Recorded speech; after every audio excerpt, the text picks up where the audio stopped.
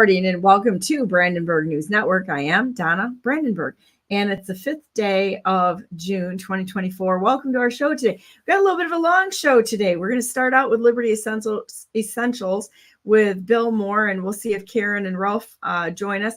After that, at 10 o'clock, we've got Dan Cummings. And I got to tell you, I'm really intrigued by Dan Cummings. He's a doctor, very esteemed man in the Constitution Party, and he knows his stuff. It's amazing to talk to Dan, and we've had lots of discussions. He's out in Utah, and I have such a respect for him because he's so educated on how things are supposed to work. So I enjoy our conversation.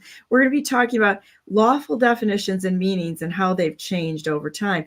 And then at 11 o'clock, we're going to go back to Robert Terry in exposing Microsoft and their role in rigging our elections. So I'm going to let the camera just roll today because I want to get in as much as he has to say on BNN today, because he has a lot of research he's done. So that's the direction we're going to go. So in the meantime, hey Bill, how you doing?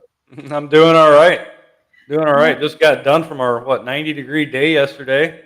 Upstairs working in a small little bathroom that I was remodeling. So yeah, well, I got to tell you what, all my bees are mad right now. I imagine they are. Yeah, I went out there yesterday. So I had hive improvement yesterday. So I got back from my trip Sunday, and then I had to be gone for a couple of days, which it was a very stressful trip, really. It was a work trip, and it was stressful.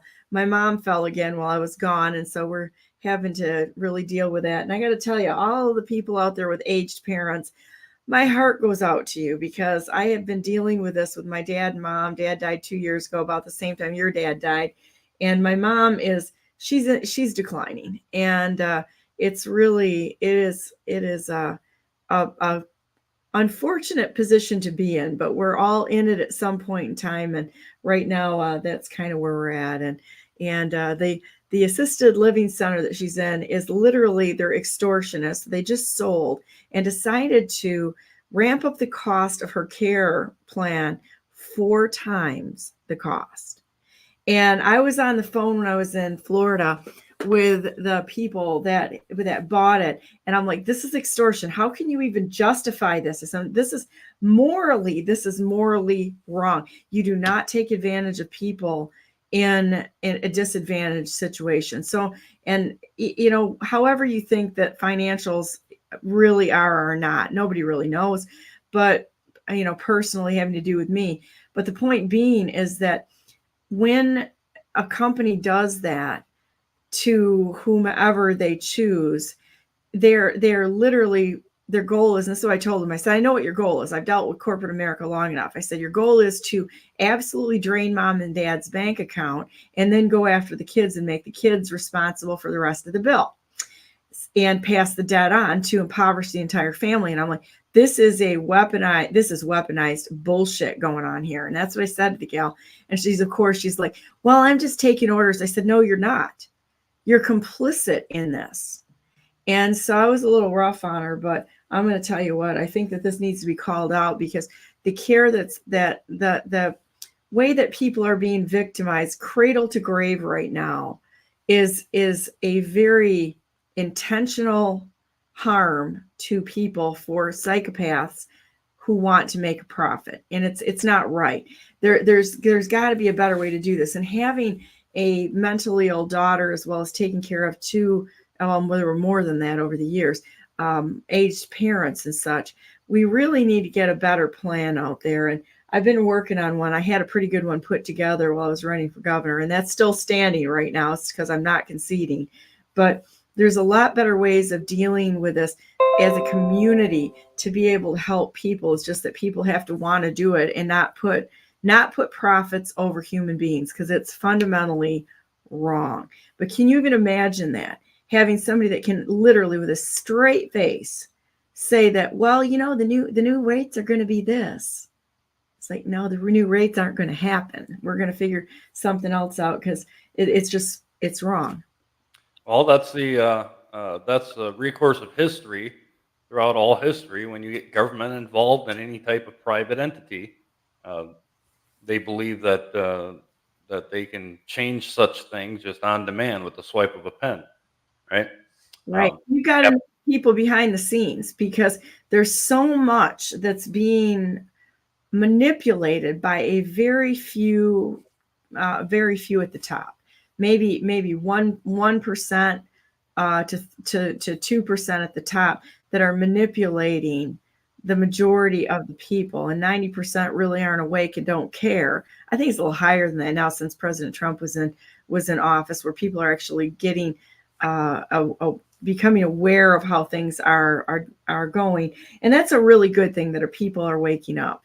But with that, we still need to talk about who's in charge. I'm doing quite a bit of research right now into, and I found something yesterday that is linked to my trip to Grayling, and I'm going to continue to talk about this.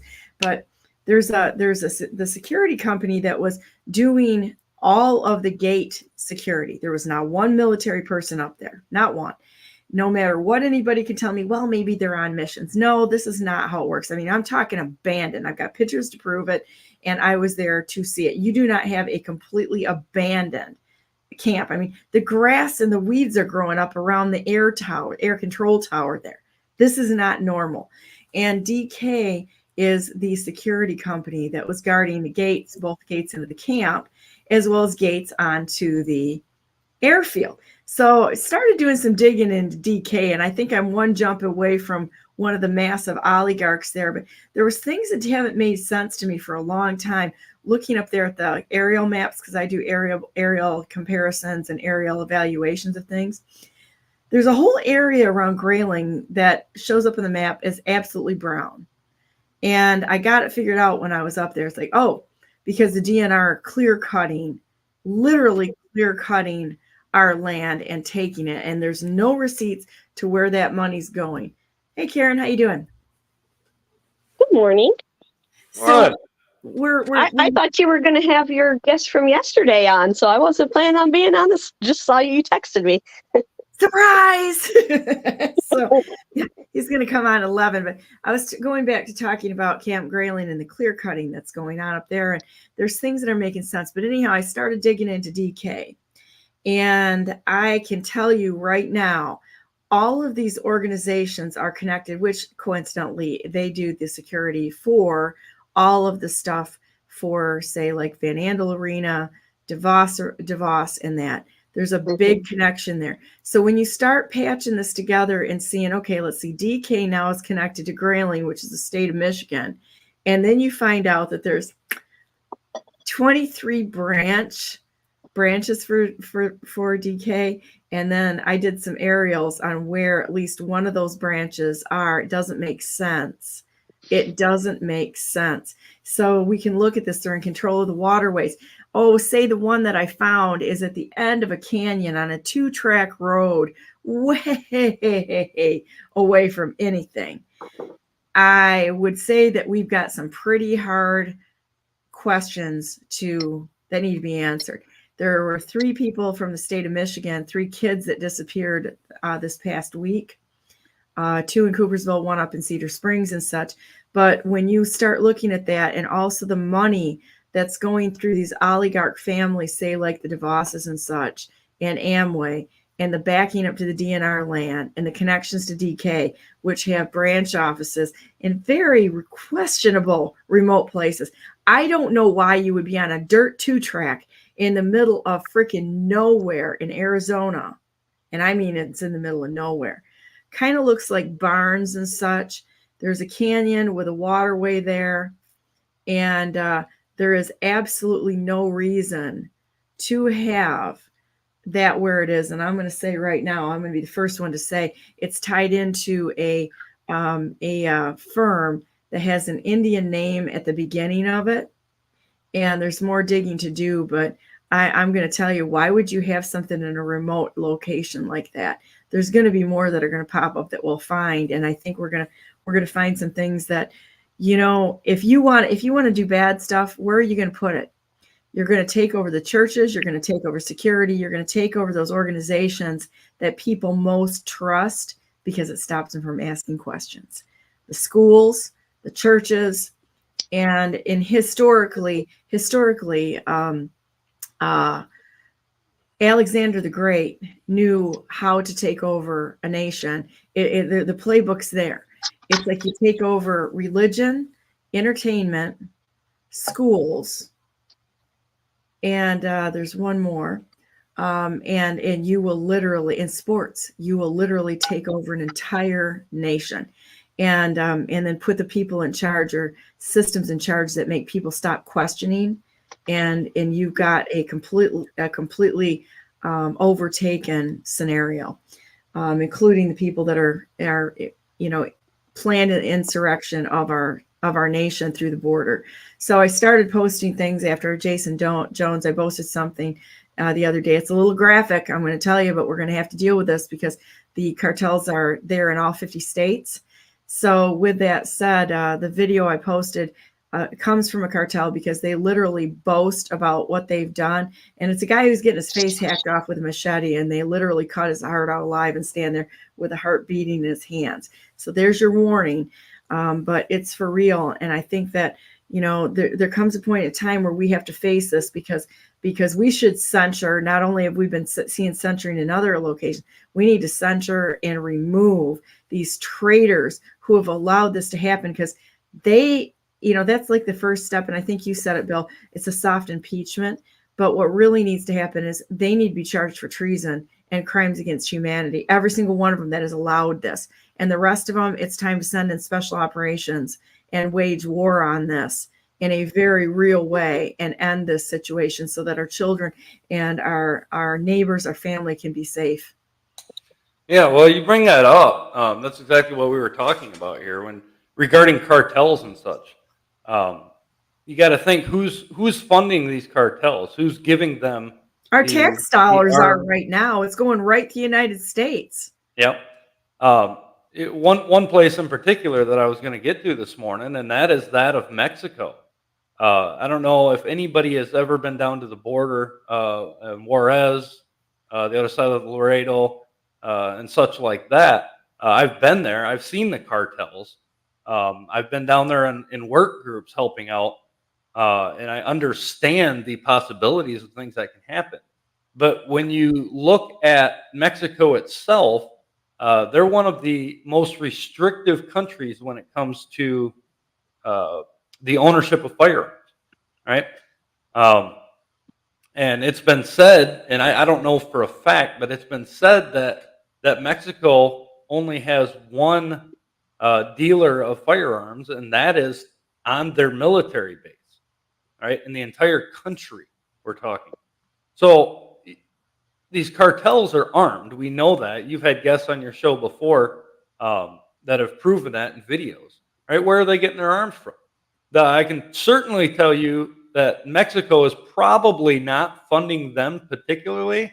I believe they're getting their funds outside, and that is mainly of the U.S. through the UN policies and such that we are helping them fund that. They're airdropping them firearms. Yeah. So most recently, a lot of that information is coming out, and one of the things that I was going to highlight regarding that this morning is there's a case out. Michigan Coalition for Responsible Gun Owners put this out a couple days ago. There's a case that started in January of this year where the Mexico government is filing a lawsuit against a gun manufacturer, right? We heard about that. We've heard the threats in the U.S. about them coming to gun manufacturers instead of individuals, because that way they can shut off the supply chain. They don't need to infringe upon your right to keep and bear arms if there are no arms to keep and bear, right? Mm-hmm. So the Supreme Court of the United States has opened it up and is allowing that lawsuit to proceed.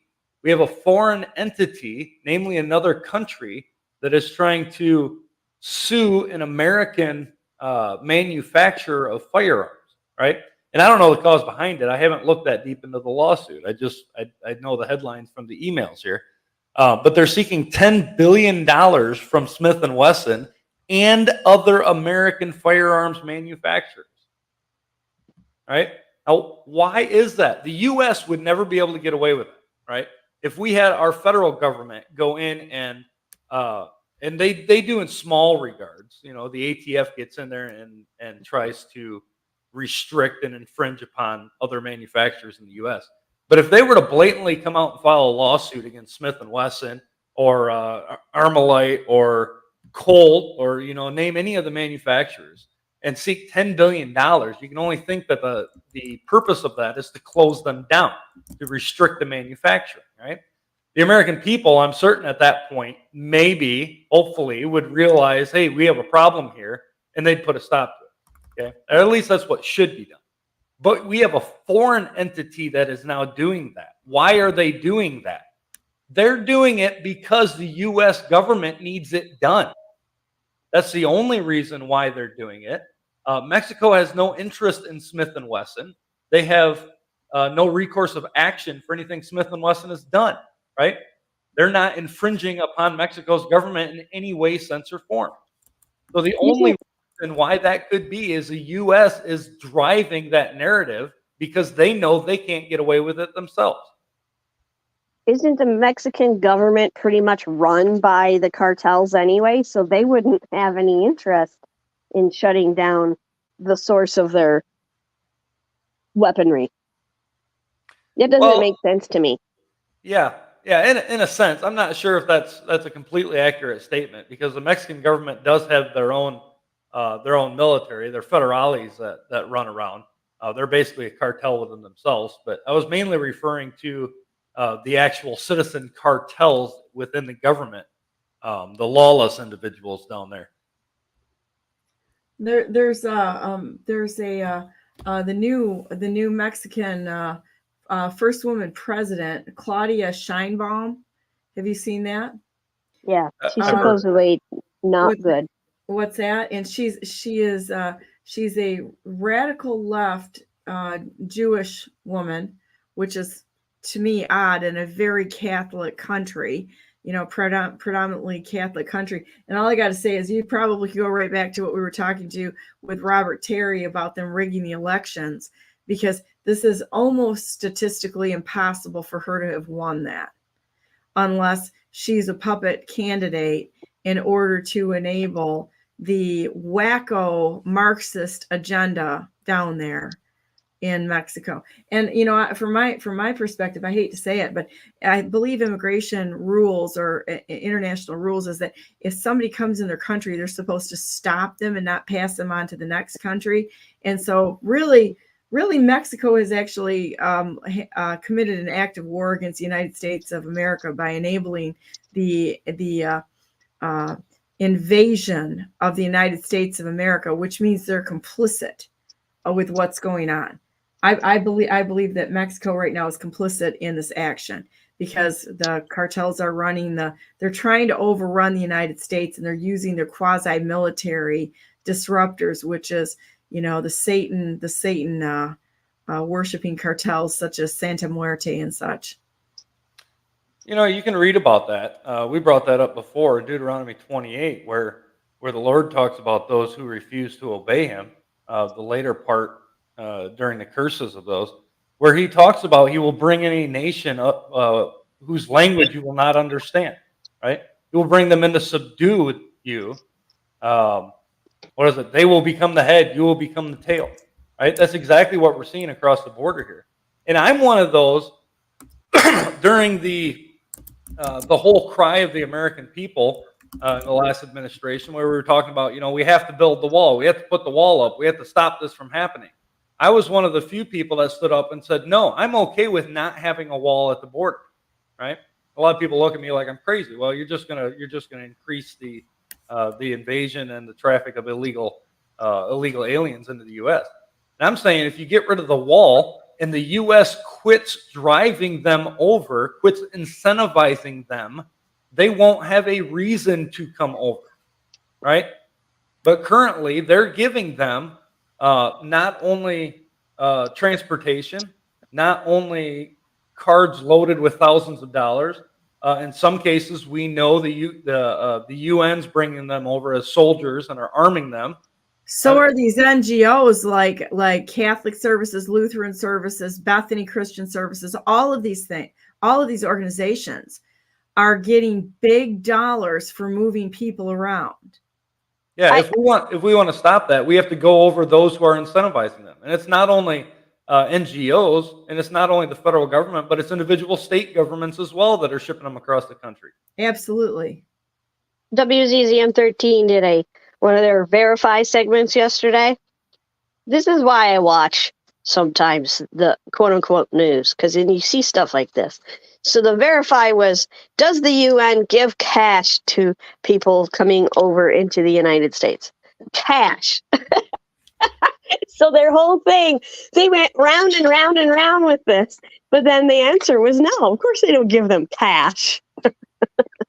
Yep. Well, They give them other means. Yeah, I just saw an article from WZZM this morning and a picture of their workers that came up. And WZZM is going along with this whole Pride Month through June too. Oh yeah. So I mean, I've never trusted anything they've had to say. They've just been another propped up mainstream location in Michigan here. Well, look at here, and this is the way it is. You know, if you're not part of the establishment, they're going to either character assassinate you, they're going to get rid of you, or they're going to truly assassinate you. So 132 politicians in Mexico have been killed since the campaigning have begun.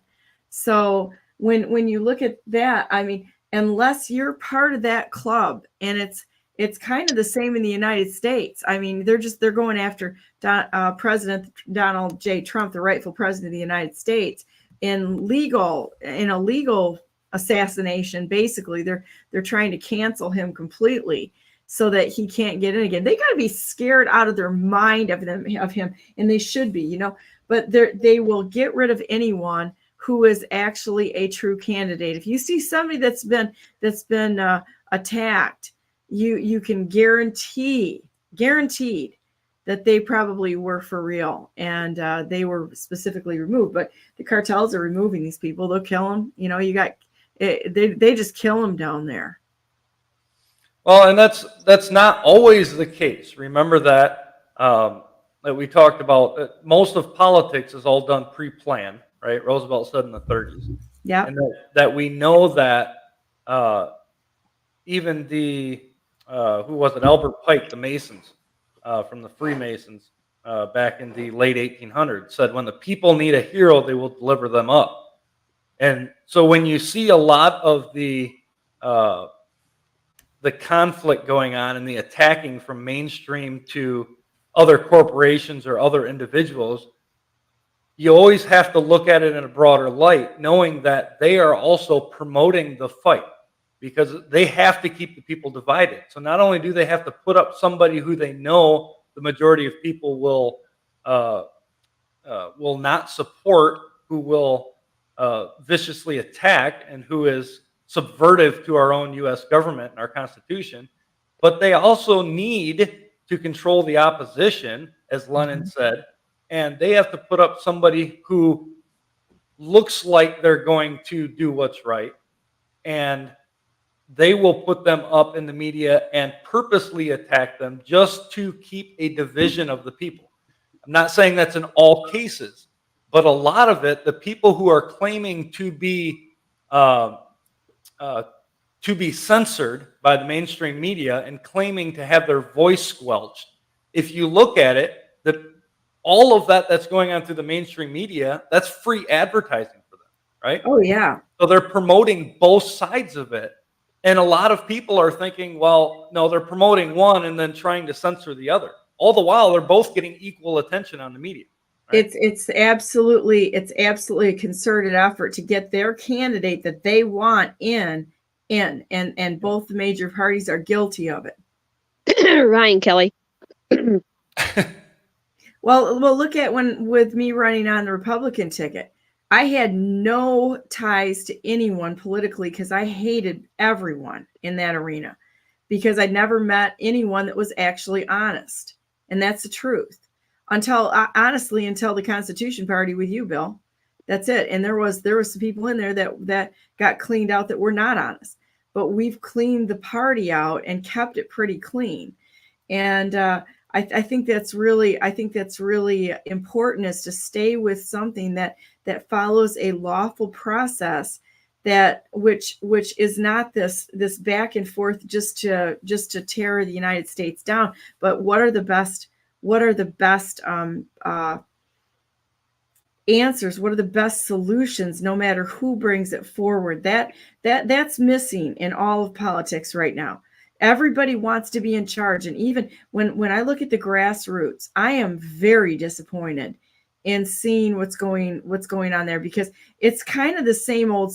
You know, when you do a fundraiser and break even, to do another fundraiser, to do another fundraiser, to do another, then make people feel like they're part of a group, but nothing gets changed. They're not doing anything lawfully, and you're not going to change the entire state by one of these small grasses. You might gain an inch of ground, but they're going to take 10 or 12 inches of ground on another issue. So your net gain is going to be nullified, because the issues, while they're important, I'm not saying they're not important, but until everybody decides to get together and goes for the jugular vein on this thing, which is they're breaking the law, every single one of them sitting in the seats, and they have to be held accountable and removed. We have to have honest elections, and we have to have somebody that's from we the people step up and take those positions as we nullify 90% of the government. We have to go to those extremes. And I'm going to go so far as to say it, we need to go back to the Declaration of Independence, that we've gotten to that position where it is become absolutely insufferable, and we're going to have to start over again, because there is, you can't build on a whole system which has a foundation of corruption and working people against each other just for power. And that's what I see in the grassroots groups, the small groups, the patriotic groups. They all have the same colors in their logos, which is weird to me, because it's almost like they've got like an umbrella corporation. If you looked at the strategy of how that goes, there is a strategy.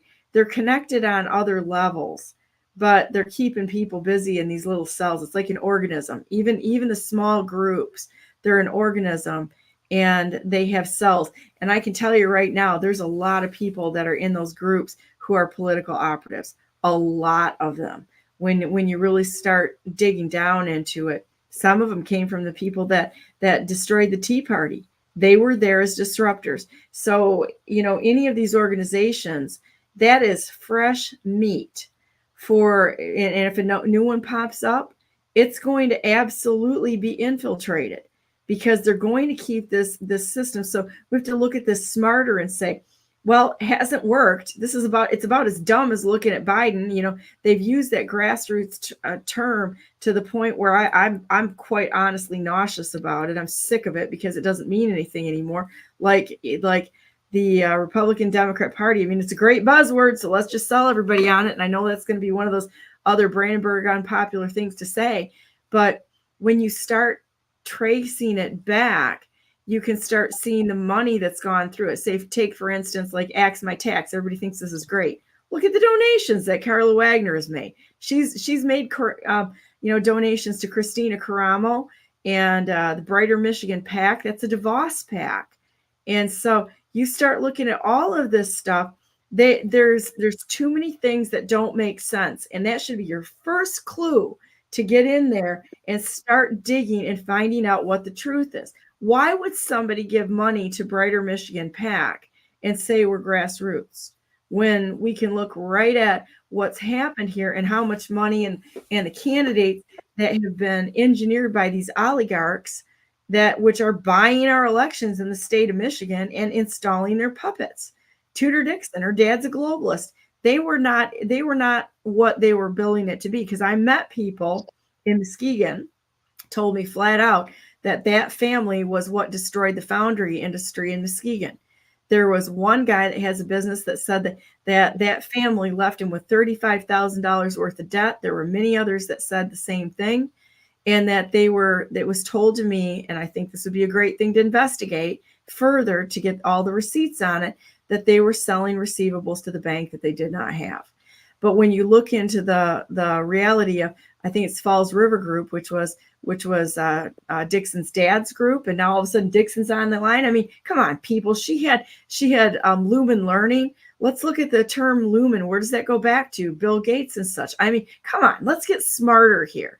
That not just like say, well, we got to vote for Republican because that we're gonna lose to the Democrats.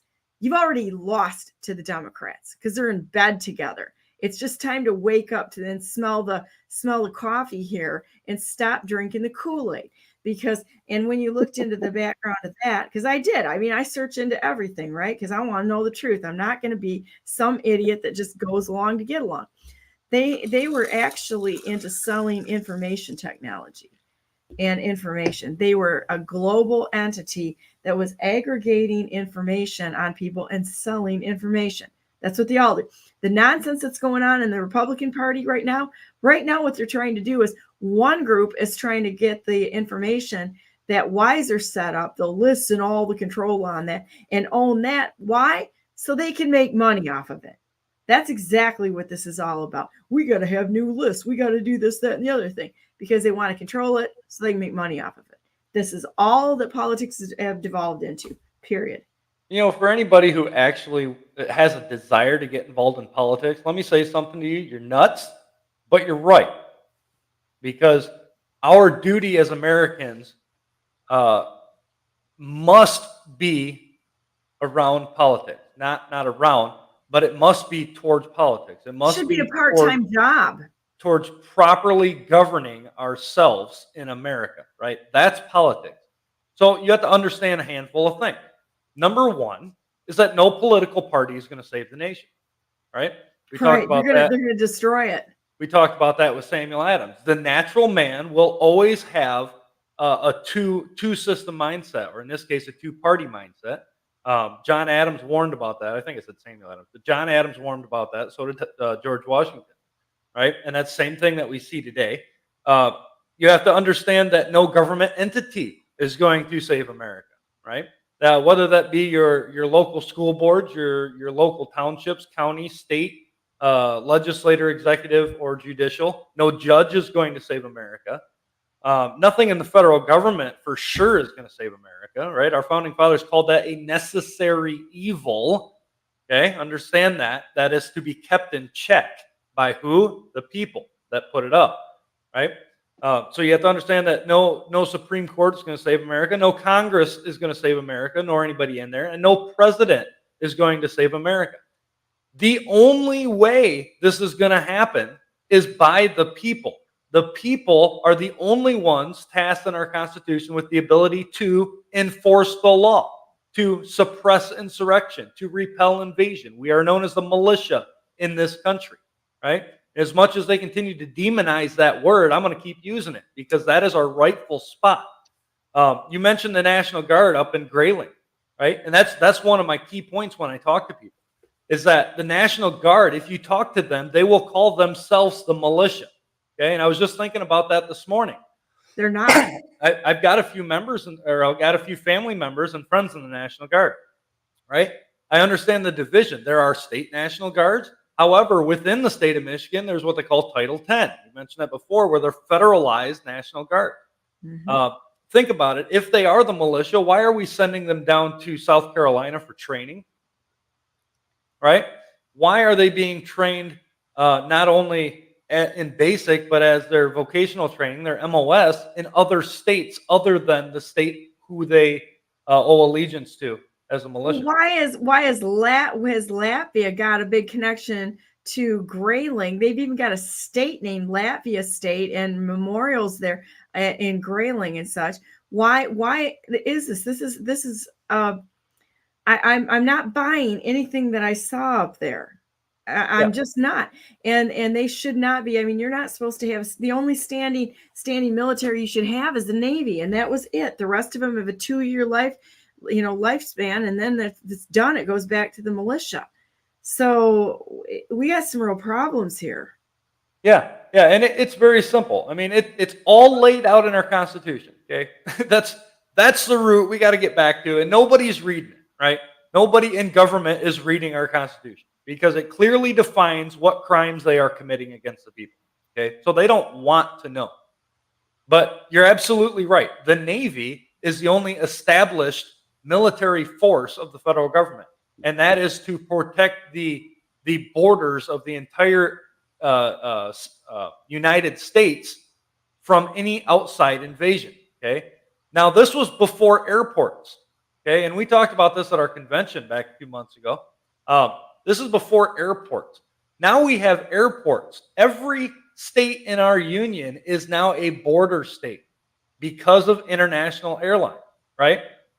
Now, every state's been invaded by the cartels, and they're operating in all the states. If things ever melt down here, which I think they're going to happen, you're going to have to deal with these people in your county, in your state, no matter where you are, because they're here, they're organized, they're trained, and they're armed.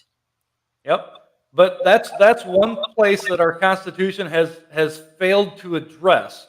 The people have not amended it to make that so. So we have border states that are unsecured, right? Except for these other NGOs, mainly known as the TSA and such, because they're not government entities. They are, in fact, just third-party agencies being paid by our tax dollars to do what? To frisk us and call us a terrorist before we get on. Did you know they've got an 80% failure rate in TSA?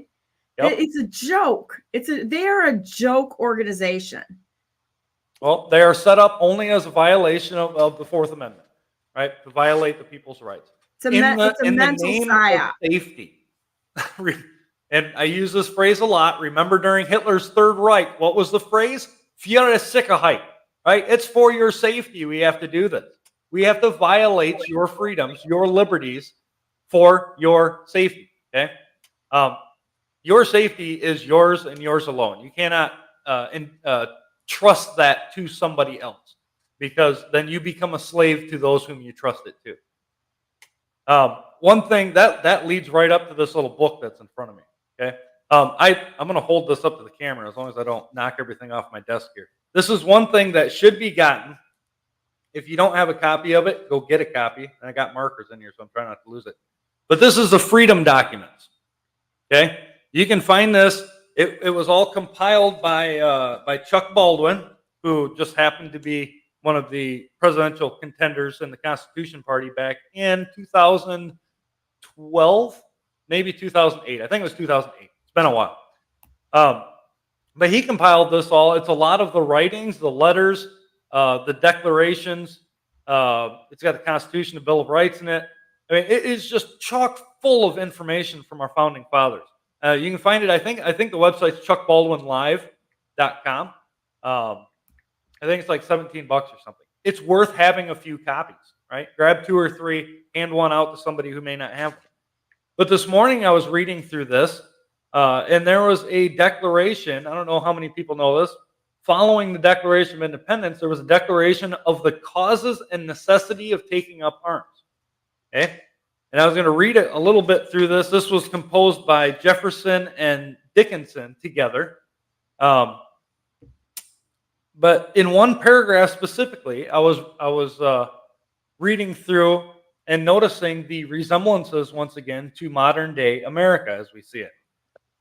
They say, but why should we enumerate our injuries in detail? Right? Remembering the Declaration of Independence, they listed all the injuries that the king was committing against colonies. Okay. Here they say, but why should we enumerate our injuries in detail? By one statute, it is declared that Parliament can, of right, make laws to bind us in all cases whatsoever. Look at that according to our Constitution today. What are the two main clauses in the Constitution they reference for every infringement of law against mankind? The Commerce Clause and the General Welfare Statement, right? Those are the two main ones they use on every infringement. He says, what is to defend us against so enormous, so unlimited a power? Not a single man of those who assume it is chosen by us. All right, we talked about that too. They're all put in place. Everything in the federal government's put in place. And a lot of the state governments are all put in place. So they're not chosen by us or are subject to our control or influence. But on the contrary, they are all of them exempt from the operation of such laws and an American revenue, if not diverted from the ostensible purposes for which it was raised, would actually lighten their own burdens in proportion as they increase ours. What is it that Congress is doing? They're lightening their own burdens and increasing ours. Okay? A Congress of delegates from the United Colonies was assembled at Philadelphia on the 5th day of last September. We resolved again to offer an humble and dutiful petition to the king. Remember, this is after the Declaration of Independence. Okay? This was, I should have given you the date, but this was actually written July 6th. Okay? And also addressed our fellow subjects of Great Britain. We have pursued every temperate, every respectful measure. We have even proceeded to break off our commercial intercourse with our fellow subject as the last peaceable admonition that our attachment to no nation upon earth should supplant our attachment to liberty. This, we flatter ourselves, was the ultimate step of the controversy. But even subsequent events have shown how vain was this hope of finding moderation in our enemies.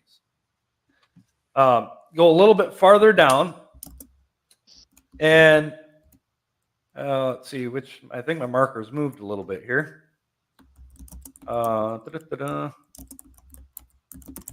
Okay, in a brief of these colonies now feel, and all of them are sure of feeling, as far as the vengeance of administration can inflict them, the complicated calamities of fire, sword, and famine, we are reduced to the alternate of choosing an unconditional submission to the tyranny of irritated ministers or resistance by force. The latter is our choice. We have counted the cost of this contest and find nothing so dreadful as voluntary slavery.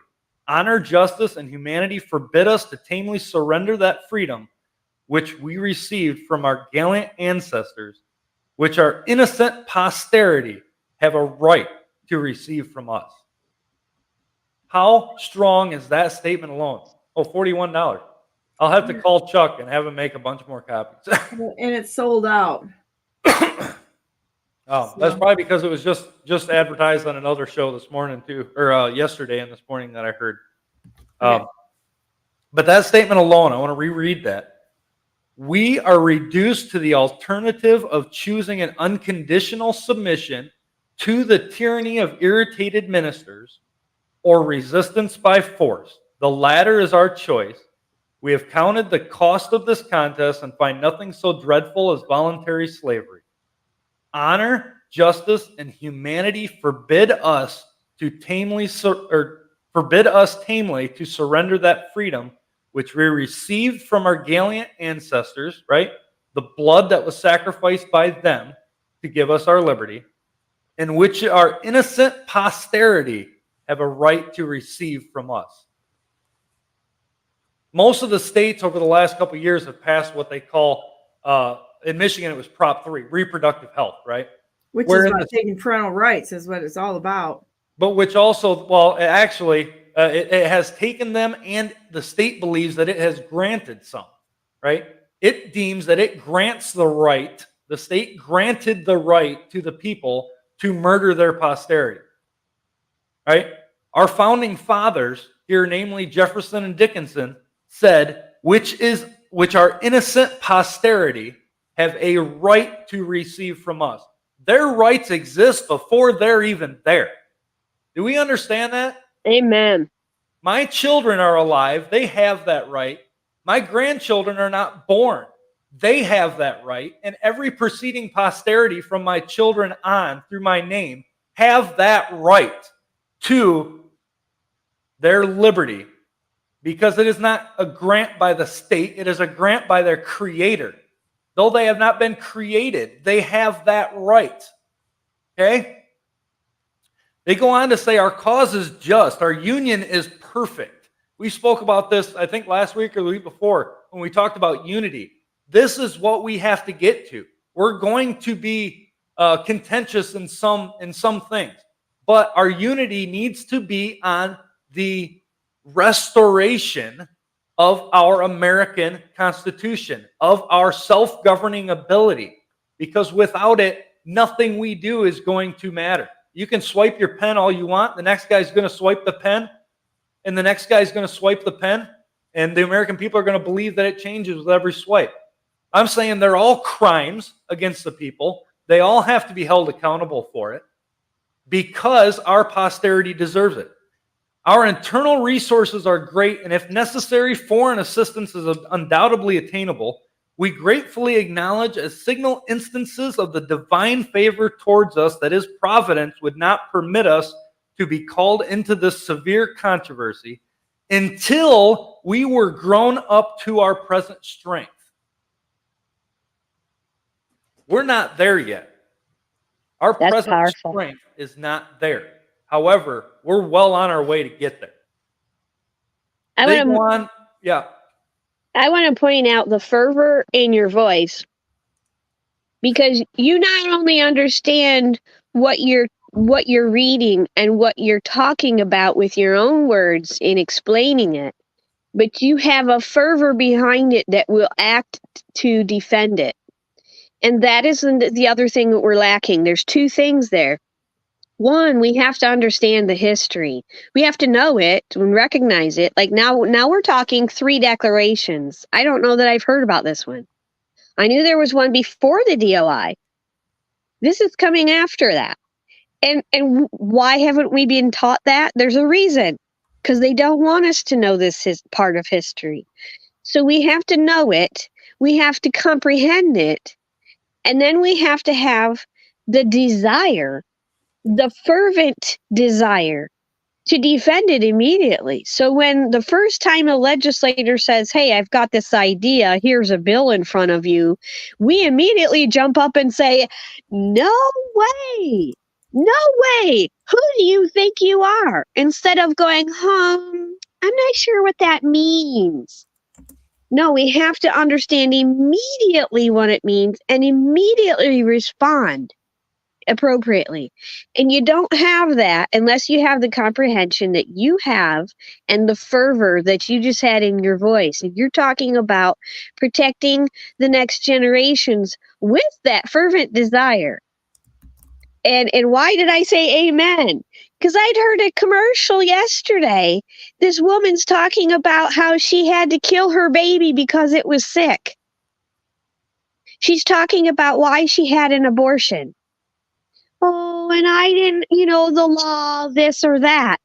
No, you desired to kill it. It's not a livestock animal where it's sick or injured and you just decide that it's easier to put it down. That happens. It's a baby, and you had this. You didn't have what you were just. This woman did not have what you just had. You have such a desire to protect the next generation that you'll do that without even. They're not even in the womb yet, and you already get it. And this woman was so anxious to protect herself or her own convenience that she decided to kill her baby before it even had a chance. And it's a sickness in our nation, and we have to change the mindset. You said we're not there yet, and I agree, we're not there. And Donna was talking about how she dug in and did her research. Everybody should have the knowledge, at least in some ways. Like one of the other guests you had, or maybe it was another video I watched the other day with an interview, people have different skill sets, and everybody has a different perspective, but together we have the ability to have this knowledge and to act upon it. But we've got to start doing it. And I think a lot of people are somewhere in that process right now, where some are just beginning and they're like, wow, I have a lot to learn. Some are learning and they're like, wow, I have a lot to learn. And there's people like Donna and Bill who know a lot of stuff, and they're going, man, we're just getting started. But you have the knowledge and the desire to, and the fervent willingness and dedication, commitment to protect not only yourself and your children, but children that haven't even been created yet, that are on down the line. And there's a love that comes with that. If we don't love our country and the next generation that we hope to bring up and bring to God, then we have nothing but ego mind. And that's the other end of things. We have to have that willingness to love our country. And if we do that, we'll have more of that fervent desire to protect it.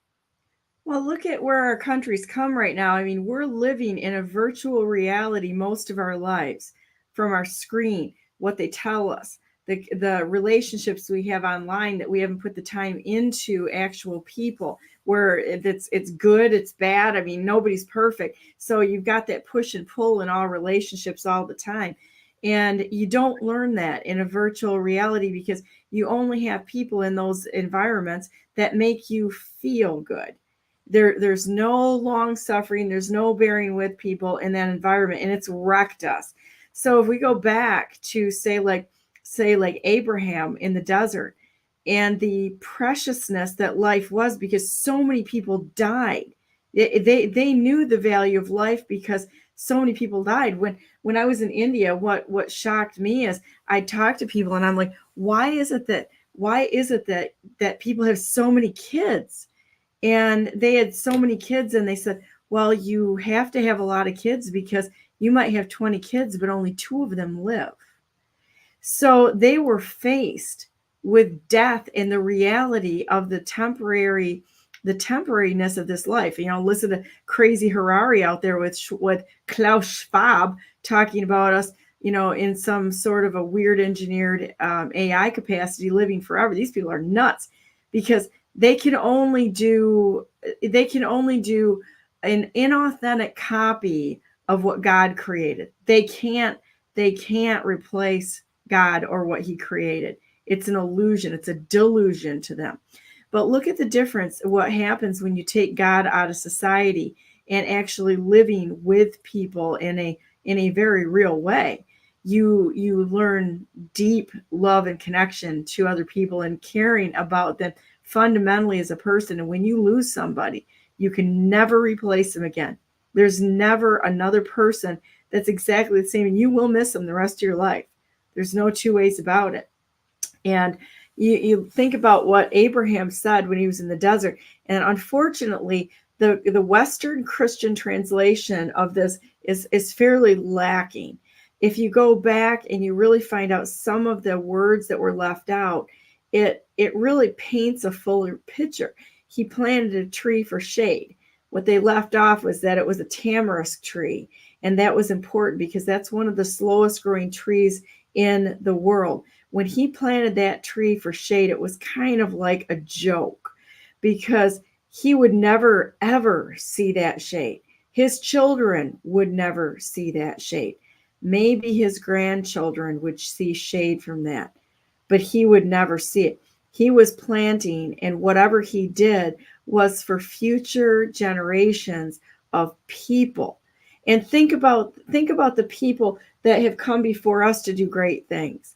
We want to be those people that set the tone of excellent living, exceptionalism, of doing things selflessly, of doing it for the right reason. Nobody remembers anyone for amassing a huge amount of money. That's a hollow pursuit.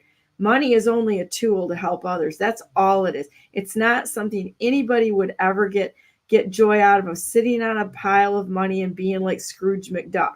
That's not reality. You go in that direction, and it's almost like, have you ever read the Chronicles of Narnia? And there's a book in there where Eustace becomes a dragon, and because he lays on the dragon's treasure and he becomes a dragon because that's the focus of his life. And after a while, he's hurting because the scales hurt. He's got a ring around, or an armband around his arm, and he hurts because of all of this stuff. And Aslan, which is Jesus Christ, is an allegory in the story, comes and tears those scales off of him and brings him back to being a person again. The entirety of the United States of America, this world, needs to have those dragon scales torn off, the desire for the material world, and go back to God and let him renew us. Let him renew us in what's important in this world, and get our souls back again in our service to God, family, and country. It has to be restored. You cannot build on a foundation of greed and materialism anymore, which is the foundation of what we have in our government right now. You can't build on that. It will always go right back to that same foundation of victimization of other people. It's got to be torn down. Well, let's look at how they wanted to tear this down. I've got to say the last paragraph here. I'm not going to give it away, but the last paragraph is going to make a profound statement. The last two paragraphs of this declaration. He says, "In our own native land, in defense of the freedom that is our birthright, which we ever enjoyed till the late violation of it, for the protection of our property acquired solely by the honest industry of our forefathers and ourselves against violence actually offered, we have taken up arms. We shall lay them down when hostility shall cease on the part of the aggressors, and all danger of their being renewed shall be removed and not before." Now remember, in this statement, they're literally going to take up arms. They're going to take up weapons of war, and they've laid out their cause for it, rightly so, in defense of themselves. But even now, for those who are not ready to take up arms, understand, if you look at the city of Jericho, when Joshua and the Israelites came up against it, right? What were their arms? What were they told to do for the destruction of the city? Right? When they finished marching around walk around the city and praise God. Right. The very last thing, the trumpets blew, right? The sound of war blew from the priest, and the people were commanded to shout. They were commanded to make a noise against that city. That is the first arms that the people have the right to possess, is their freedom of speech. But that is still a necessity of an act of war, is the first voice of it. That is the least we can do, is continue to speak out against this. The second step is to do something about it. I'm not willing to sit there on the first step. It's long beyond that. We are so far beyond that. We have to be willing to get them to do something about it. But the last paragraph, they said, "With an humble confidence in the mercies of the supreme and impartial judge and ruler of the universe, we must devoutly implore his divine goodness to conduct us happily through this great conflict, to dispose our adversaries to reconciliation on reasonable terms, and thereby to relieve the empire from the calamities of civil war." They were not seeking war. They were seeking the reconciliation on reasonable terms to solve the infringements against their liberty. Right? What are we doing to seek that reconciliation? There are a lot of people doing multiple different things out there. And there's a couple new ones I just found out about that I'm going to jump in on. But we have to get each and every one of us in every ounce of our being to seek that reconciliation by all means necessary until it comes down to taking up arms. I'm not saying it's that time yet. We still have the liberty to do what the law permits. We still have the freedom to do everything that's right. Right? And until they attempt to take that from us, then we ought to be exercising that on our daily basis. One thing you mentioned with Abraham walking around the desert, the promise was given to him, remember, that wherever the sole of his foot touched, that shall he be given. Was he given that? No. His posterity was given that hundreds and hundreds of years later. Right? They went through all sorts of trials and persecutions. They were slaves in Egypt. And through all that, they took all the good of Egypt and made it to the promised land. Right? There was still a little bit of a little bit of denial and doubt on the people, which made him have to walk through that again. But that was for his posterity. Okay.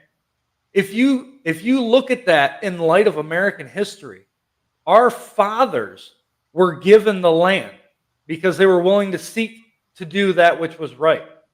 Right? Their posterity were granted that land beyond them. We now, as their posterity, are inheritors of this land. Right? They paid the price so we can have it. What are we doing with that price? What are we doing with all of the blood that was shed to give this to us?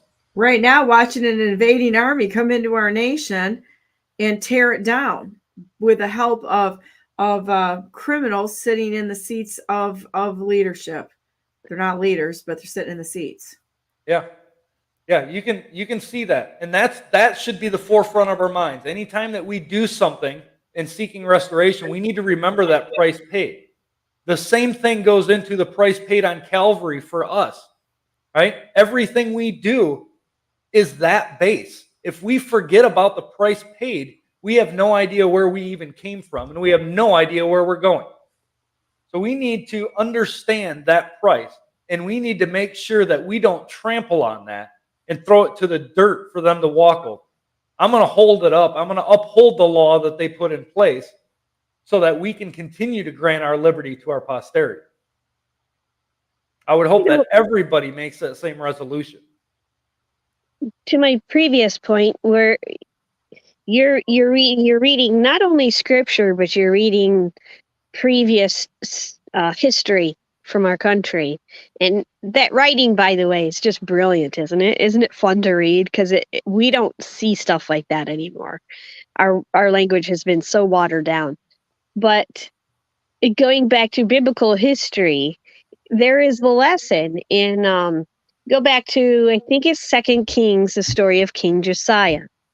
Well, they found the book of the law, and it was read to him. And he immediately freaked out because he realized how far they had gone from it. And what did he do? He took it forward to the next step and said, we got to read this to the people. And all of the people were so upset, they rent their clothes. I think they poured sackcloth and put on sackcloth and ashes. They expressed themselves with great humility before God. And then they cleaned house. They got rid of all the idols and everything they could, and they started worshiping God as they were supposed to do. So what is that step again? They had to have the information, they had to comprehend it, and then they had to have the fervent desire to do what was right and acted on it immediately.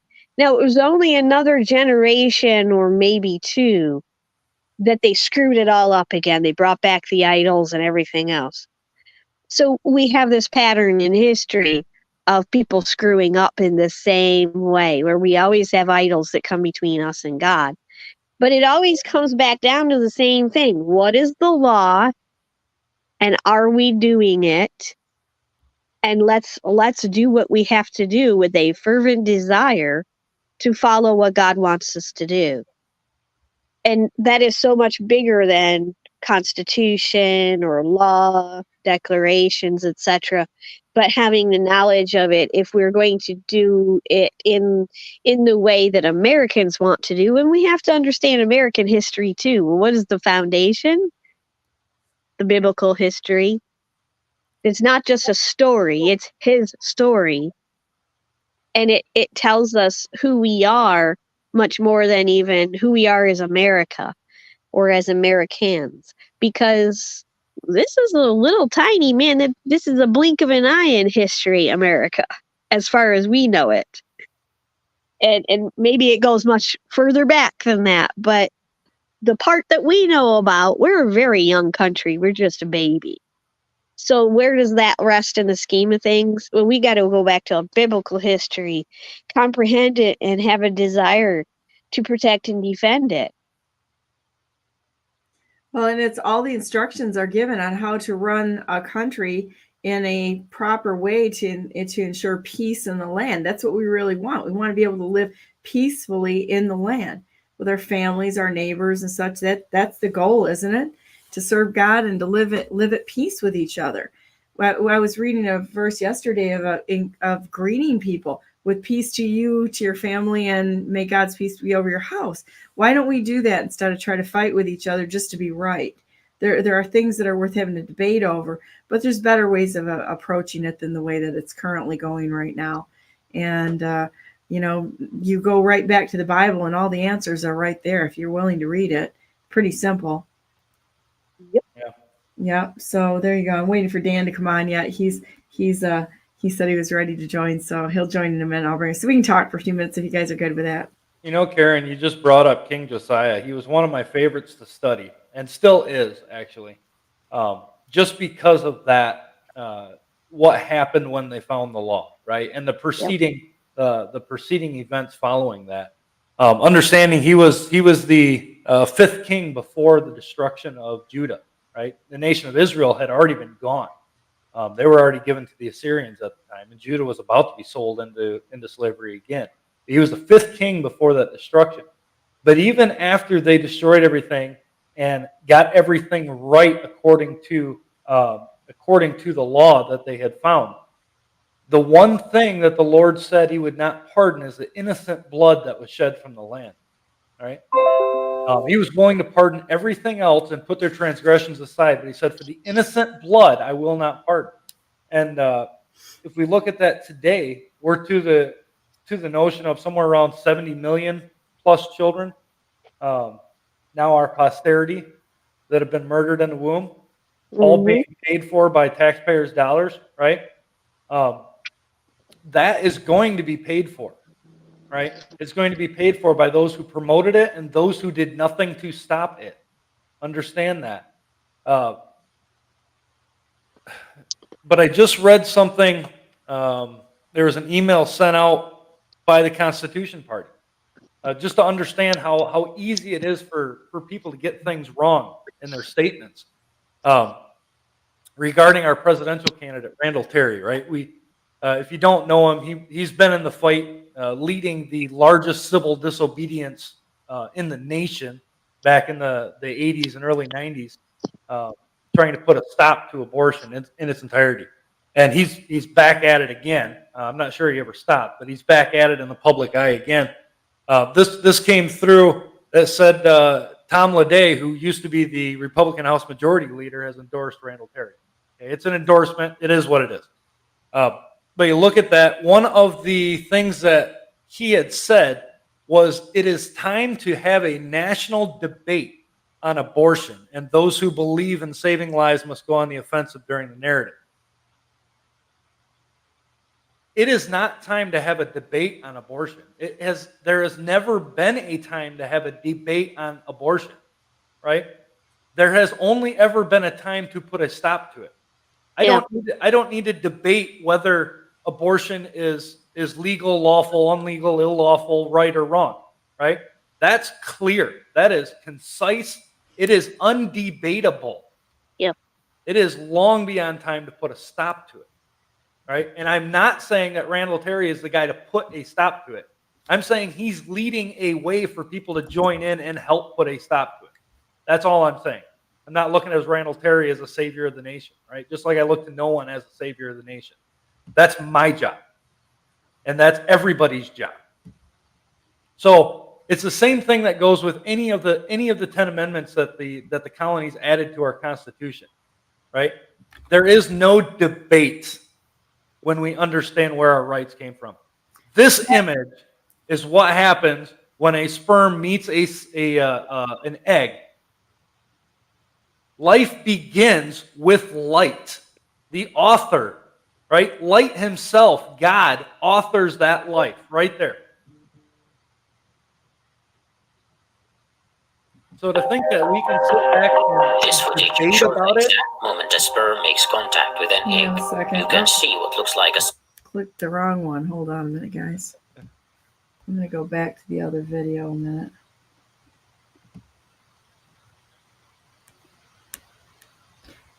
Yeah, to think that we It's, can sit it's back. undeniable. And the fact that, I've shown this so many times, and it's like, it's to look at that, if anybody wonders if they are, who they are or if they're important or such, this is how we all started out, the moment of conception.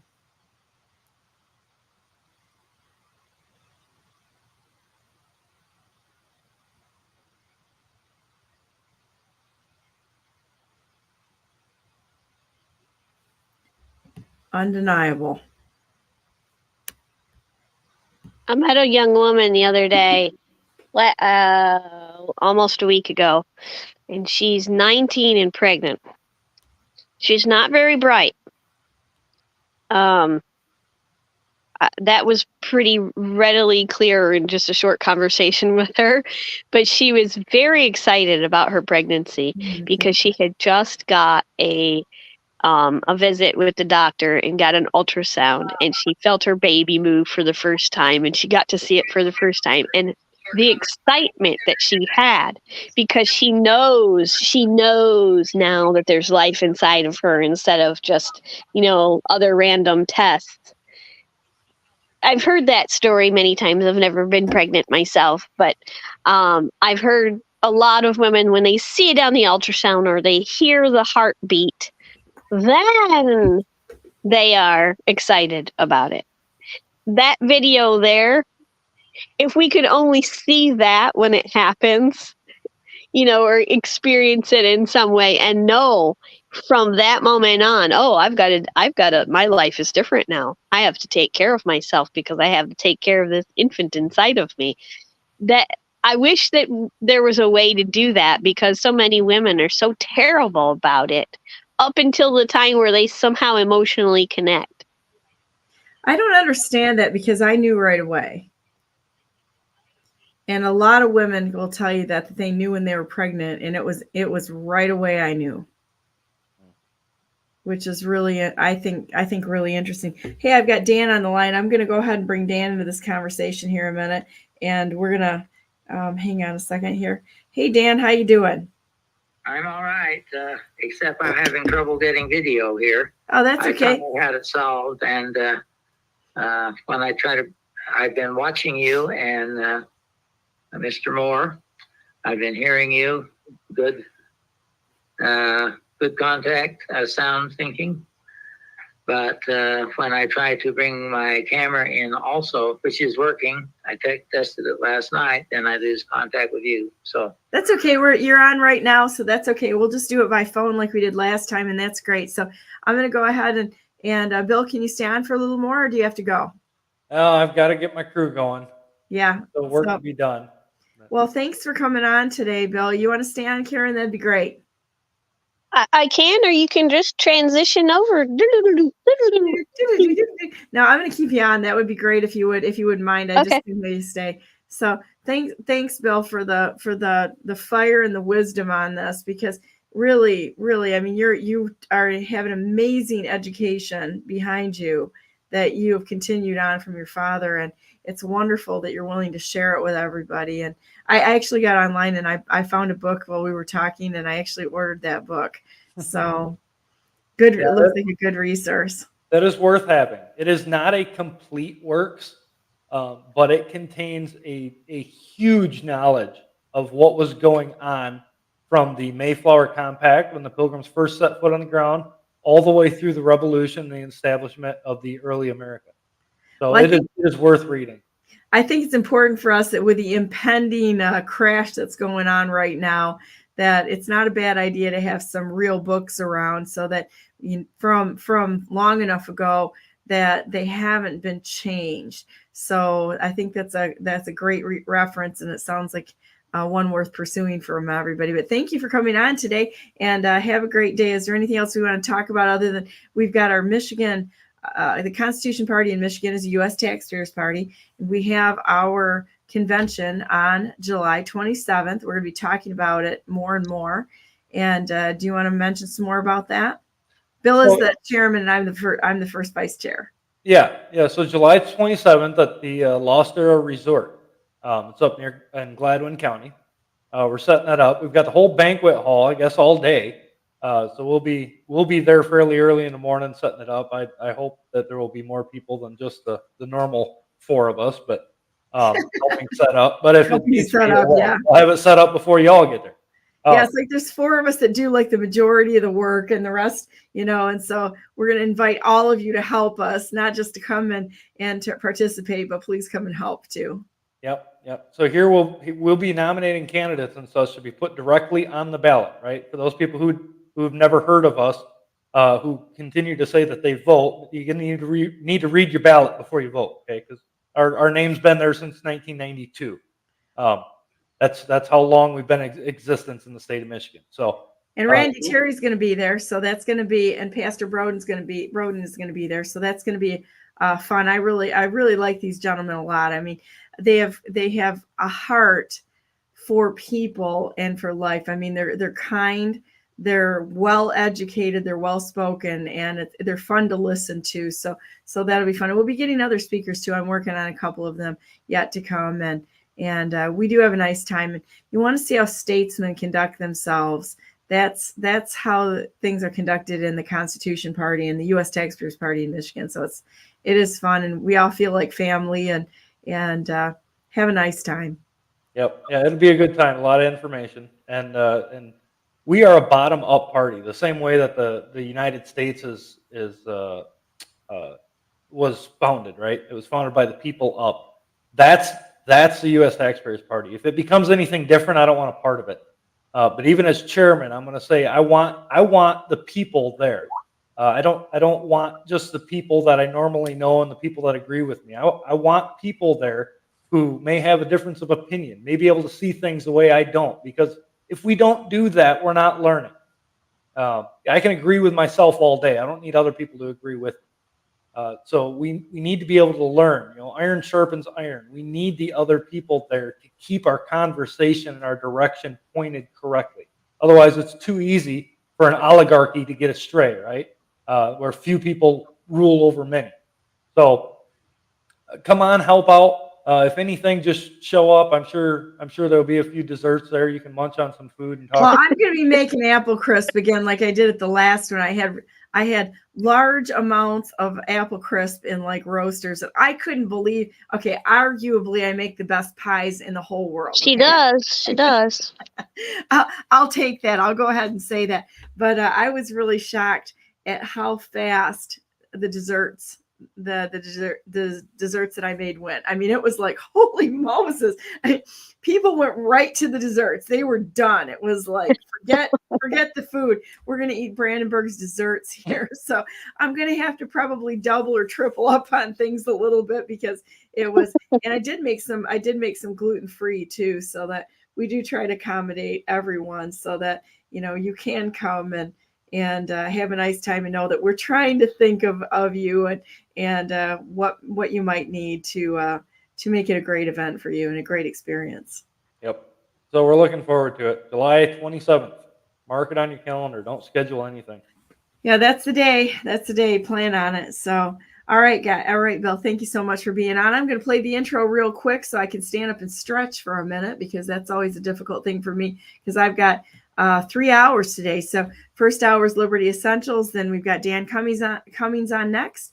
And then it will be at 11 o'clock. We've got Robert Terry coming on again to talk about how Microsoft has in fact been involved in the rigging of our elections. I'll be right back.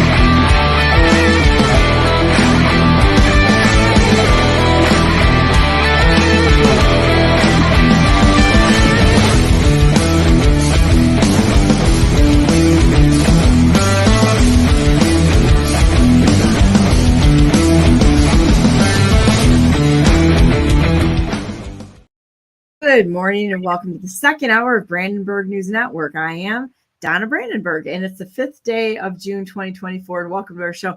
I'm here with Karen the Riveter and Dr. Dan Cummings. How you doing, Dan? I'm good. I'm glad to be here.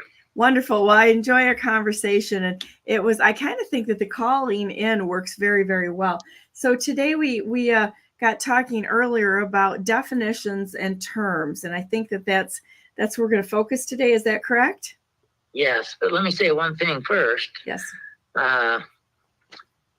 Spicy apple twists came in first in a Pillsbury National Cooking Contest decades ago when I was a little kid, and you were probably not born yet. Just that's an aside.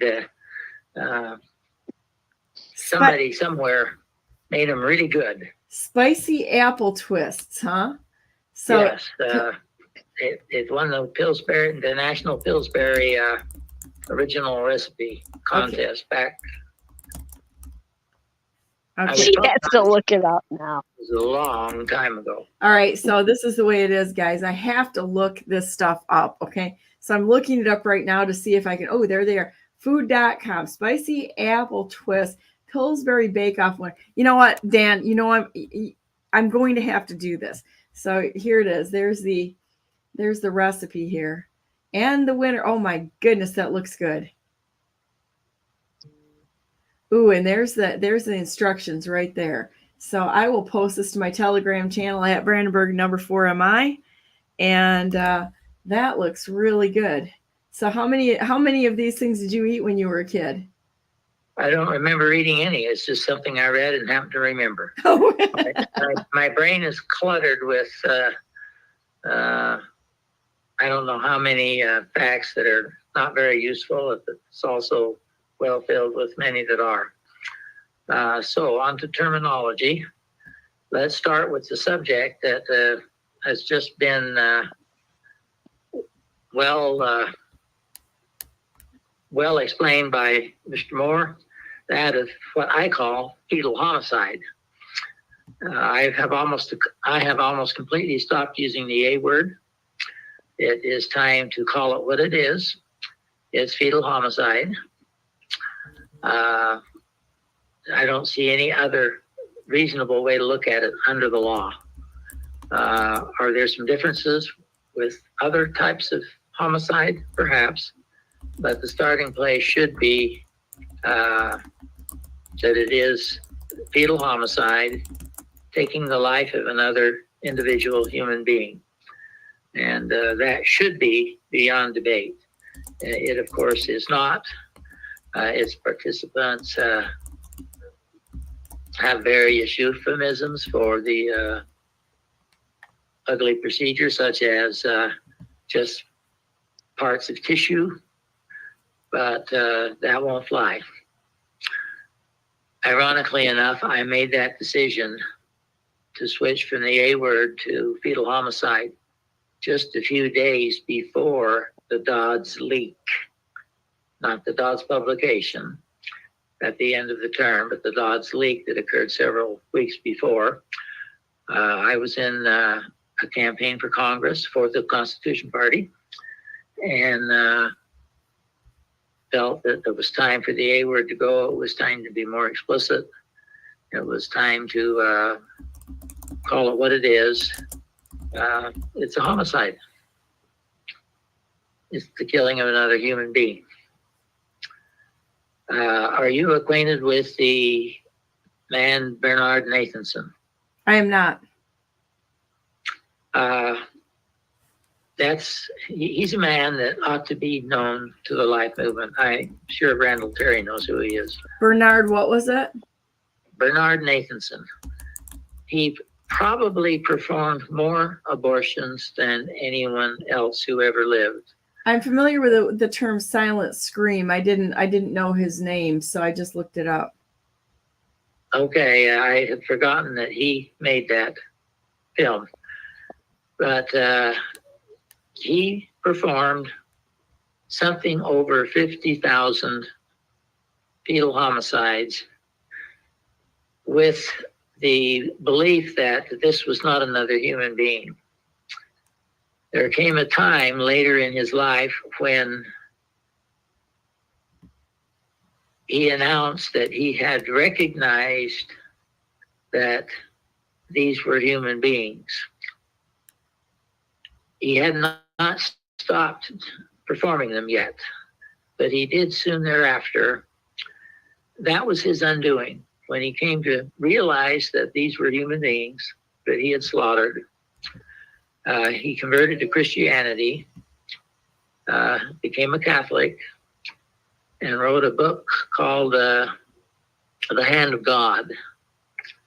I was in medical school during his conversion stage, and read about this in an article about his shift in thinking from, oh, this is just human, or this is just tissue that I'm destroying. He said publicly that these were human beings. And I composed in my mind a letter to the editor that was quite caustic, something on this order. Oh, really? So you're slaughtering human beings now. What difference does it make? Will there be a change?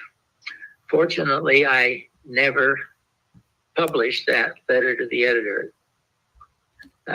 There was a chance that maybe it would have derailed things, but I was up to my neck in things in medical school. I was already a Constitutionalist clear back then, but a little less involved than I am now. But the process went on.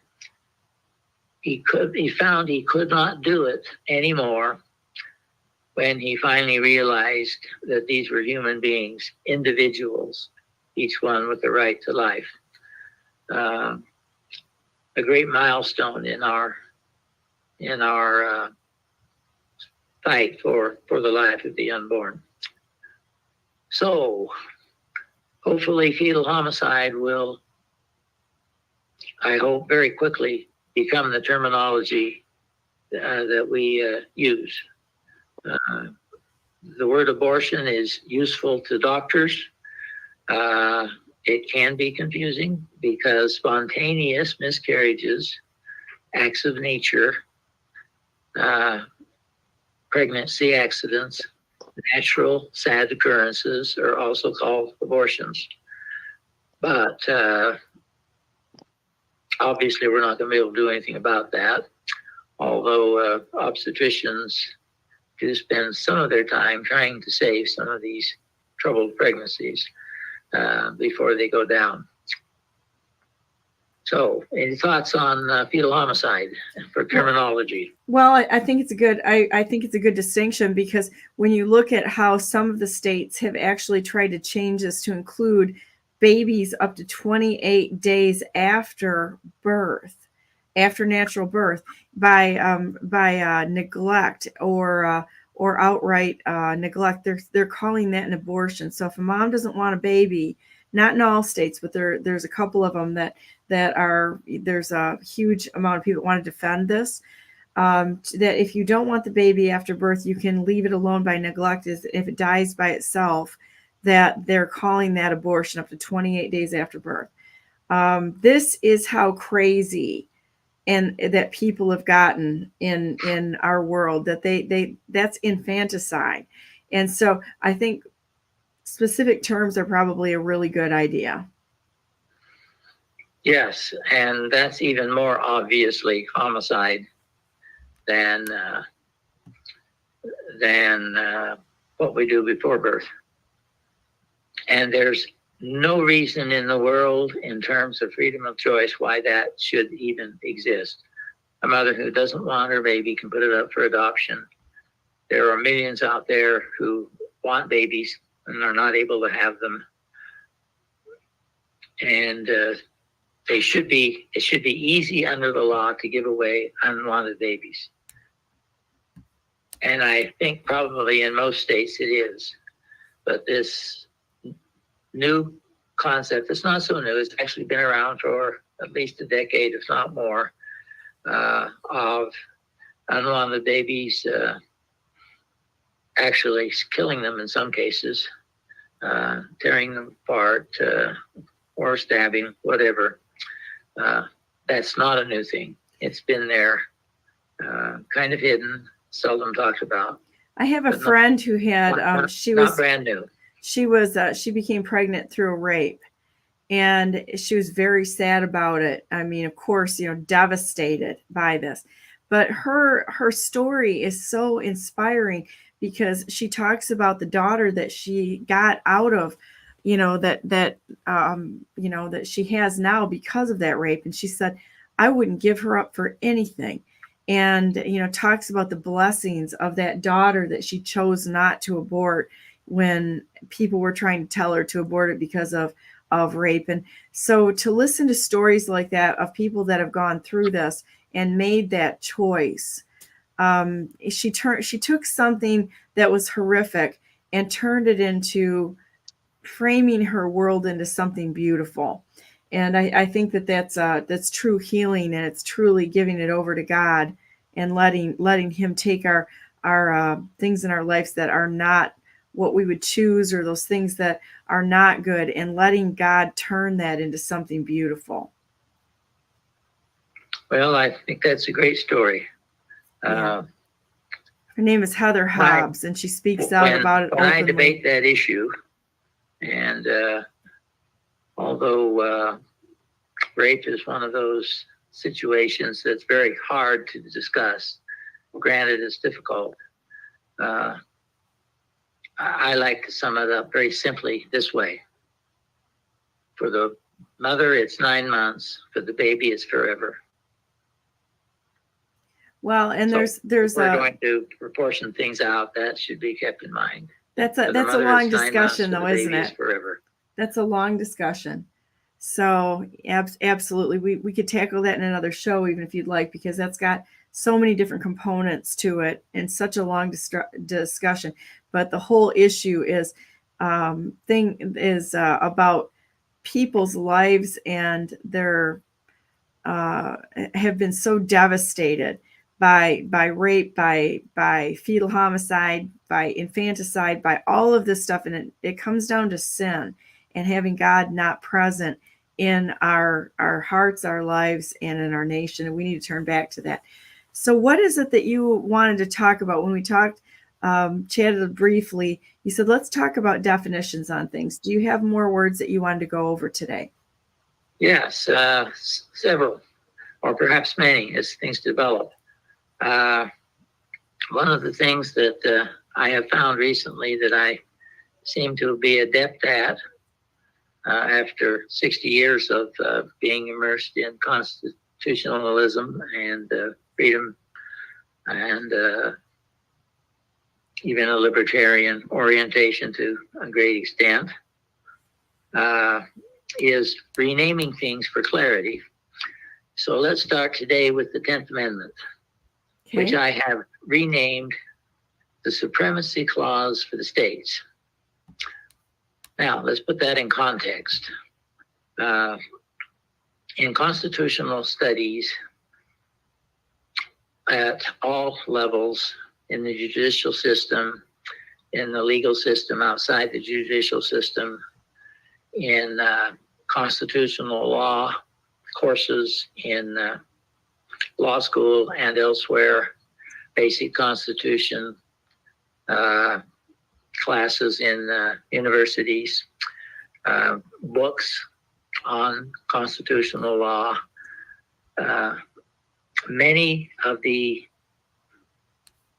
phrases in the Constitution have gotten nicknames. For example, when one says the free exercise clause, almost everybody who's even half familiar with the Constitution realizes that we're going to the First Amendment and we're going to go to religious freedom.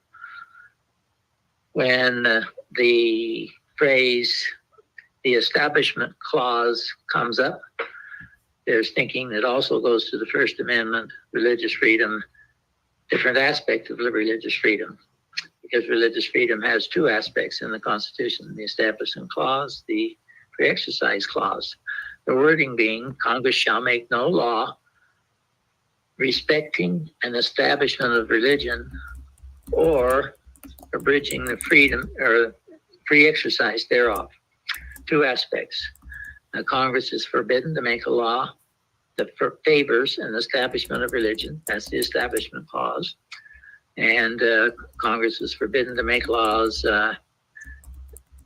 abridging the free choice. So free exercise.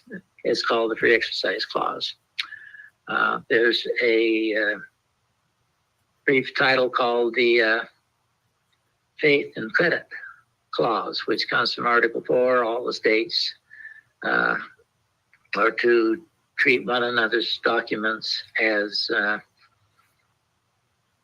give credit to them. There is there's a takings clause, nickname for Article 5, the last part where it says no, private property shall not be taken for public use without just compensation. And what did you call the that? word in there being taking. So the taking clause The goes taking to the Fifth clause. Amendment. So now the key one for this particular phrase. Everyone in this situation who is familiar with these clauses knows what the terminology, the supremacy clause, means or is. They don't all know what it means. There's a big difference between knowing what it is and what it means. That goes to Article 6. That says this Constitution and the laws made in pursuance thereof shall be the supreme laws of the land. That means that the laws made in pursuance thereof, meaning in accord thereof, within the restrictions thereof, are the supreme law of the land. That refers back to Article 1, Section 8, where the authority of Congress lies, the legislative authority, and since all legislative authority belongs to the Congress, that means that it also defines the entire federal government in Article 1, Section 8, as far as its major functions. Does not cover impeachment and a few other things that are sort of internal. But as far as laws passed upon the people of the United States, the proper scope is in Article 1, Section 8. And in those cases, those laws are the supreme law of the land. That's the Supremacy Clause. It has been overdone. It has been, it's gone out of bounds. It's gone beyond its limits because Article 6 says those only the laws made in pursuance thereof. Those three words get left out. Laws made according to Article 1, Section 8 are the supreme law of the land. Those made outside that, not only are they not the supreme law of the land, they have no constitutional validity. So, back to Amendment 10, the 10th Amendment. I think that the title, the Supremacy Clause for the states, is much more informative. So, anything that's outside of Article 1, Section 8 belongs to the states. 10th Amendment says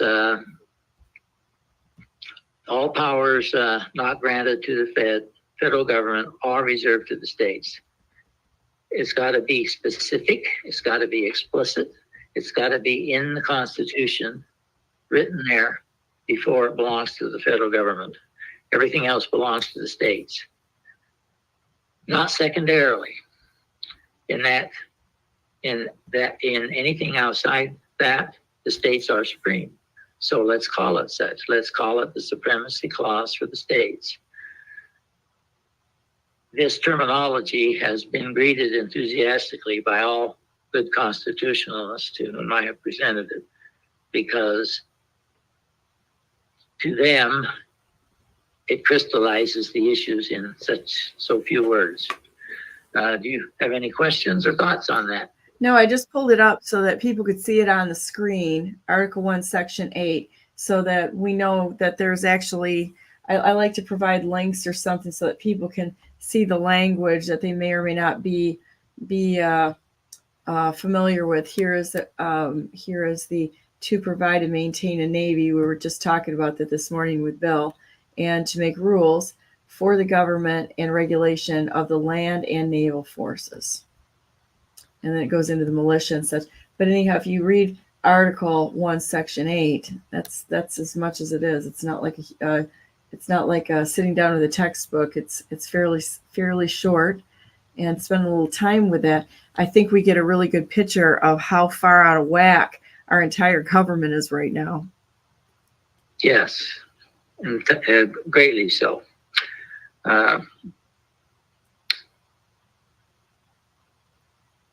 The purpose of the supremacy clause on those things that it's used on properly is for national unity. On those things, it's best to have one. It's better to have one foreign policy than 50. It's better to have one army than 50. It's better to have one navy than 50. It's better to have one Postal Service. It's better to have one road to citizenship rather than 50. And we can go through Section 8 in that manner. It is better in those cases to have one rather than 50. On the other hand, when we get out of Section 8, it doesn't matter if we have 50. It does not matter if we have 50 different state policies on education. Hopefully the states would be competitive on that, looking at one another and trying to improve. It's quite all right to have 50 different education plans, although our liberal friends, if they're friends, some of them, think otherwise. I was challenged on that in one of my debates as a candidate for Congress. The Democrat wanted one national way of doing education for all 50 states. And he tried to justify it by this. He said, people move around in the United States freely. Fortunately, we're still a free country to do that. Hopefully it will continue. But he said, as people move around with their children, they have a right to move into a new school system that is oriented the same as the one they came from, so that the ninth grade of their ninth grade daughter in state X moves to state Y. The ninth grade curriculum is the same, so that they can just move in and move on. That's a clever argument. Sounds nice, but the implications... Centralized control is what it is, and that's very dangerous. Control. The implications are devastating when we think about what's going on with the Department of Education. Absolutely. Which is why I mark it as the #1 target for agencies to be eliminated. I couldn't agree with you more on that. They need to be eliminated, and it's centralization of power by captured agencies or weaponized agencies by rather than local control. I like that term, weaponized agencies. Again, language is important. I came to this terminology of supremacy of the states when I was reading some blogs one night. I came across two that really caught my attention. One was a true life example of what happens with letting the federal supremacy clause get out of control. It pertained to an attorney, a defense attorney, who had two cases going on, among others. One was he was defending a murder charge. And it's important to have a fair defense for everyone, including those accused of murder. It is possible for the states and the federal government to get out of control on that and to be overzealous and have innocent people incarcerated or even executed. Well, you can't have mob rule. I mean, when fair trials are very important. And this defense attorney was defending a person accused of murder, and the trial date had been set by the judge. Everything was ready to go. Then another one of his clients, who is in trouble with the federal government on some minor charge. I have forgotten what the charge was, but it was one of those that was in the realm of the attorney who wrote the book saying that we all commit 3 felonies a day. His point being that with 300,000 pages of criminal code for the federal government, we're all guilty all the time. We shouldn't be, but that's the way it is with the federal criminal law, way out of control. And the federal judge set a date for court for this defense attorney to defend against some minor federal charge that shouldn't have been a crime in the first place. The attorney asked the federal judge to reschedule at some other time. He said, I have a scheduled trial for murder in this state.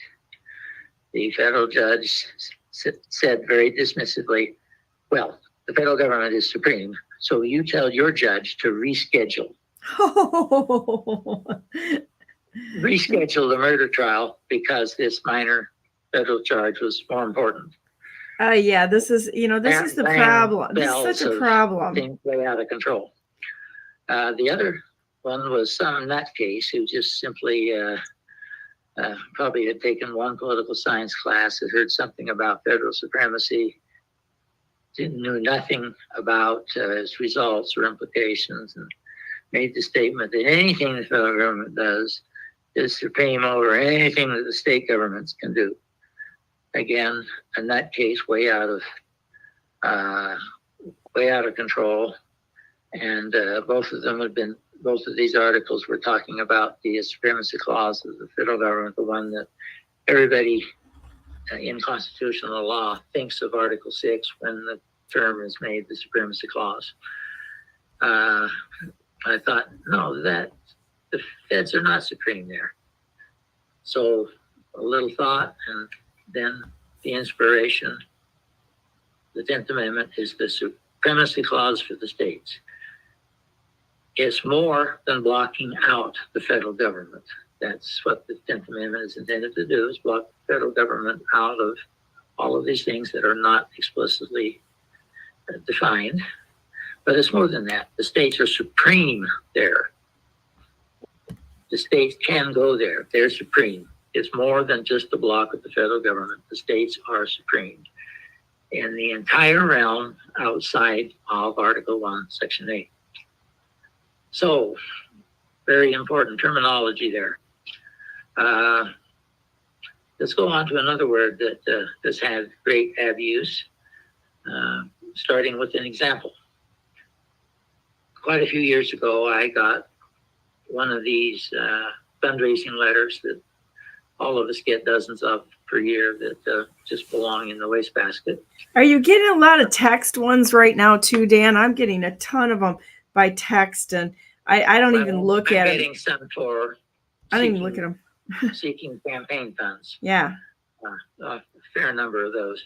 Yes, there are more and more of those in email, and maybe fewer in the U.S. mailbox.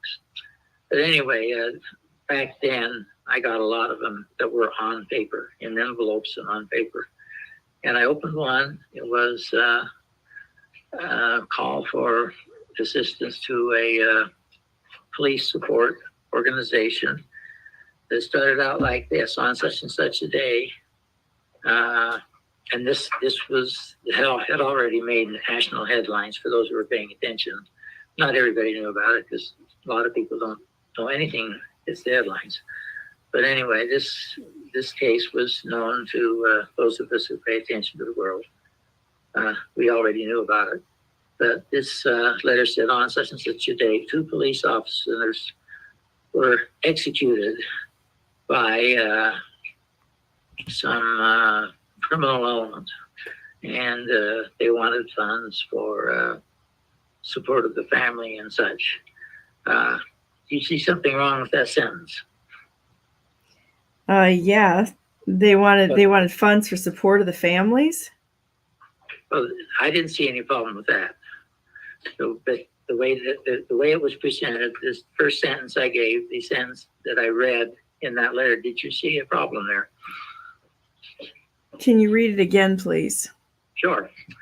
On such and such a date, in such and such a place, 2 police officers were executed by some criminal element, some gang, whatever. What's the problem in that sentence? I'm not sure where you're going with this. Is it the word executed? It's executed. It's murdered, isn't it? They should say The murdered. officers were not executed. They were murdered. They were murdered. They were murdered. I'm wondering if they put that in there because if it was gang related, they talk about gang style executions. Yes. And of so course, that's what I that's watched the one. Same problem. That's the problem with the word that was extremely widespread 2 decades ago. Its improper use might be fading a little. No, I don't think so because I've been looking into the gang crimes because they like to put their crimes out there and brag about them, and they talk about executions, committing executions within the gangs and the cartels, and so that's become fading away at all. Justifying what is it. A proper execution. Let's put a definition on it. What is involved in the proper use of the word execution? A legal process. Lawful process. Let's go beyond that. Okay. A proper execution should include, first of all, the obvious commission of a crime. We see a crime done, and we either know or maybe we don't know who did it, but there's a crime that's recognized by police investigation. Evidence is collected. Evidence, of course, is essential. A suspect is found who fits the evidence more or less. The accused has a grand jury where evidence is presented and the grand jury decides whether or not a crime has occurred. And if the evidence was good enough, then there is an indictment. After an indictment, things are presented to a judge who, again, looks at the evidence to decide whether it's reasonable to connect the evidence with the accused. And there is a recognized standard for that called probable cause. I'm not an attorney, so I don't know all the details of probable cause, but before a defendant can even be charged with a crime, the judge must be convinced by the presence of a certain amount of evidence that rises to the standard of probable cause. If the judge agrees, then a trial is set, and the trial is operated more or less by a prosecutor who has the burden of proof. The defendant is assumed innocent until adequate evidence is presented in the ideal case. And many today are not ideal, but that's another story. And a jury is present, and all members of the jury believe, by the evidence presented, that the evidence goes beyond reasonable doubt, and they vote for a conviction. Then it goes to a sentencing stage, and most states have certain laws that divide different levels of homicide. Fetal homicide is not on that list yet, but hopefully will become so. And if a jury believes that it's beyond reasonable doubt that defendant X, accused X, committed a crime that fits the capital punishment laws of the state, and the judge agrees and imposes a sentence, then an execution is performed. That's what the word execution means. A judicial homicide made in accord with, in the United States at least, supposedly all rules of fair play, all judicial rules of fair play have been followed. Of course, none of that happened to the police officers. It can be argued that there are other words that are suitable. Ambush maybe is more descriptive than murder for what happened in this particular case, but execution is not. And the word execution was smeared all over America for that particular incident, and has been for many others. That's a great point. A preferred term that criminals like to use for their murders, their homicides, and there's a psychological reason for it. What is that? Why do they like the term execution? They're justifying what they do as addressing, taking justice in their own hands and making things right is what it sounds like to me. That's the Right. Yeah. I mean, they're justifying themselves and trying to portray themselves as giving it justification, like they went through the process. Right. They want to make it look to the world like it was a moral act, that they were punishing people who should be punished, deserved to be punished, had good reason to be punished, and that they're doing the job that the courts don't. About 20 years ago, there was another case that just, the word execution was smeared all over it, all over the news media. In that particular case, most of our constitutional op-ed writers also fell into the trap and were using the term execution. I wrote a very nice but firm letter to the editor, style slightly modified for it not being an editorial thing, and mailed it off to a whole bunch of good, otherwise really good constitutionalists, small government. They were not our enemies, they were our friends, but had stumbled over this word. I got one answer back. And this author on our side said, I had never thought about it. It's just what everybody was saying, and I never thought about the implications. I guess you're right. And I thought, good grief.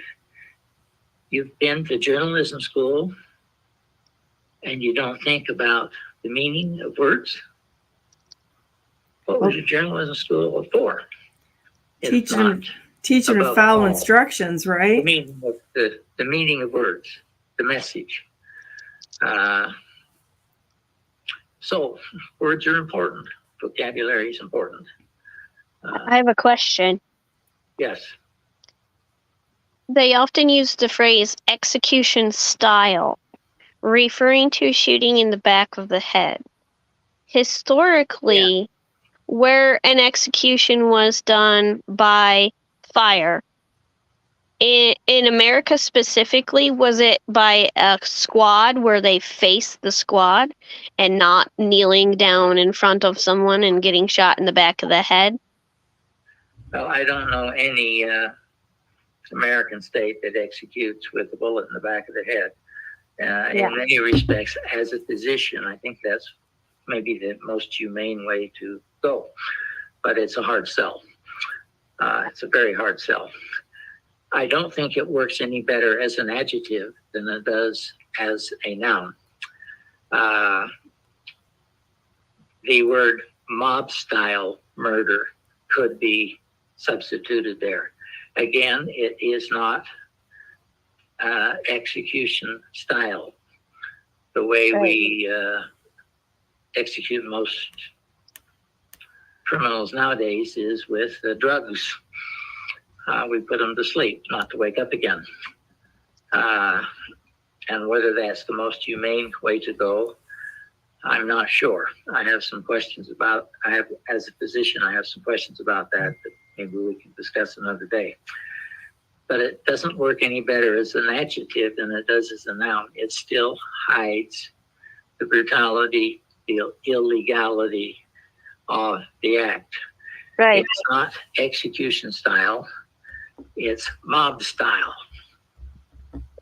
For me, when I imagine someone being shot in the back of the head, Murder, we Oh. should not be using execution style to describe the manner of murder. Mob style is fine,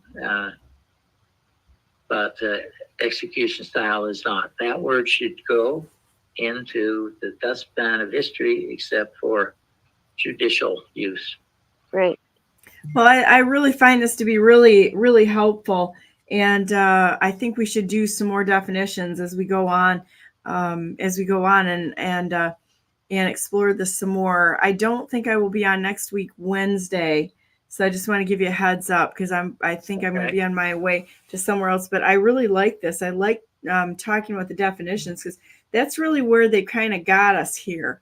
How many things have changed over time in order to make it more palatable, so that we will accept societal changes which are just really not okay. Yeah, right. Let's go on with another word. Okay. Capitalism, which I don't think is a dirty word. We use the word, we defend it, but might find some better words for it. Who coined the word capitalism? I don't know. Karl Marx. And do you think he did it trying to defend individual freedom? Not likely. No, the answer is no.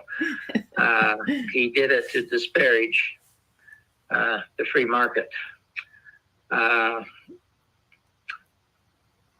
It leads people to think falsely that there are some countries that have capital and they're evil, and there are other countries that have no capital, and that is paradise. That's where we want to go.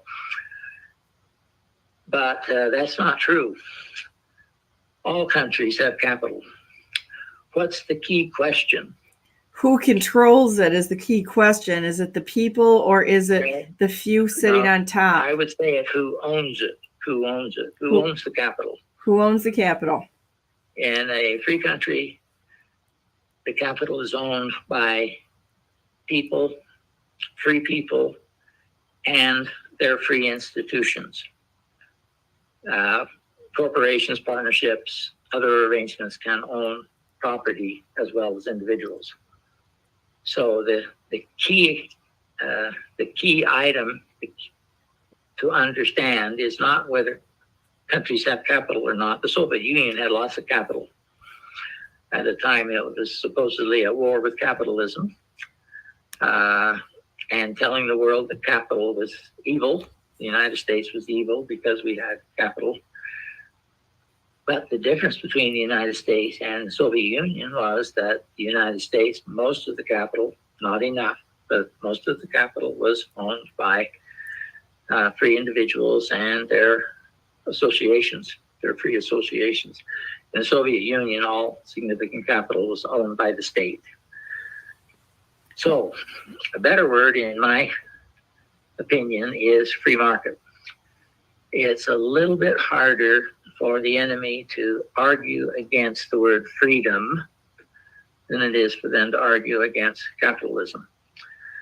Freedom, even to our enemies, has a certain ring to it that instinctively draws people in, seeing it as a virtue. And many people, not strongly enough. but nevertheless, freedom has that virtuous ring to it, whereas capitalism is a neutral term coined by Karl Marx to confuse and to paint up an enemy, and does not get down to the harder questions of who owns the capital, which is really the key question. In a free country, the government has very little capital. Our goal as Constitutionalists for the next to last clause in the Article 8, Section 1 of the Constitution, proper federal property, is to reduce the federal property down to that limit, which means the sale of quite a few $1 trillion worth of federal property. Because who owns the capital is the key question. But in our light conversation, in our conversation that does not get deeply into detail, in our confrontational conversations with those who don't understand yet and who might be on the other side, the word free market is easier to defend than capitalism because of that word free. The instinctive human desire for freedom that our enemies even think that they are promoting with all of their moves against freedom. That's you know what, and I think this is a great place to even to land on right now for the day, and the fact that this is what we're here for, is for liberty and freedom. And I think to know the terms and know where they come from is very useful, as you say, to your point, in defending that. Do you have any last words here for the day, Dan? I think my next guest is going to be on, or continuing on with our expose of Microsoft's involvement in rigging our elections. When is he coming on? He's waiting backstage right now. Okay, well, there's a very important word that's contrary to freedom that we should talk about next week then, or whenever we get together. It'll be 2 weeks. And so in 2 okay. weeks we can talk about that. We're just going to continue on learning. I mean, this is all about educating each other and learning and sharing what we know. So I'm very thankful for you coming on today. And we're going to cut now to the play a little intro. It'll be an F word. Try to word. get what that might be that's contrary to freedom that we'll talk about in 2 weeks. Okay, that sounds great. Well, I'm going to play the intro a minute, and I'll be right back with Bob Terry. Thank you so much, and hang on, we'll be right back. Thank you.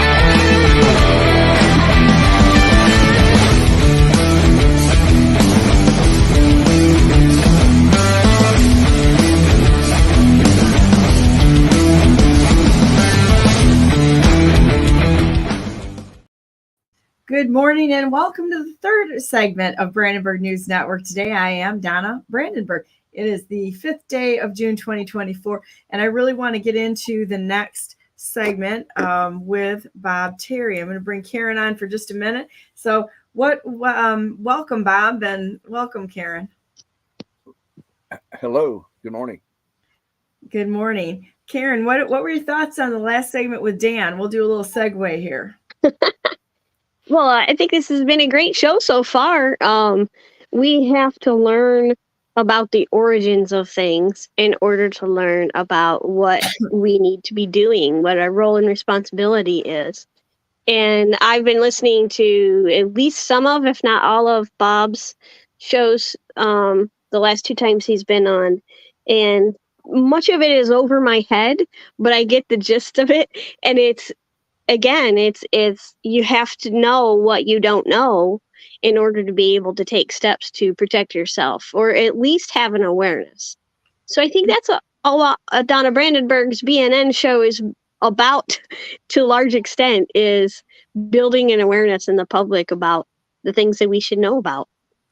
And having the courage to face those things that we don't know and say I don't know, and learn from other people. And that's a good thing. That's the only way we learn. You know, my goal is always to be the dumbest one in the room, because if I'm the dumbest one in the room, I've surrounded myself with really good people that I can learn from.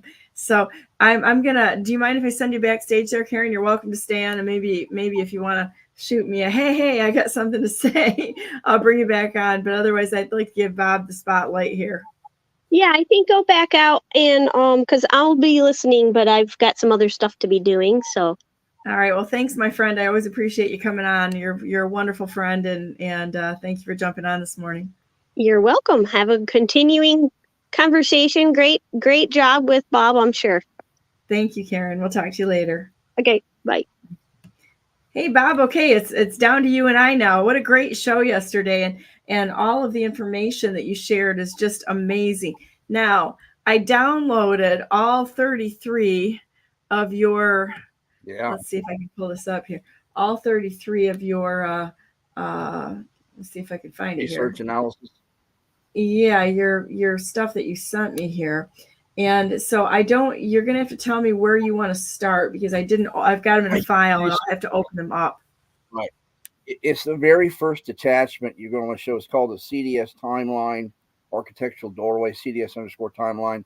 The very first one that I uploaded for you to download, the very first attachment. Got it. So if you could give everybody an intro of yourself, because people may not have joined us yesterday. And I just wanted to say that Bob was on Monday and Tuesday, and I thought that his information is so important right now that I asked him to come back on again. And we're just going to leave the cameras rolling here. And I might have to get up and step away for a few minutes here and there.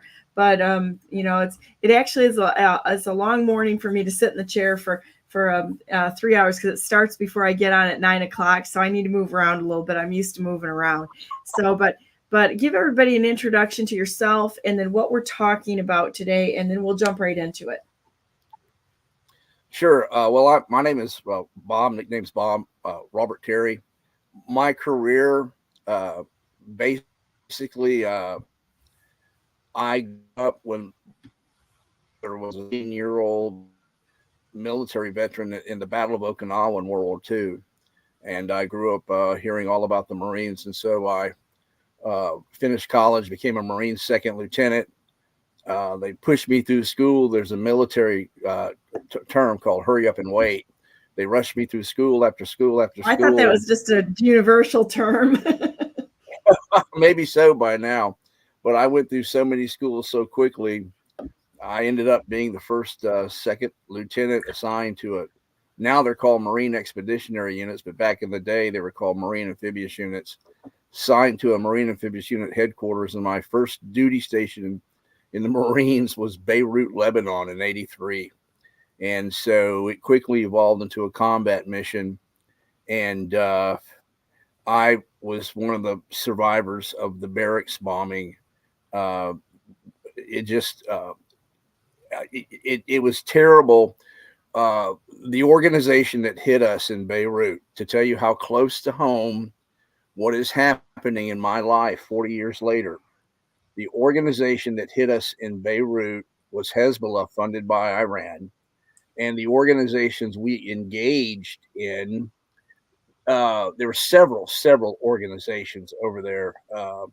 The country was still in the Civil War. They had actually divided the country into warlords, and there was the Green Line with East Beirut and West Beirut. But the organization that attacked us numerous times became Hamas, and we saw the atrocities that everybody's. Well, not I won't say about it, that what is happening, now in Israel, and it's just so close to home. So close to home, just unbelievable, how history comes back in the full circle. But I got back, patched me up, sent me to grad school. I left, became an engineer, which was now Lockheed Martin. I did some pretty neat things in the defense industry. In award, here comes along, really get into it. The result is I've been featured. I don't even know how, like I said yesterday, I don't even know how it happened, but featured in several major magazines. I have 7 patents to sole inventor in cyber with an 8th pending. I got the attention back 2000, 2001 of various commanding generals and admirals. They wanted me to design a new type of security. I took a shot at it, pulled it off. It worked so well that they deployed it throughout the White House. The Weapons of Mass Destruction Commission that was managed by the CIA, they used it. It was based on back then, it was really revolutionary. It required no antivirus signature updates. It worked on the principles, a cheap human reproduction, 2-dimensional reproduction of how white blood cells work in the human body, immune system. And it was actually tested. They threw over 100,000 viruses at it, including top secret. Every time they threw something at it, it went to work and it instantly detected and cleaned up the machine. Now, what was so interesting about what I did, the reason why it mimicked the characteristics of the human immune system, white corpuscle, is that a lot of computer viruses will install and they'll lay dormant for weeks, months, etc. There's a big reason for that, and that is when they execute, they're trying to destroy the forensic trail of how they got there. It becomes so old, the track and pathway, how it got there. What I designed, no matter if it was installed, it would seek it out and destroy it. Pretty cool, huh? It was very cool. Without even executing, and it really worked.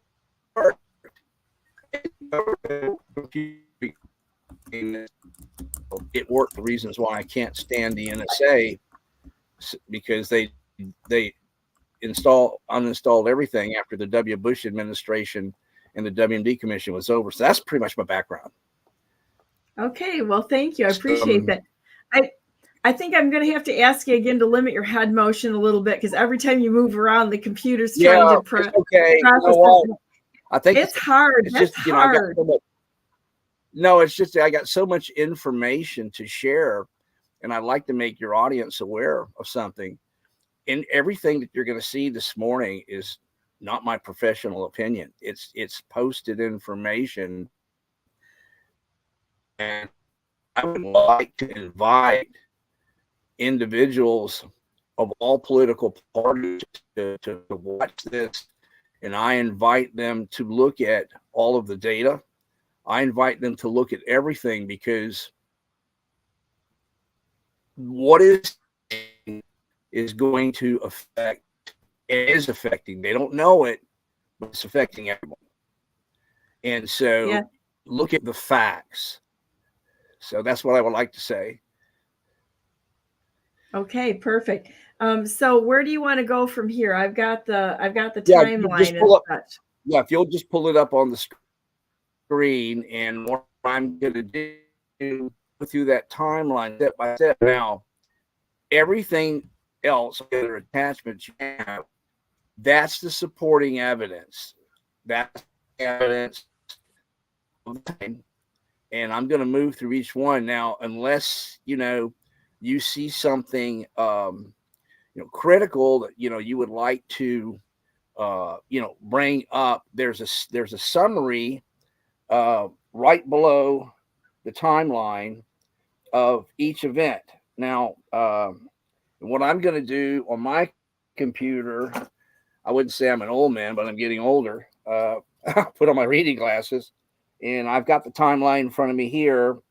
And what I would like to do is to start going through each one, and I want to explain what this is all about.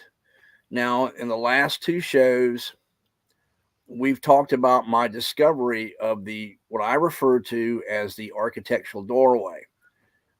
The term is very correct. It is very correct. It is not a back door, what I discovered. It's a doorway because it's building the Microsoft security. It's literally opening a door to the security. It's allowing events to proceed. After those events proceed, it closes the door and there's no log activity. Now, why is the word architectural in front of doorway? It's an intentional design. All of this is intentional. If you look into the realm of security, I'm sure you've heard many times there's a common industry term, security architect. Every major corporation has security architects. They design their security.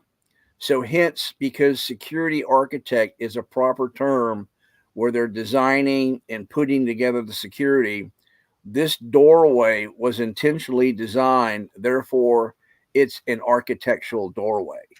So this is putting all the words together that I haven't explained to quite some detail, but obviously what I'm trying to do is get better and better and better in my presentation explaining these words. Now, what does it really mean about all of this?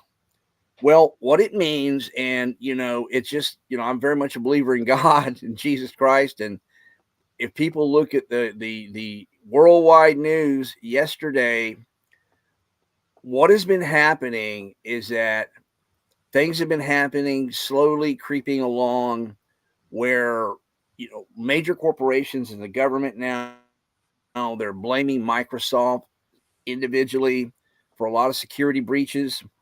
But what happened yesterday, major worldwide news, where an attack occurred and the attackers bypassed all the firewall rules. Well, now, isn't that amazing?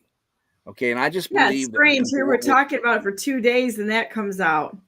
Yeah, I just believe, I believe there's a reason why I'm still here. I know that there's a lot of people that think that might be a crazy statement, but I never thought in my wildest dreams going up that I would be some kind of security design, and a design engineer in computers and security. I mean, it's just how fate evolved. But to get back on point, okay, so I discover this, and this is happening now. When I discover it, the neatest thing about when you're doing research and you see things happening, you discover new events occurring, but you now know the questions to ask to perform a search on the internet, because the first thing you want to do is go out and find out, and by using different terms, trial and error, does anybody else know about anything about this? Now, unless you want to, Donna, you don't have to bring up these attachments. They're there, for your audience to download. But what do I find, lo and behold? Well, when Microsoft, and I've seen all this, and I can reproduce it, I can give people, the what to do on their computers to watch this happening. But as we go through this, you're just going to be shocked, and I'll get to other reasons behind, talking about why this hasn't come out, and it's just not, as blatant why it hasn't come out as people would think. This is pretty devastating stuff. So anyway, I know the questions to ask, and I look at how they're wielding rules and what they're defining, etc. What's searched on the internet? I'll find out of the 500 million Microsoft users worldwide, there's a group that I alluded to it, I believe, yesterday. I call them super users. The reason why I call them that, they're total freaks on their PCs or servers. They are not programmers. They're just technology geeks on their PCs, and they might sit in front of their computer 24, 48 hours for all you know, in their underwear. Their PC's their best friend. And what they do is they literally go through all subsystems and they just watch things because they're totally hooked. They're just, complete nerd heads, but they're not programmers. So what do I find? I find out that these super users around the world, they're finding out that their Microsoft computers have been breached and hacked. They've been breached and hacked, and they're going through their computers and they find out, well, the only thing that's changed on their computer are these firewall rules, and there's these residual leftover rules that were never there before. And so they actually go back to Microsoft. They go back to Microsoft's website, their support website, and they say, hey, our computer was breached and these firewall rules showed up. What's going on? Now, no kidding. If you want to bring it up, you can. You don't have to. People can read it. But the bottom line to it is Microsoft actually responds and says, oh, that's not a problem. Don't worry about it. No kidding. No kidding. And what happens is these users come back and they say, no, no, not buying that. My computer was hacked and these rules, and Microsoft stops all communications. They won't respond. Now, it's pretty smart on their part when they're up to doing this, because they just stop communicating. They leave everything up, websites up, because they don't want to do anything to further escalate the problem or make somebody, think that there's, something going on. So they just literally, when these people start coming back and you have the attachments, they say, don't worry about it. People won't accept it. All communications is terminated. Now, here's what's other people get involved, and people trading cryptocurrency. And the cryptocurrency on their computer is stolen. Okay. Is this where we are right now, Bob? Yeah. Okay. Now you see what it is you've got 1A and 1B. 1A is a translation of 1B. It's just easier to read. When you go to 1B, that's the actual screenshot, of the actual website. It's just easier. People don't have to interpret. It's laid out for them. I try to make this as easy as possible. But what happens is that as you continue through that, you're going to see as you scroll down, see there's a screenshot. But as you scroll down, you're going to see the user talking about his cryptocurrency being stolen. Okay, and you're going to have a lot of attachments there, but people can find it. But keep on scrolling down, just till you see cryptocurrency. It'll be further down, further down, further down, further down. Okay, hold there. Okay, right there. That's it. If you'll scroll up just a little bit, please. Scroll up a little bit. You missed it where it says cryptocurrency. Okay, stop right there. See my crypto wallets? Okay, all of his crypto stolen, and all these are firewall rules showing up. Nothing else is on their computer. Now, let me continue on this. This is really, really interesting stuff. And ladies and gentlemen, whether you're a Republican, Libertarian, Independent, this is happening. This is real. It doesn't matter who you hate. These are facts that are happening. So now it gets worse. Cryptocurrency is being stolen. All right. Then as you go through that documentation of 1A, 1B, there's a lot there. Okay. You just have to, there's so much there.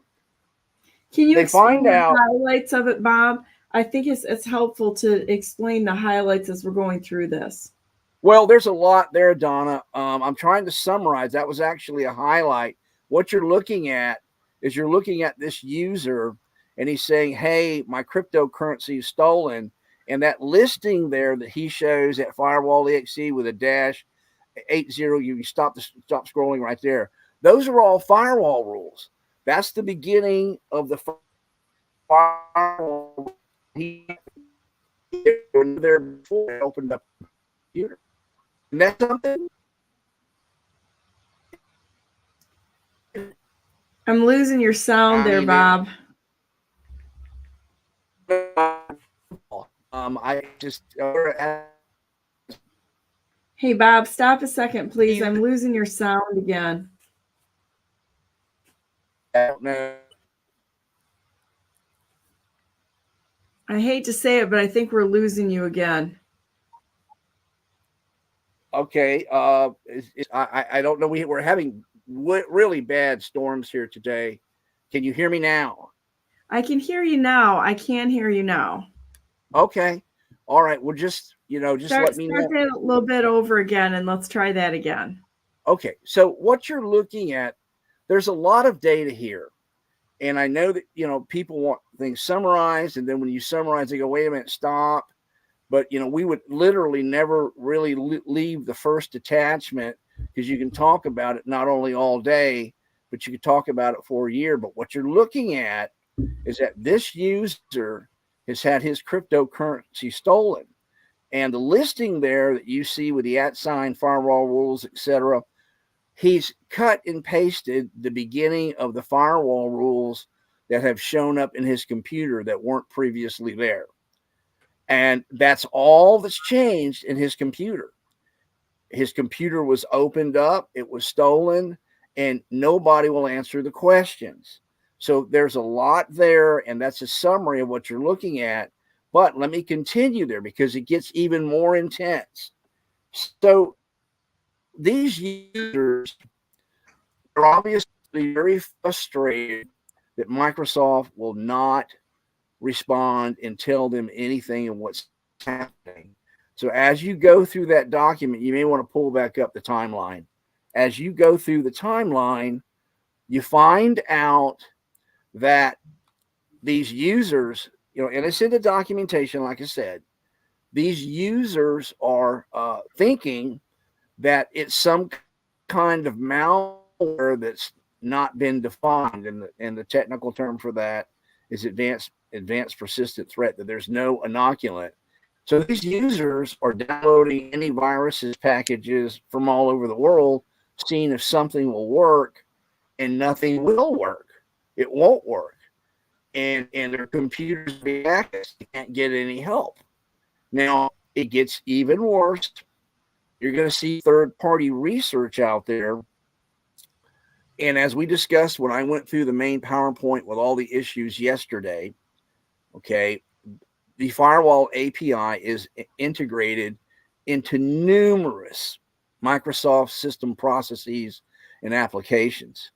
Numerous. Now, one of the Microsoft utilities where it's integrated is called the photo.exe. Now, this is all, we haven't even got all points 1A, 1B. So, it's just so much there. But what they find out is that in the operating system itself, there is security, additional security, and each executable, no matter whether it's exe, DLL, sysfile, etc., is supposed to be accompanied by what's referred to as a security hash. Now, for everybody out there in the audience, it's basically another layer of security. If somebody tries to overwrite that particular program in the operating system, then it will throw off the security hash. It will either not allow it to be overwritten, or if it's successfully overwritten, it can no longer execute because the hash is not confirming that it's the original or the proper program. That I'm just high level explanation of it. What they find out is in the photo.exe, the photo.exe doesn't have a hash. And what that does in simple engineering terms, if it doesn't have a hash from Microsoft, it's much easier for Microsoft to update that photos.exe where they don't have to battle with their own security system. Now, why is this so important? Because the photo.exe has got the firewall API.dll. The photo.exe is designed to take pictures of user activity and send it back to Microsoft. So it's totally spying on us all the time. So what? These are facts. These are facts. I can only tell you what the facts are. And the fact is that the capability is present to, when a user's doing something of interest to Microsoft. Now, third-party documentation is in the attachments. And if they're logging into another network and they're typing their system name and password on the screen, okay, they can capture the keyboard, or they can capture and take a screenshot of the computer. That name, photos.exe, whatever, kind of throws people. They think it might be, for people to put photos on their computer. What it's for is for them to take screenshots of user activity and then send it back to Microsoft. And it's been there. Yeah. And you know what? And we haven't even got into even remotely close to the intensity. So attachment 2 is the second timeline. Okay, there's third-party documentation. You don't need to bring this up. Like I said, it's going to be available for your audience, but it's confirmed that their documentation is terrible. I mean, people are talking about it. There it is right there. That's just one. There are hundreds of, maybe thousands of postings like that their documentation problem is just, absolutely nuts. Okay. Now I'm going to move to 3. If you could take that off the screen and go to timeline number 3, you may want to just terminate that tab because you'll have so many open. That's incredible. Yeah, I think I need to do that as I go here. So just bear with me, guys. It's if we can go back. A lot of information that we're juggling here. Yeah, I mean, this is why, and if you don't mind me telling your audience this is something. Okay, we can go back to the timeline. Hang on a second. I'm deleting tabs as we go. Yeah, you're going to need to do that because you're going to have just. There you go. Okay. So the timeline goes into, now all this is critical. People are probably going to be saying, "Gosh, why doesn't the guy just tell us?" Well, I am, but the problem we have in this country is that too many people are just, in my humble opinion, which is still, I think, legal for me to have my own opinion. I don't know what's going to happen in the future, but I'm providing third-party facts. I am not rendering my opinion. This is why I want people from all political parties to watch this. And I will say something to all the other people of political parties. If you honestly believe that all of this is just to attack one party or to attack a single group, I've got some swampland in South Georgia I'd love to sell you. I mean, I'm going to tell you right now, because this is what we're looking at is information systems being weaponized. And to say, there's a saying out there, a bullet always tells the truth. Well, the bottom line to it is that barrel of that gun with the bullet in it can be fired at anybody. And that's exactly what you're seeing here. I mean, so you get to number 3, all right. svchost.exe is a critical system process, and it's arguably considered the workhorse inside of the Microsoft operating system, because the system itself starts several what's called instances of SVC host. Anybody that's ever looked in a task manager under the details of their program, you might see SVC host start at 20, 30, 35 times. And what they do is they pass what's called the parameter to each one, which is parameters and instruction to do certain things. Well, there's the third-party documentation of what SVC host is used for, and it goes into nothing about having the firewall API.dll linked to most of them now more than 50% of the time. Sometimes they assign it, sometimes they don't assign it, but rest assured, in the latest operating systems, SVC host has got the firewall API.dll interlinked into it numerous times. Now, that's a very interesting point that can be discussed for a day or the rest of the week, because it will tell you that they have designed their operating system files where they can send an instruction to their critical processes and tell it, okay, load firewall API or don't. Now, isn't that interesting? It's got that kind of fluid activity.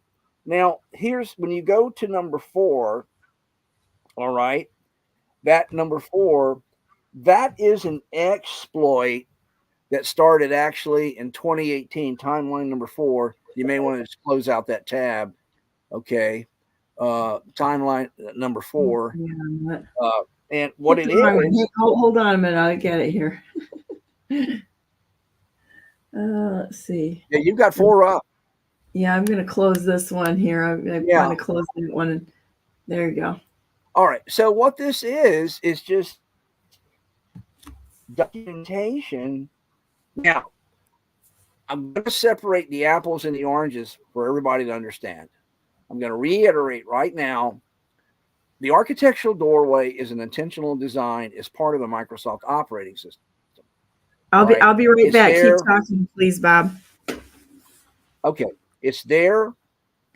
It's present. It's intentionally in the system.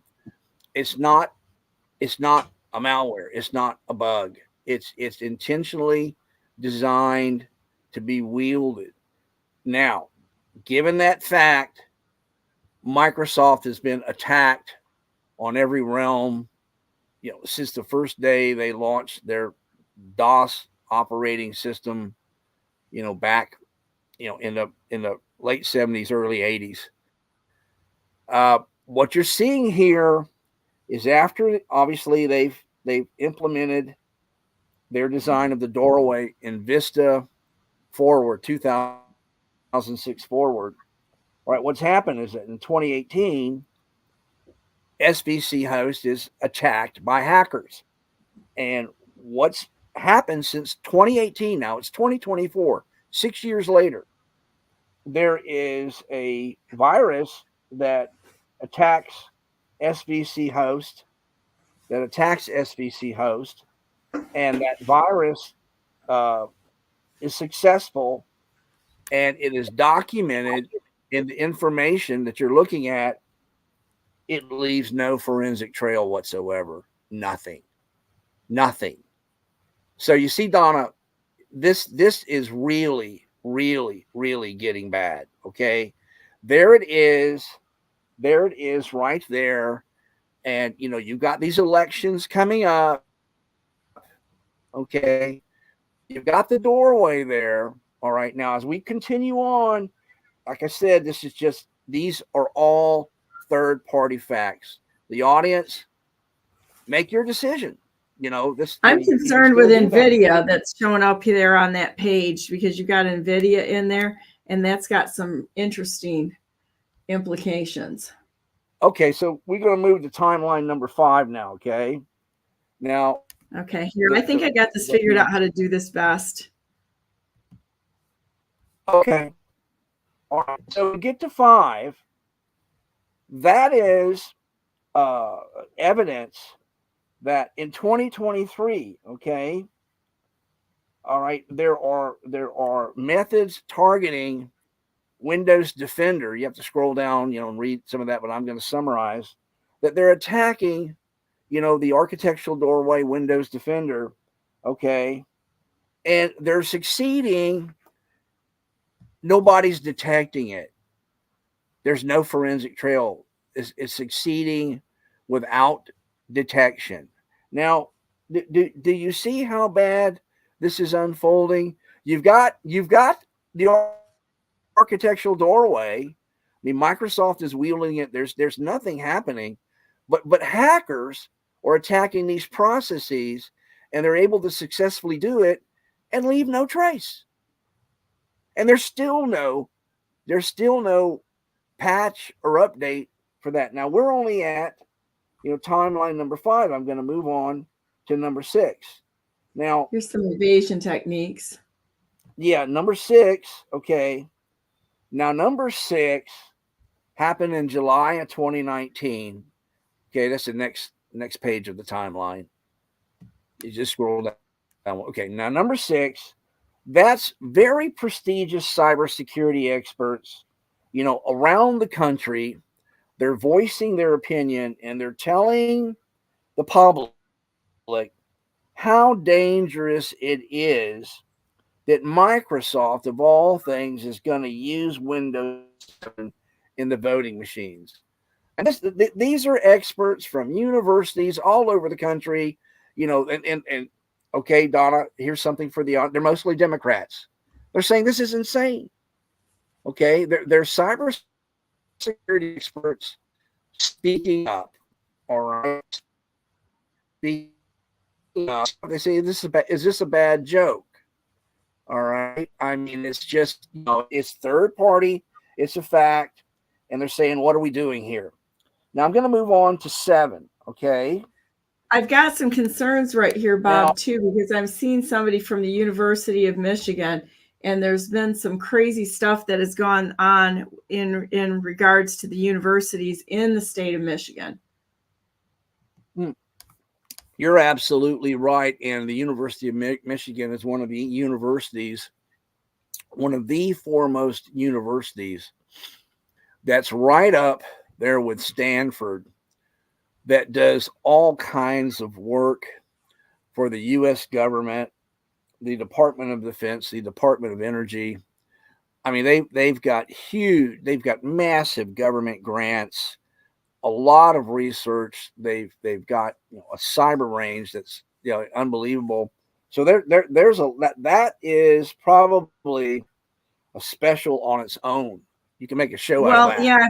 And we can talk about that because Michigan State of U of M, they were registering same-day voters of the students who could have easily been registering in different areas. There's no check on that. Michigan State had Eugene U and Connick involved there, and there was some weird stuff that happened between Michigan State as well as a computer breach at a company in Grand Rapids, Warner Norcross and Judd. It's weird, and they're the ones that are defending all the Democrats in office. So I'm going to move on, and basically, after we're on 7, and so basically, these experts around the country, they go nuts over Microsoft. Now, here's the interesting thing. All right, these are why these points are necessary for the audience to understand.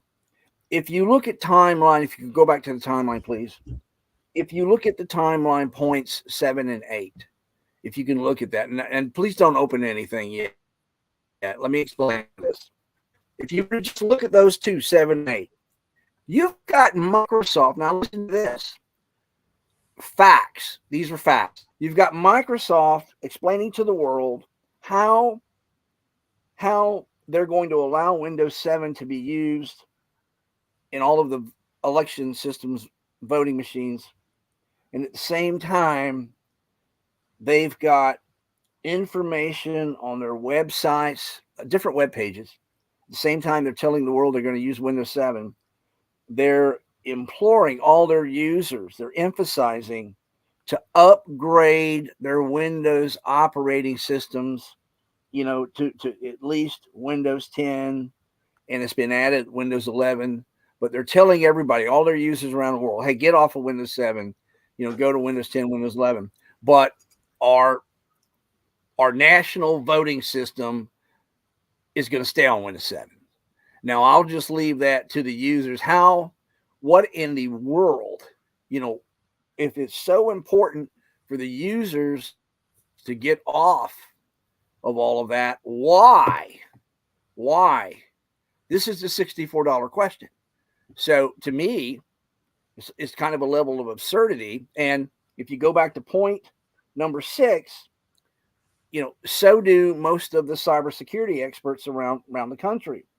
So if you go, so that covers 6, 7, and 8.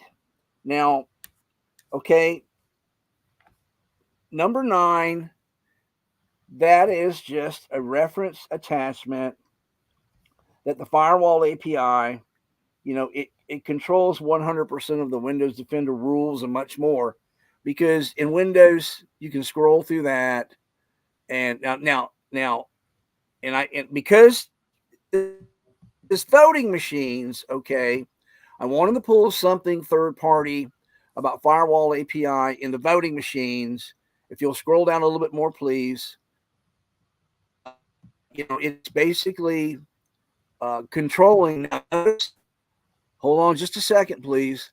You'll see total number of exported functions in Windows 7. Now, what's an exported function? That means if they call the firewall API, there's 216 functions. That's a lot of functions, okay? That anyone that can link into it can individually control the firewall. That's everything. They can do anything they want whenever they want. And that was active in Windows 7 in the SVC hosts.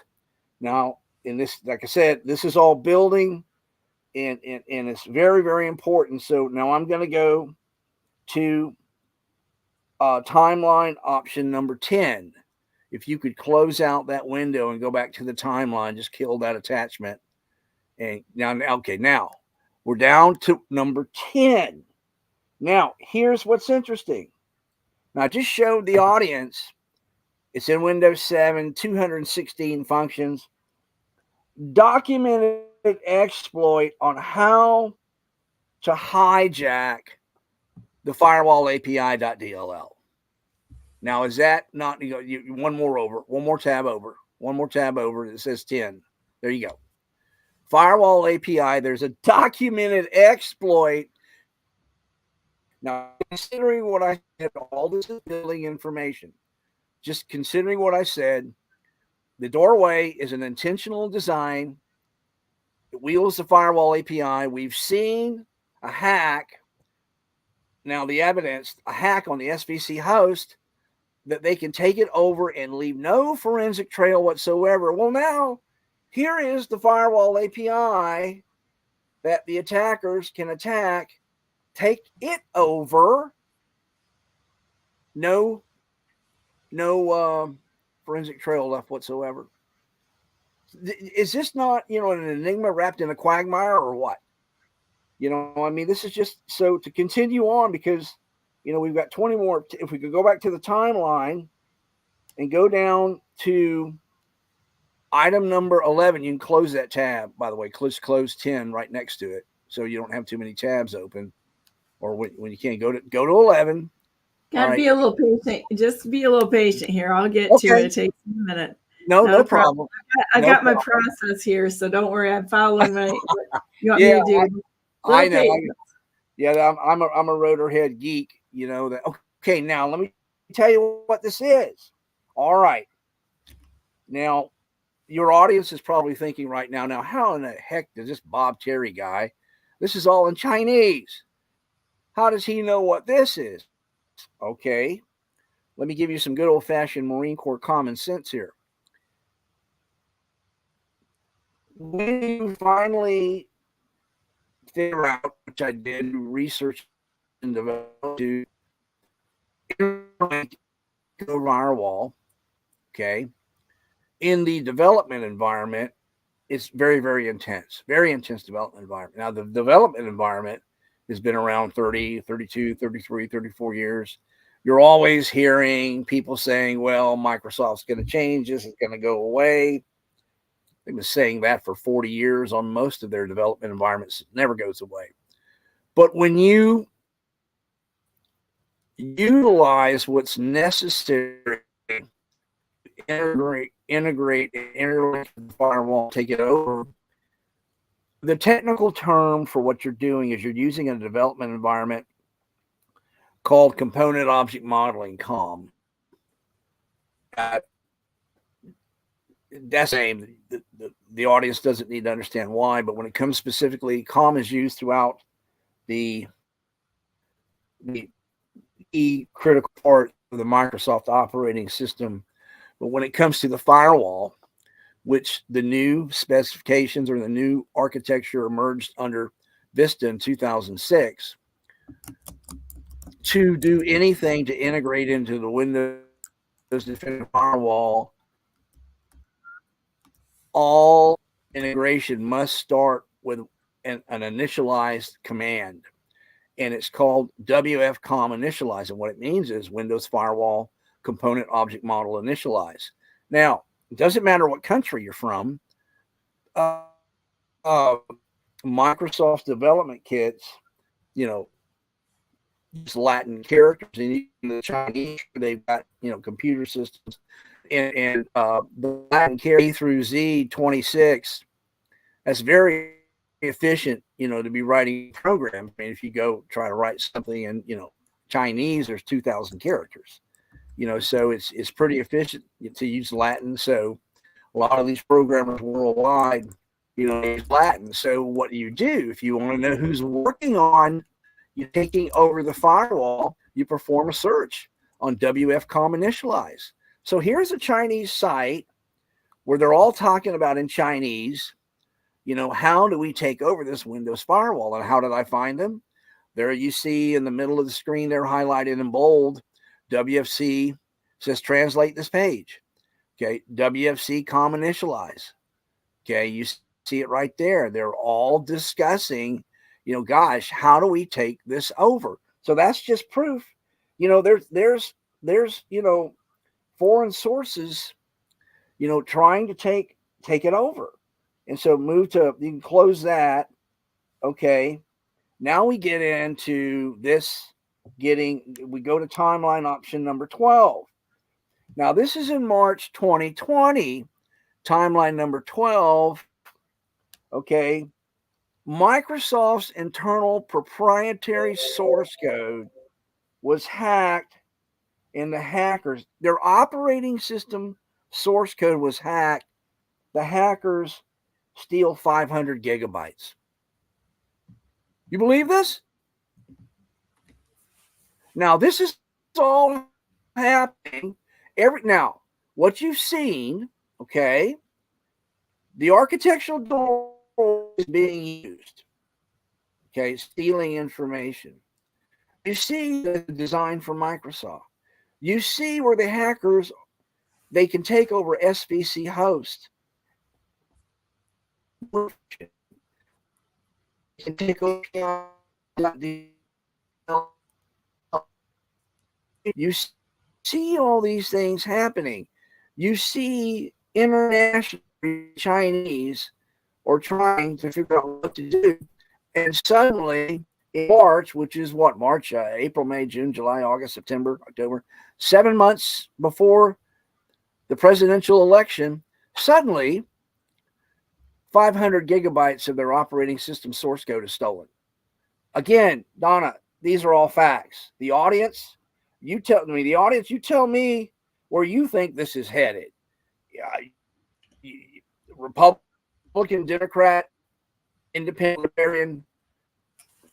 What do you think happening here, audience? Okay, here are the facts. It just is what it is. It's a bad situation. So to go to 13, after they steal the 500 gigabytes, okay, they get into Microsoft. And obviously, when Microsoft designs their operating system, they have proprietary functions that no one else is allowed to use because it controls their operating system. Well, they're referred to as undocumented functions. They're not allowed to be used. Their undocumented functions are published on GitHub and being used worldwide from hackers. Now, let me retract a second here. Just recap and tell people about this nuclear snowball that's building. The architectural doorway, okay, it's being used, documented on Microsoft websites. They won't answer any questions. It's integrated into SVC host. Firewall API.dll is critical. There's an attack on SVC host. There'll be no forensic trail whatsoever. There's still work. There's no forensic trail left on it.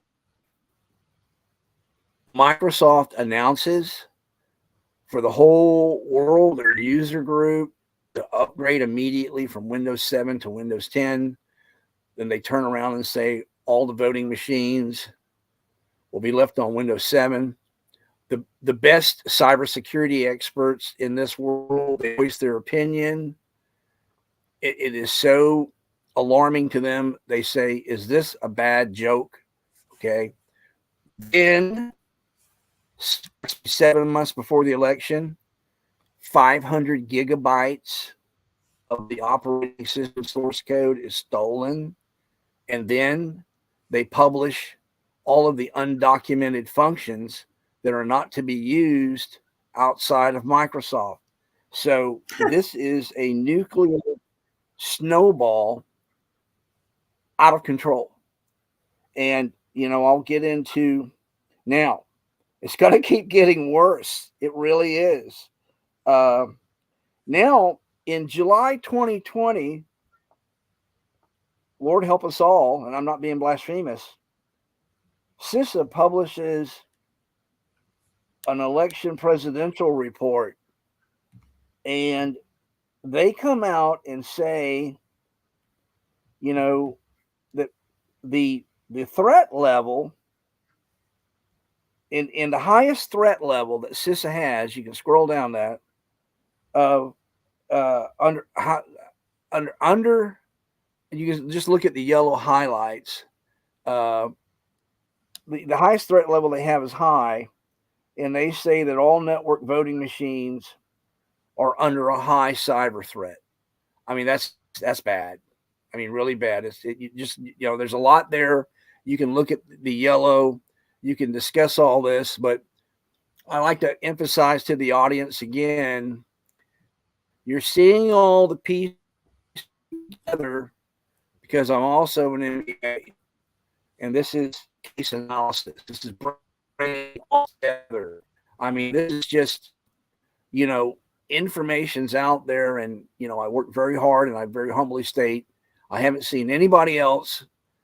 Well, and I humbly also state, you've got to have a lot of experience designing very, very intense software inside of Microsoft, which I have, and I paid a dear price for that.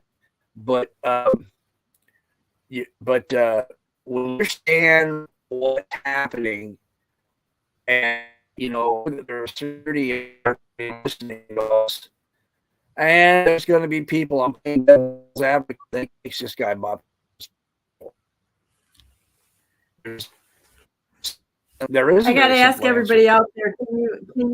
Can you hear Bob out there? Everybody, his voice goes into like a robotic type voice. If you can send me a text, I'd really appreciate it. Especially, I think Charlotte's still there. Please send me a text to make sure that we can still hear Bob, because the audio keeps breaking up. Okay, well, we're in a storm here. What's that, Bob?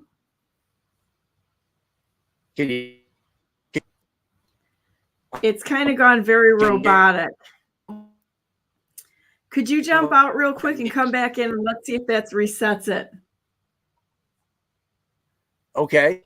You want me to leave? Okay, leave and come back in. Well, now it's working right now. It's currently working. So I think if we, limit the motion and slow down a little bit, it'll process this better. Okay. We are the weather up here today is crazy. So Yeah, it affects it every time we're live. so what you're looking at here is, even CISAs coming out in their highest level, threat level is high. The word high, and so they're it's bad what's happening. But all these pieces have been brought together, so people can see the events unfolding, and it's a bad situation. Now, okay, now there's an independent group out of Washington called the National Defense Election Coalition website. It's timeline option 15. Okay, they're independent, but they're acknowledging that many states are going to use the internet. Now, that's a big deal.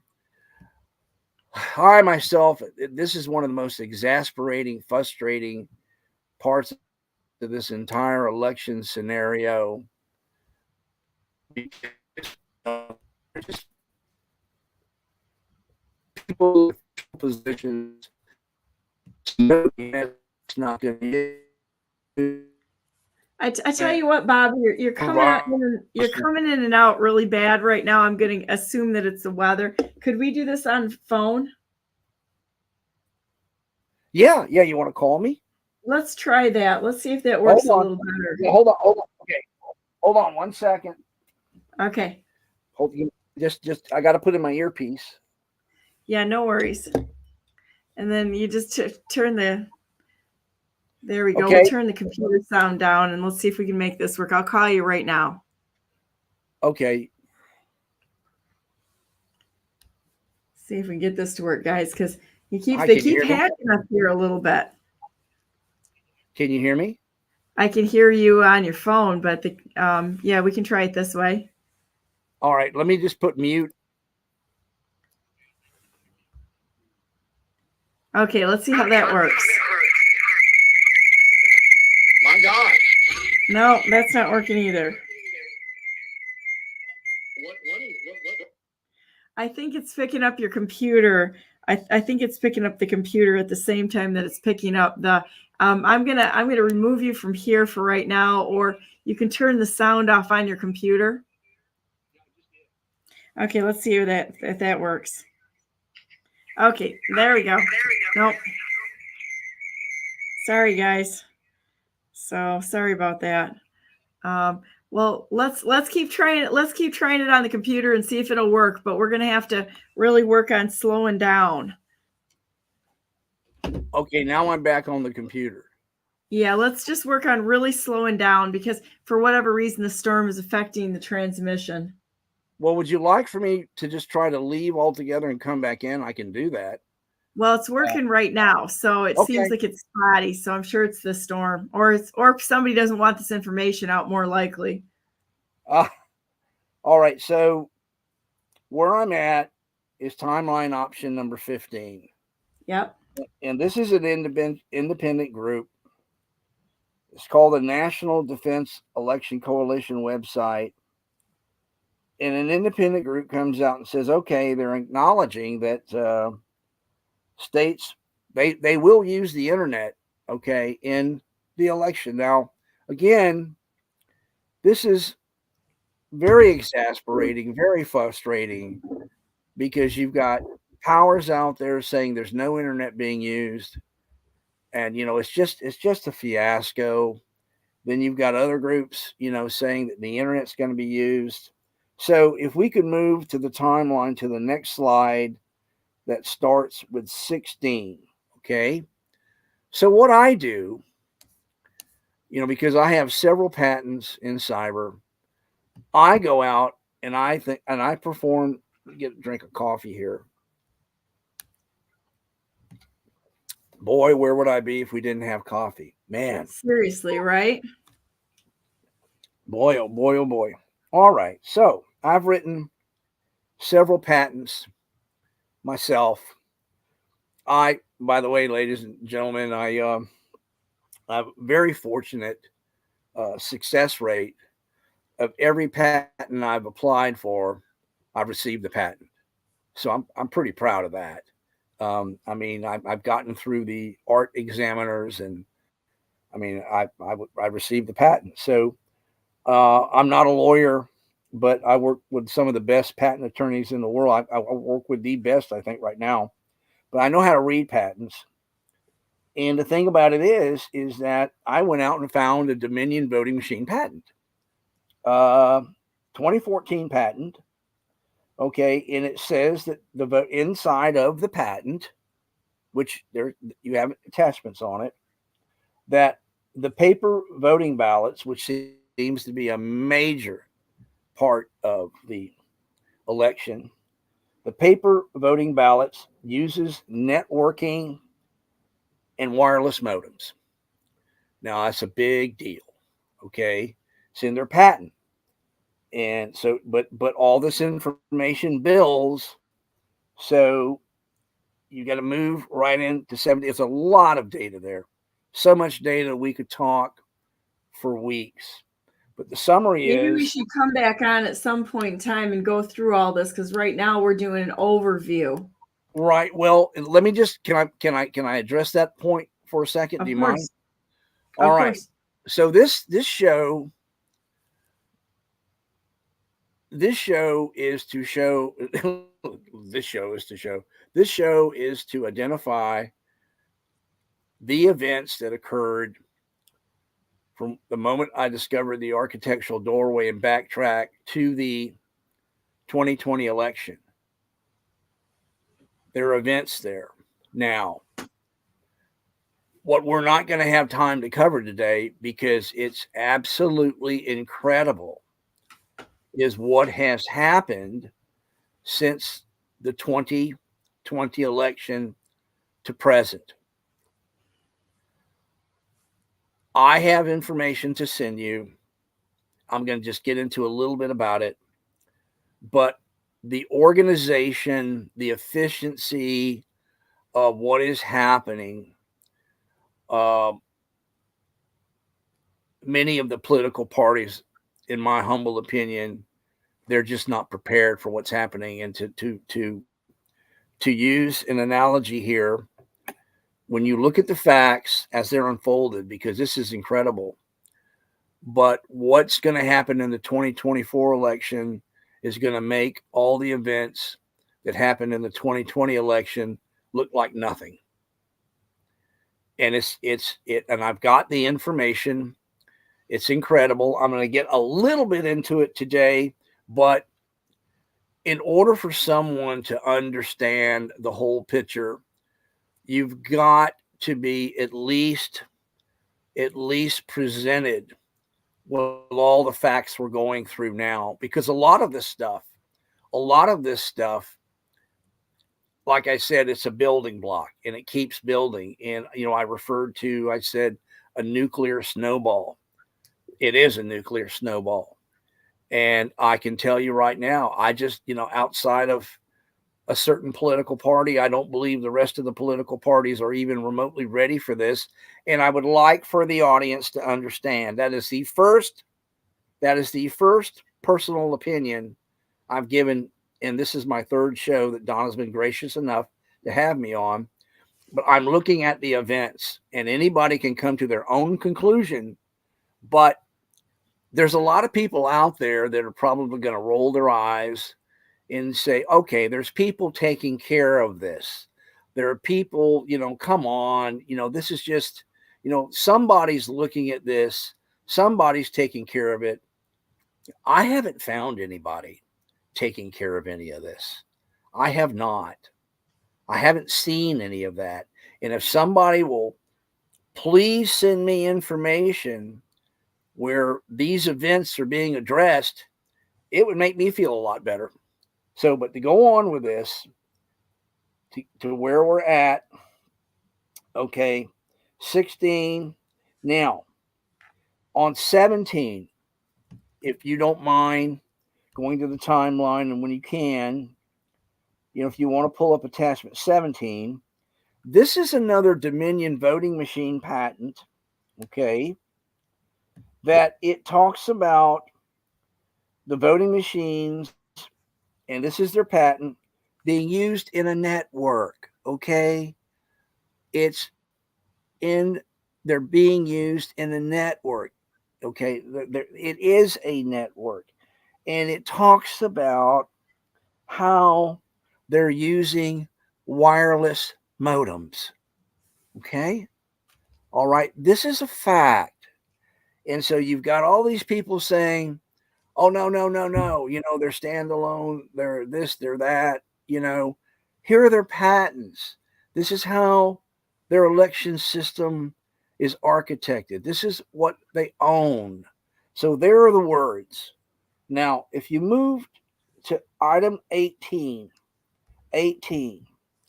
so what I do, all right, is I introduce to the public when any network uses a wireless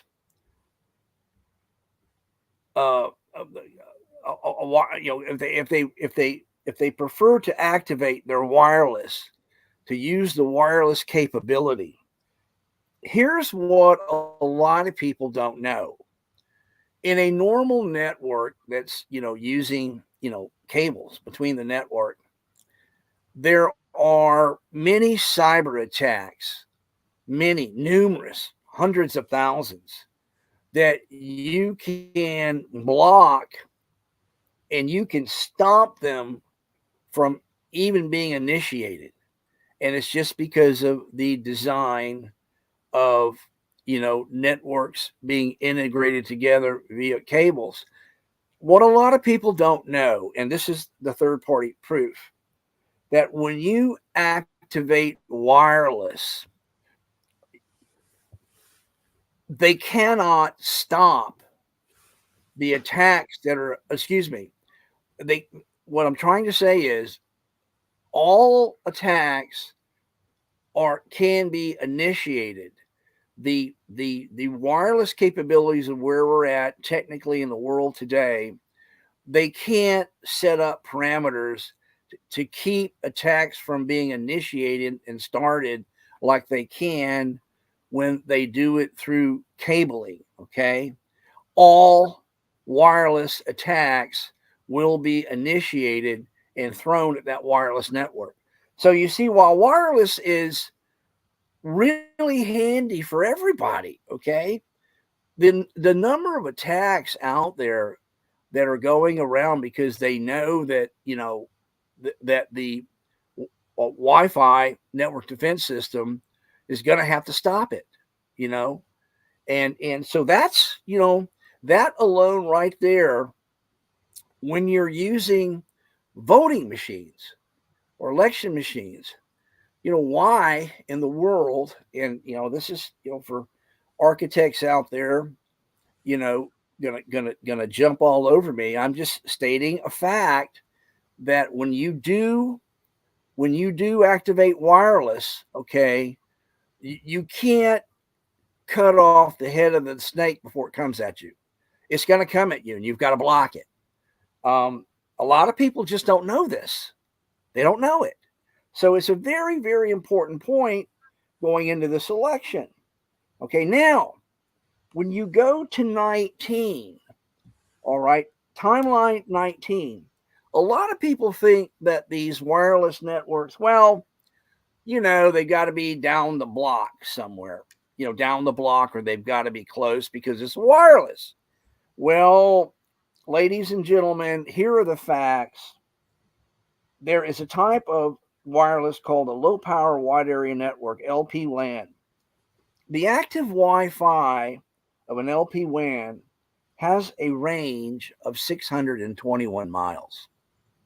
Huh. Now, can you imagine, Donna, you're in Michigan, all the counties in Michigan, or Georgia that came up, all the counties in Georgia.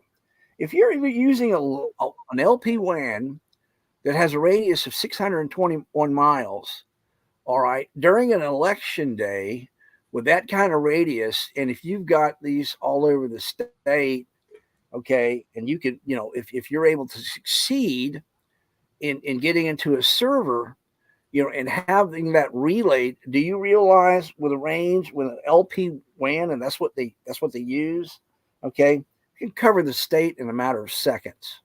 Oh yeah. See, people, they're not, and I don't blame them. I don't blame them because, in many ways, I roll my eyes. Hearing about the election 24/7, 365 days a year, with politics. I mean, it would be wonderful if our country went back, to, fair. Well, it would be wonderful if our country had, truly fair. And I say that, I use the word fair for the audience because transparency, knowing what's happened. You see, the information I'm introducing here, I don't think you can find these facts anyplace else. I mean, not put together so people can understand what's happening. And this is pertinent to every party. This isn't a political oriented. Well, we're trying to help everybody understand exactly how big the threat level is here, number one, and what the fine details are of someone who fights against hostile attacks in the cybersecurity world. So I think the biggest thing is for us to be able to look into the information that you brought forward and being able to see it through your lens a little bit, and understanding why cybersecurity guys are losing their minds over what they're seeing here. Well, and can I address that a moment? Absolutely. Okay, so in my lane, staying in my lane, I'm a professional developer. I design pretty intense operating system utilities. Now, I don't design operating systems. I don't do that. I mean, I'm not employed at Microsoft. What I do is I can design utilities to extend what's happening, and that's what security is, a series of utilities. I mean, security, and that's what it is. There's some people, they love pretty pictures, and they want to almost treat things like a video game to keep things interesting.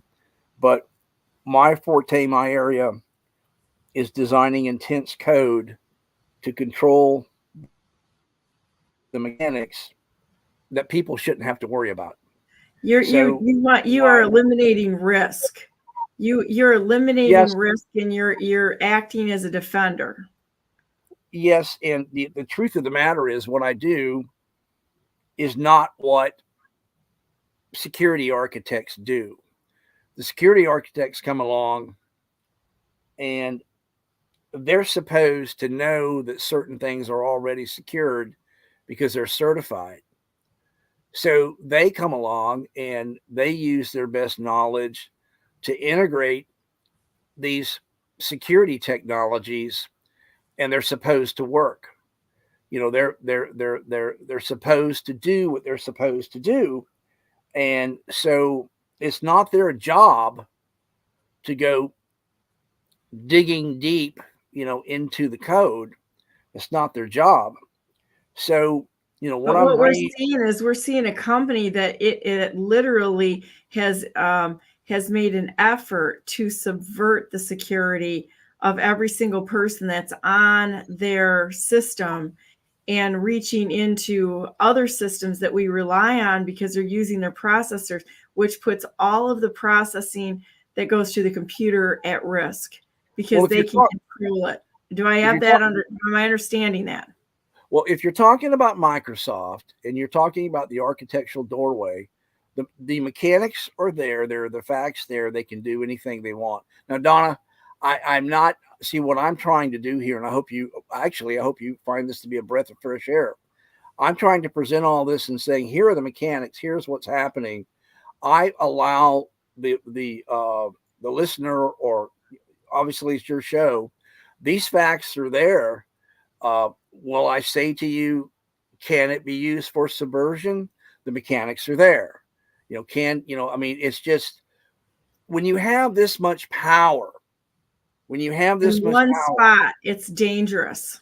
well, but you're leaving, for lack of better words, the moral judgment to the people that have the power. Not to we the people. And so, So let's that aspect of it, that's the listeners and your show. The mechanics are real. The mechanics are there. I will say this. Go ahead. Let's go back to the timeline and finish your thought there, and then we're going to go back to the timeline and continue on here because Yes. think I'd like to go to timeline. We're on number 20 now.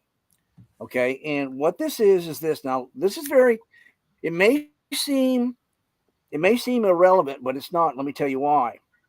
I found the documentation, ESS, okay, of how they lock down Windows. This is their statement. Now, if you read that statement, they basically lock down everything, but system processes. But the system processes, svc host.exe, okay, they can't control that. You see what I'm saying? They can't control that. They can't stop that. That's part of the operating system in the Windows 7. And you're going to see this as we move on. In Windows 7, the firewall API.dll is in Windows 7. So they're saying it's locking it all down, but there is facts there that what they're locking down, where this Microsoft operating system can take control, okay, they can't lock down that. See what I'm saying? Now, if we could move to 21, okay, I pull up after ESS talks about that. Now, that ESS is obviously, I think they were acquired by Dominion or something like that. But the bottom line to it is that this is a screenshot that basically, when you scroll down to the next screen, all of this is technical, but let me tell you what this means. This was a Windows 7 that the exact operating system deployed in the voting machines, and they're going to be used, in a lot of them in 2024. Georgia is not upgrading their boxes. Some states are going to Windows 10, and in Windows 10, the firewall API is integrated in even more processes. But this is SVC host in a Windows 7 that has the firewall API integrated into it. So it can take control of the security. Okay? They can't stop Windows 7 from doing what they're doing. So when you go to item 22, okay, that's election day. So what does everything I've said so far, what do all these facts actually represent? So when it comes to election day, and I've got a square around it, and it says, impossible, all right, red square, they can't stop the operating system from doing what it's doing. They can't. So with what we know of what's integrated into the firewall, and we know that they can't control these processes, they can say they're locking down everything. That's okay. But you got to keep in mind something that I said yesterday, that a lot of people just, even security architects, you got to bring them back to this picture. The genius behind the architectural doorway is that it's being initiated from the inside out. The events have the authority. They have 100% administrative rights. Now, obviously, all of these voting machines are going to be upgraded, and they know that, that day in November, is election day. All right. So that's downloaded into the operating system. I mean, that's got to be obvious to everybody. I mean, they know, even when you pull up the calendar, I mean, surely, that's happened. So, the bottom line to it is that what I presented to everybody is the architectural doorway was there. It's there. All of this information where hackers, they're exploiting svc host.exe, leaving no forensic trace. They're exploiting firewall API.dll, no forensic trace whatsoever. Okay. All of these events are all building. Everything's been, excuse me, bug in my throat. So these are all events that are real. They're not my opinion. None of this is my opinion. Now, So 23. Now that gets us to 23. no, yeah, we're on item 23 now. All right. Now what happens is right after the fact here, and this is all kind of going back and forth because we're on 23. We got to go all the way to 29. Cybersecurity experts around the country are saying how reckless and stupid it was to have wireless inside the computer. Now, it's incredible, and the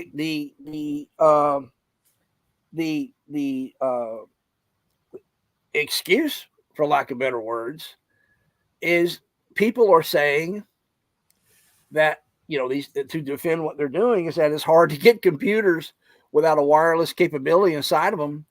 You can totally. So what are they like? They're like saying, okay, we're just going to pull it off the shelf, and Yeah. it's hard to find it. It's crazy. Well, that's for here are the facts. I whatever people want to say, but here's the fact, and these are experts coming back now. This is not Bob Terry. These are experts coming back. What I'm hearing is that there's like, well, we can't do anything. We can't find something without a wireless network attached, which is absolutely absurd. So what are they doing? Pulling the components off the shelf somewhere and just installing it? I'm expecting Monty Python to step out at any time. I mean, yeah, seriously, right? It's a Twilight Zone. All right. It's crazy. Now, if what I'd like to do is go to 24. That is the proof that the attacks, if you'll pull up 24, please, you're going to see something very interesting. The architectural doorway is still being used. Attackers are out there and they're saying, what is happening? What is happening? And this is, they don't know, but they're posting things and nobody can answer it. Now it's just incredible, and when we go to 25, okay, all right, if you'll please open up 25, experts are coming back. I'll get it. Okay, no problem. Experts are coming back and saying that voting machines, that have the modems inside of it, now they're taking a stand. They're drawing a line in the sand and saying, look, if your voting machine has a modem in it, you can't trust it. That's it. Now, how come all of this wasn't presented to the United States, to our citizens, to our population? Being presented on your show, Donna, ma'am, for the first time.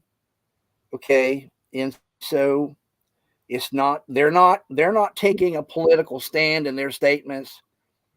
Here's the details that have been missed. We've been talking about a lot of different things with cybersecurity and the secure elections and such. But now, I mean, I think what you brought forward is just incredible with absolute proof and details. Well, now let me continue on because I have some things to say that's going to floor you. See, we haven't even gotten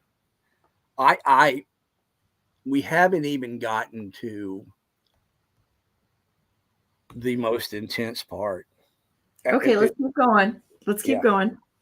All right. If you'll go to 26, now doing a case analysis, scroll down one page. All right, this is the last page. Doing a case analysis and backtracking research, you find out that back as far as 2003, Microsoft partners with TrueVote. And ironically, I live about, as the crow flies, about 11 miles from downtown Nashville on a huge lake here called Old Hickory Lake as part of the Inland Waterways. TrueVote was based in Nashville, and Microsoft partners with them. So they're Microsoft officially getting into the voting machine industry. Okay. So while everybody that's listening to all of this, they believe, with what they hear in the news, that Microsoft is neutral. It's just the operating system.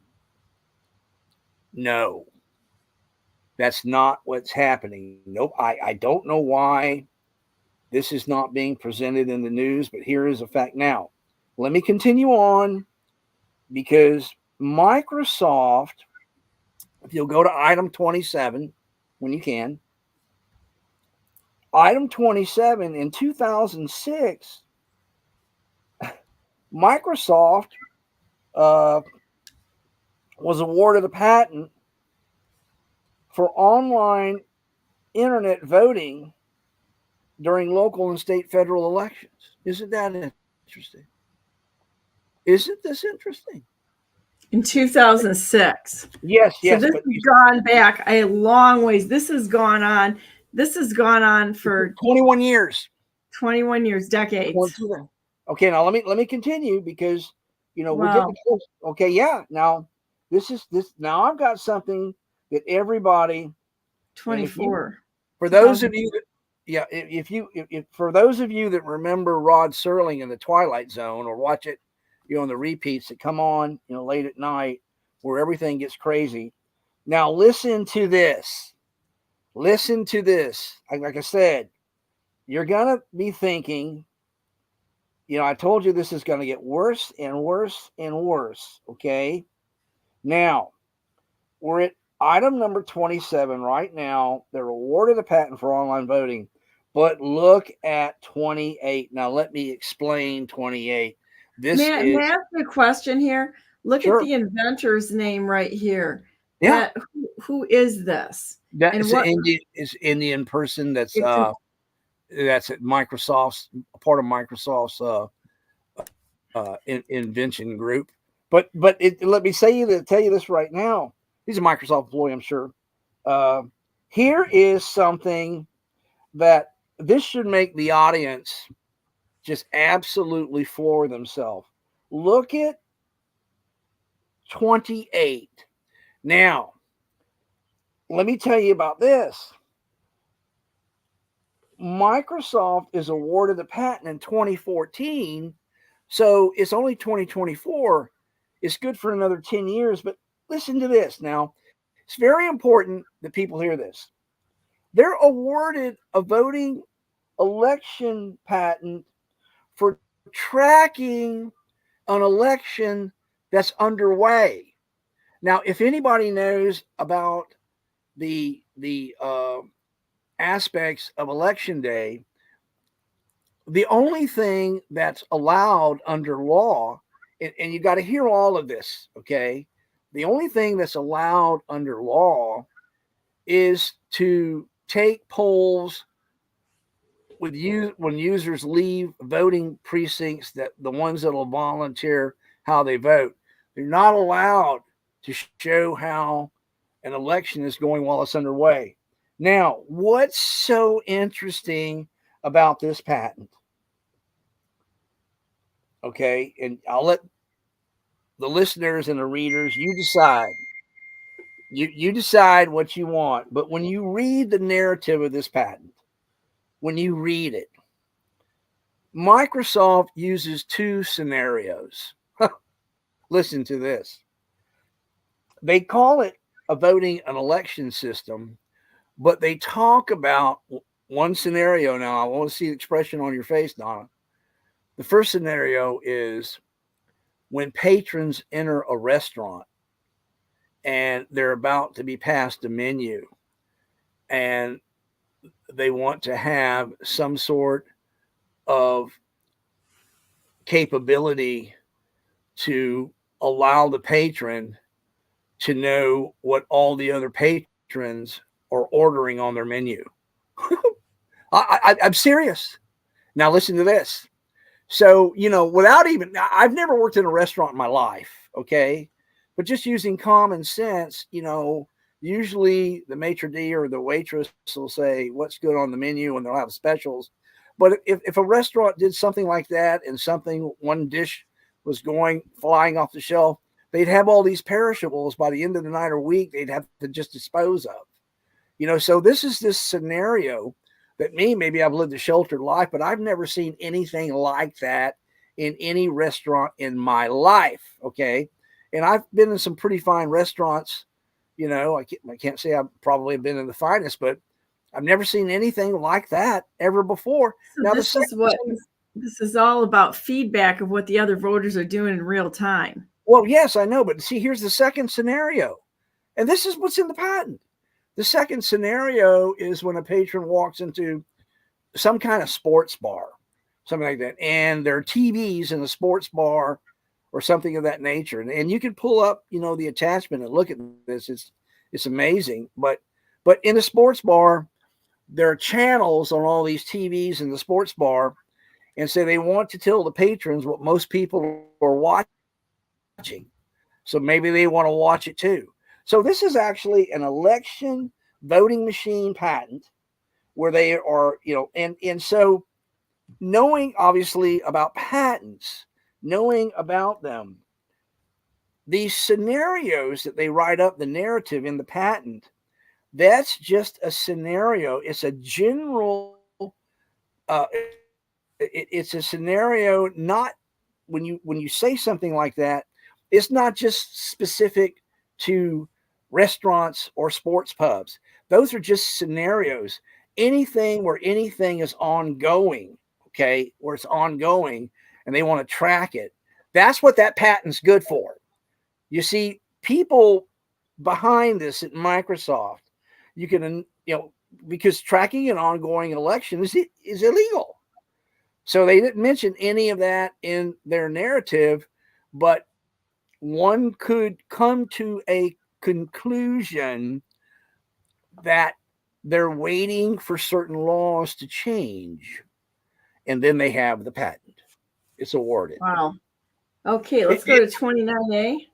Yeah, now you see how intense all this is? Yeah. All right. So now, when we go to 20, all right, now if you pull up, now here's what I was able to find. All right, now listen to this. With all that's going on with the Dominion voting software, I was able to find, and it's gone now. It's gone. I was able to find where of all states, the state of California, where they did a source code review of the Dominion voting machine software. Now, you'll see that 5.2. There's a lot of states still using 5.2. Now, Georgia, they use 5.56, I think. But here's what I found, just summarizing for everybody. Dominion went from 5.2 to 5.56 in less than 12 months.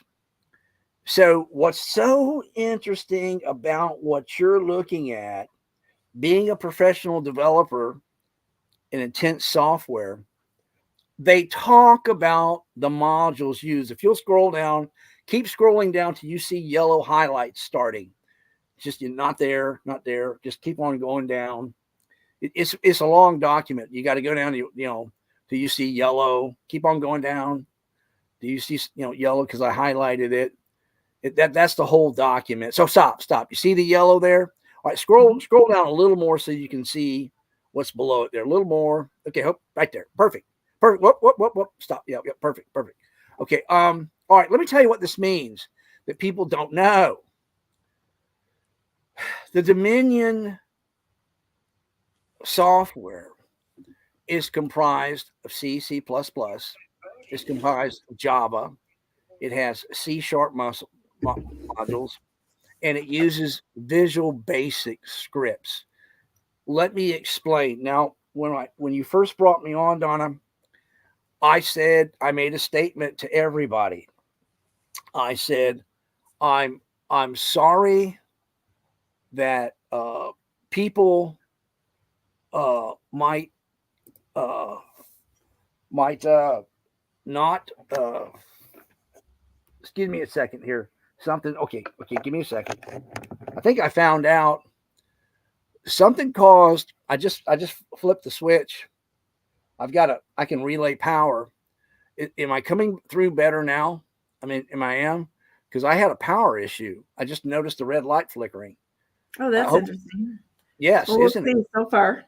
All right, so let me tell you why every statement I've ever made to you, Donna, is calculated. I've used my words carefully.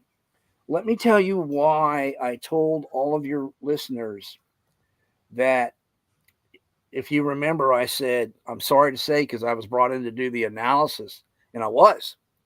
I'm sorry to say that a lot of people aren't going to like what I'm about to say, but if you brought in Dominion voting executives into a court of law and you had them swear on the Bible and raise their right hand, did you modify your software to do anything to inhibit or throw the election? They would say no. They're telling the truth. They didn't have to change or modify. Now I'm getting into, they don't have to change and modify it. They don't. Let me explain to you. The way that voting machine software, you're looking at this source code review, that it was out there for a moment of time. I grabbed it. It's gone now. It's absolutely gone. But it's all here. Pardon me? No. Please go back up. No, please don't leave there. This is very, very important. This is critical for your audience. A little further. Okay, right there. This is critical. They are using JavaScripts and Visual Basic scripts. They're scripts. Okay. They have C and C++ compiled. They're using C# now, but let me explain here. It's very critical for people to know this. C# is a 4GL language. It's not a low-level language. When you download the C# modules to run that on a Microsoft computer, you have to download what's called their runtime. And let's say these programs that Dominion is using in C#, let's say they call from the runtime module 100 programs, okay? But that C# runtime engine, that's the complete runtime engine that might have 5,000 functions, and maybe Dominion's using 100 functions. But they're all there. They're all live, okay? They're all live. Something can get access to that and wield it. You see what I'm saying? They don't have to change their software. On top of that, I have something else to share with you. Visual Basic. Those Visual Basic scripts, Visual Basic is powerful enough to control the entire computer. They can do things with a Visual Basic script. They can turn wireless on and off. They can turn the internet on and off, okay? There are things that I have. There's so much information, and I'll be able to send it to you because I did all this analysis. This was a full-time. It's frustrating. It's frustrating for you to communicate it because I think because you want to make sure everybody knows everything that you've looked at, but there's so much of it that there's a lateral view and then there's a depth. Absolutely. But the thing about this is that people need to know is that this voting machine software, the way it's configured and put out, If the wireless becomes activated, which the Dominion patents, you see, they're using network and they're using wireless. Someone access to the way this design works, they can wield the design. Dominion doesn't have to change a dang thing. You see what I'm saying? They're using modules that allow, it's architected this way to allow people to come along and, modify a VB script. Now, let me try to just go back and tell you how all this is compounding into a nuclear snowball. You know the architectural doorway. You know what it can do now. You know it's being used. You know that SVC host, that SVC host, it can be exploited and leave no forensic trail. The firewall API can be exploited. It leaves no forensic trail. All right. You've got where CISA is saying, hey, all these voting machines, the threat level is high. It's their highest category. They don't have anything higher than that. Okay. Then you've got independent third parties saying that the voting machines are going to use the internet. Then you've got all these security experts talking about how crazy this is, how crazy it is. Now, so California, and again, I mean, I just think it's the right hand not talking to the left. They produce what's actually happening in release 5.2, but Dominion goes to 5.56. But there's something else in the documentation. I'd like for you to go back to that screen. I want the users to see. What California uncovered is that the Dominion voting software can be attacked, and if you'll scroll down to where we were before and continue scrolling till you see the next yellow. What is so amazing about what's happening here, just absolutely amazing, is that the Dominion voting software, if you'll be careful now, scroll down past that till you see more yellow. It'll be further down. Okay, just you'll see a yellow highlight. Keep on going. Okay, there we are. All right. If you'll just stop, pull the screen all the way up to where it says SQL statements. Pull it on up. If you'll scroll down some more, please. A little more. Oops. Okay. Hang on just a second. We'll Okay. get there. All right. Well, that's where I want you to be, right there. Okay. That's it. Well, let me tell the audience what this means. Okay. California does this analysis, and they realize what Dominion's using in the form of their SQL, which is a database for those out there. And the instructions, of how to programmatically wield the database is a language called SQL databases. They find that what Dominion's using is vulnerable to attacks. All right, now let me just continue on here because this is a big deal, this next part. What they also find, which is absolutely amazing, is that Dominion is using C and C++ commands that are antiquated, no longer used, absolutely vulnerable, and they were replaced with more secure commands 2005, 2006, 2007. You see, when the internet was introduced, ANSI, NIST, Government Standards Institute, and when the language of C was invented, there are certain commands, but as the internet grew and as attacks, they realized something's happening here.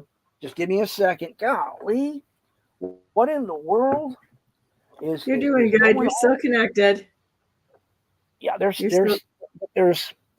there's okay. What in the world is happening here? No, You're still connected. no. Okay, hold on just a second. I've got a power issue. I can't believe this. All of these, all these things are, happening, and I've never seen this before. Power's flickering. Yeah, that's because they're attacking because they don't want this Well, out for other people to hear. I don't know. This is absolutely nuts. Just continue, Bob. It's still going. I'm actually my computer's about to turn off. Oh, really? It's saying, yes. Well, yes, if it does, we'll go to a call. Yeah, I'm trying to. This is the way it is, guys. Real news for real people by real people at the kitchen table. Even when they attack us, we keep going. You gotta be kidding me. Okay, hold on. I think I got it. I'm relaying to a different power source.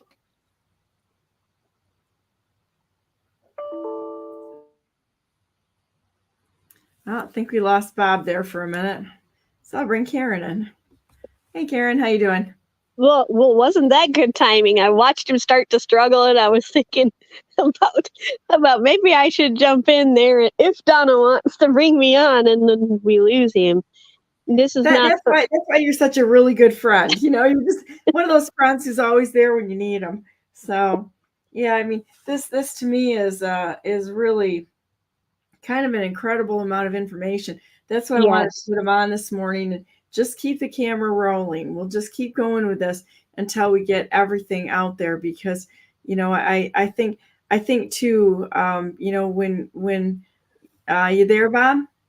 Yeah. Can you hear me? I can't see you, but I can hear you. I know. I've had this.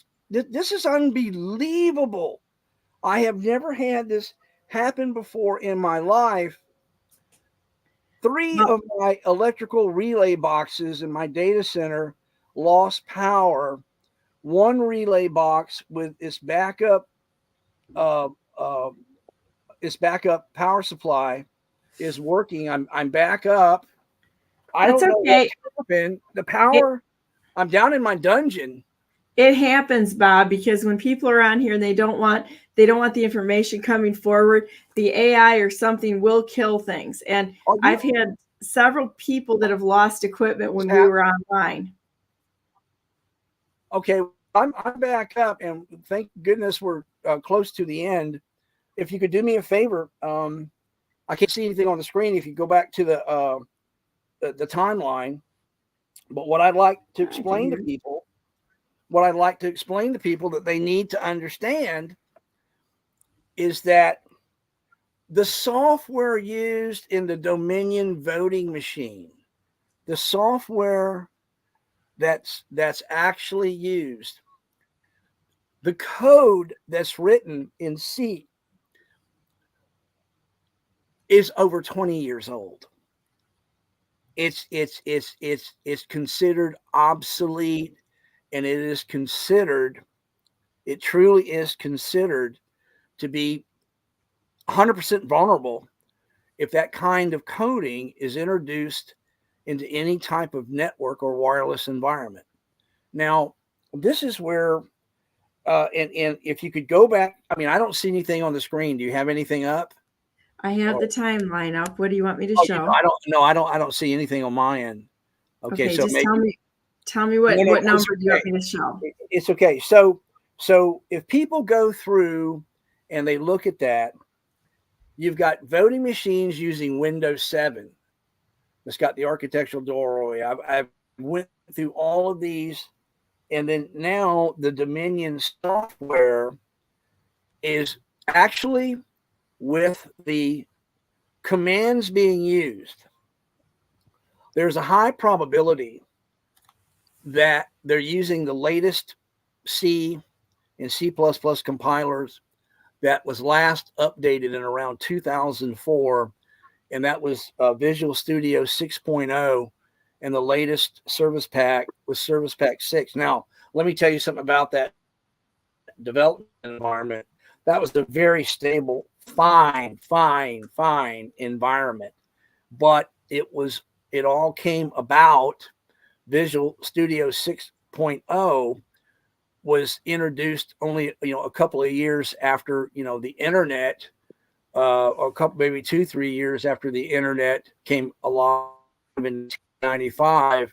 It was very, very, very stable. But as the internet evolved and unfolded, they realized that a lot of commands had to be updated to be truly secure. But this is what's code. And now let me say something else. The use of Visual Basic, the use of JavaScripts, okay? And now I have a whole another presentation, or all these events after 2020 election through May of last year, and I'm going to send it to you. But let me just tell you something, and I'll send you the information, and I want the audience to know this. There is an industry niche inside of the cybersecurity industry. The industry niche are companies that perform automated vulnerability assessment of networks exposed to the internet. One of the big ones in the field is Security Scorecard. What they do is they scan their clients' networks to determine vulnerabilities or to keep them vulnerable. Obviously, with the 2020 election coming up, and all these companies trying to get business, Security Scorecard scanned all of the state systems in all 50 states and our territories, and they came up with a grading score for every state. And they talked about the probability of each state and its vulnerability.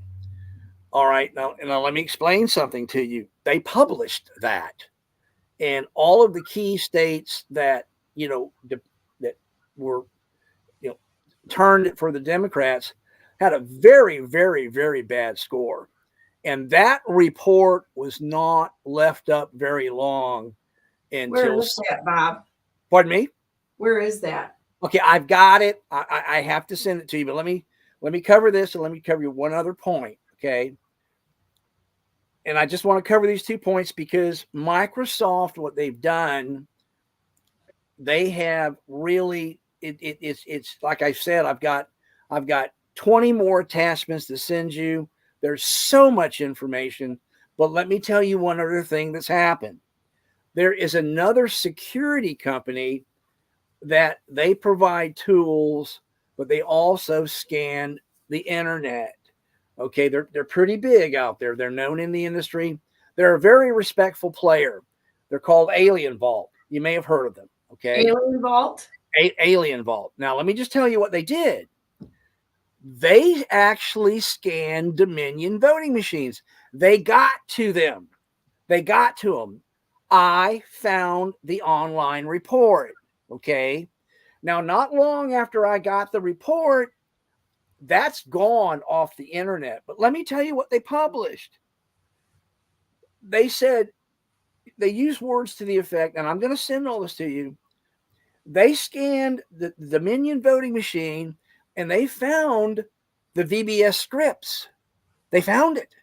And they said, you've got to be kidding. They've got this in voting machines? Because they knew that could take over the machine. And they just went on about it. And when they did, when I went back and looked 10 days later, it was gone. It was gone.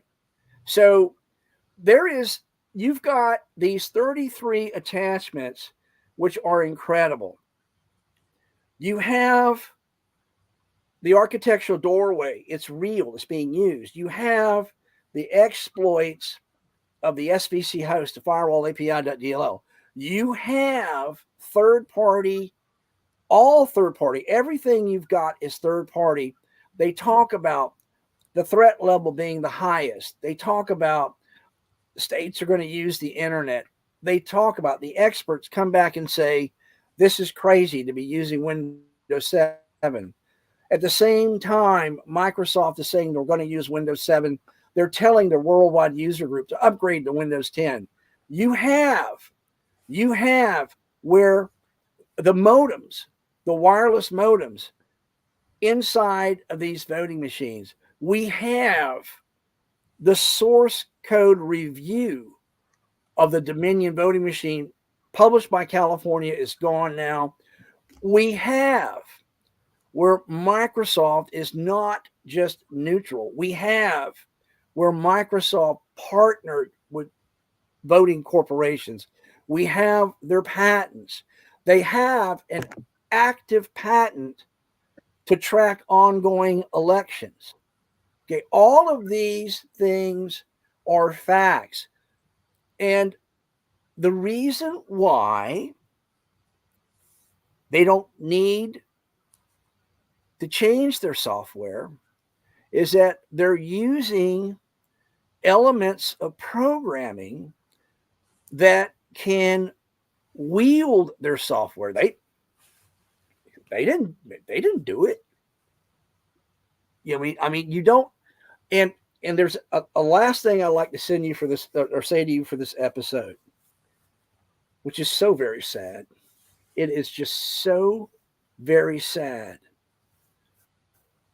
When all of these experts, I mean, I know that I think you're up there in the neck of the woods where Mike Lindell is, or close maybe.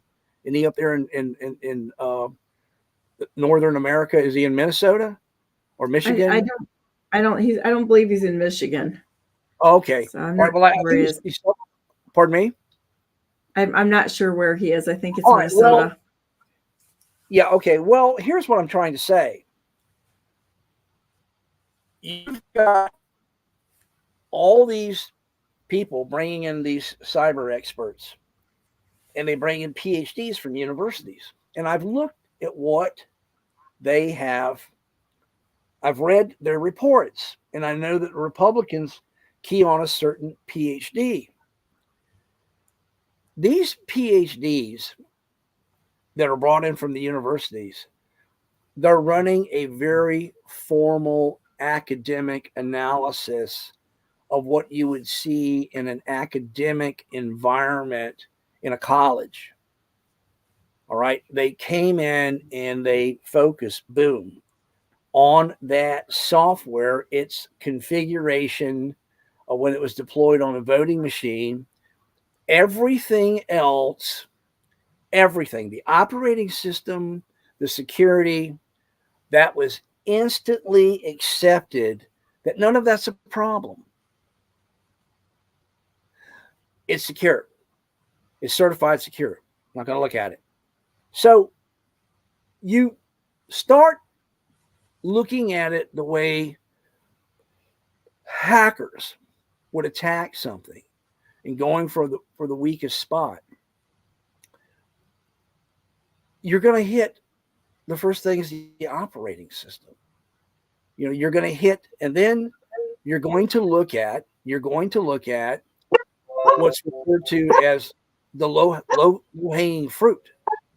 Okay. The low hanging fruit is, all right, well, I've got voting machine software here. It's all compiled code. Wait a minute, hold it a second. Hold the phone. We got some low hanging fruit here. We got JavaScripts, but that's compiled. All right. You can do some things with JavaScripts. But boy, we've got Visual Basic. We've got Visual Basic here that's an integral part of what they're doing. And we get access to this. It doesn't leave a forensic trail. We can update these scripts, then put the original.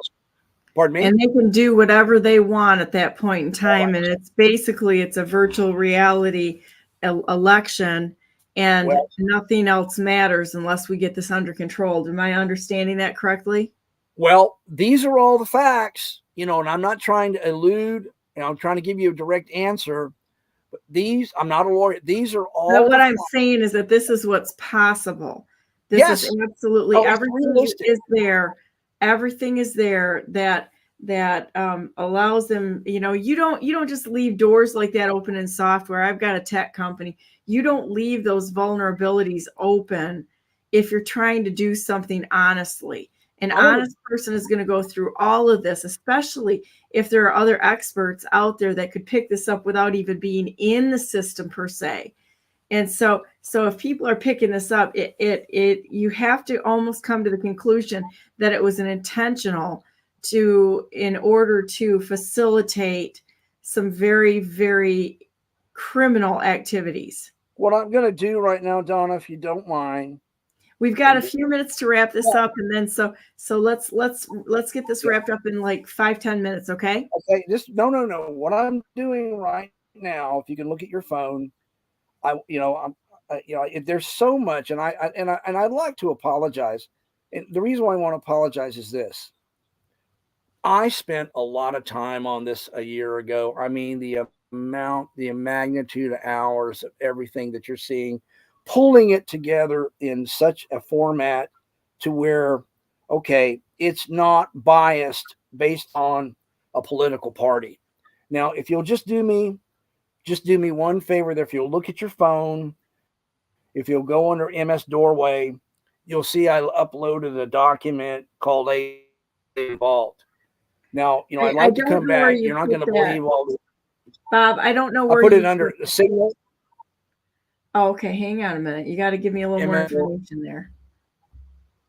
Okay. Yeah, no problem. I'm sorry. That's all right. I got it. All right. Well, while you're talking about that, let me just say something to the audience so they understand.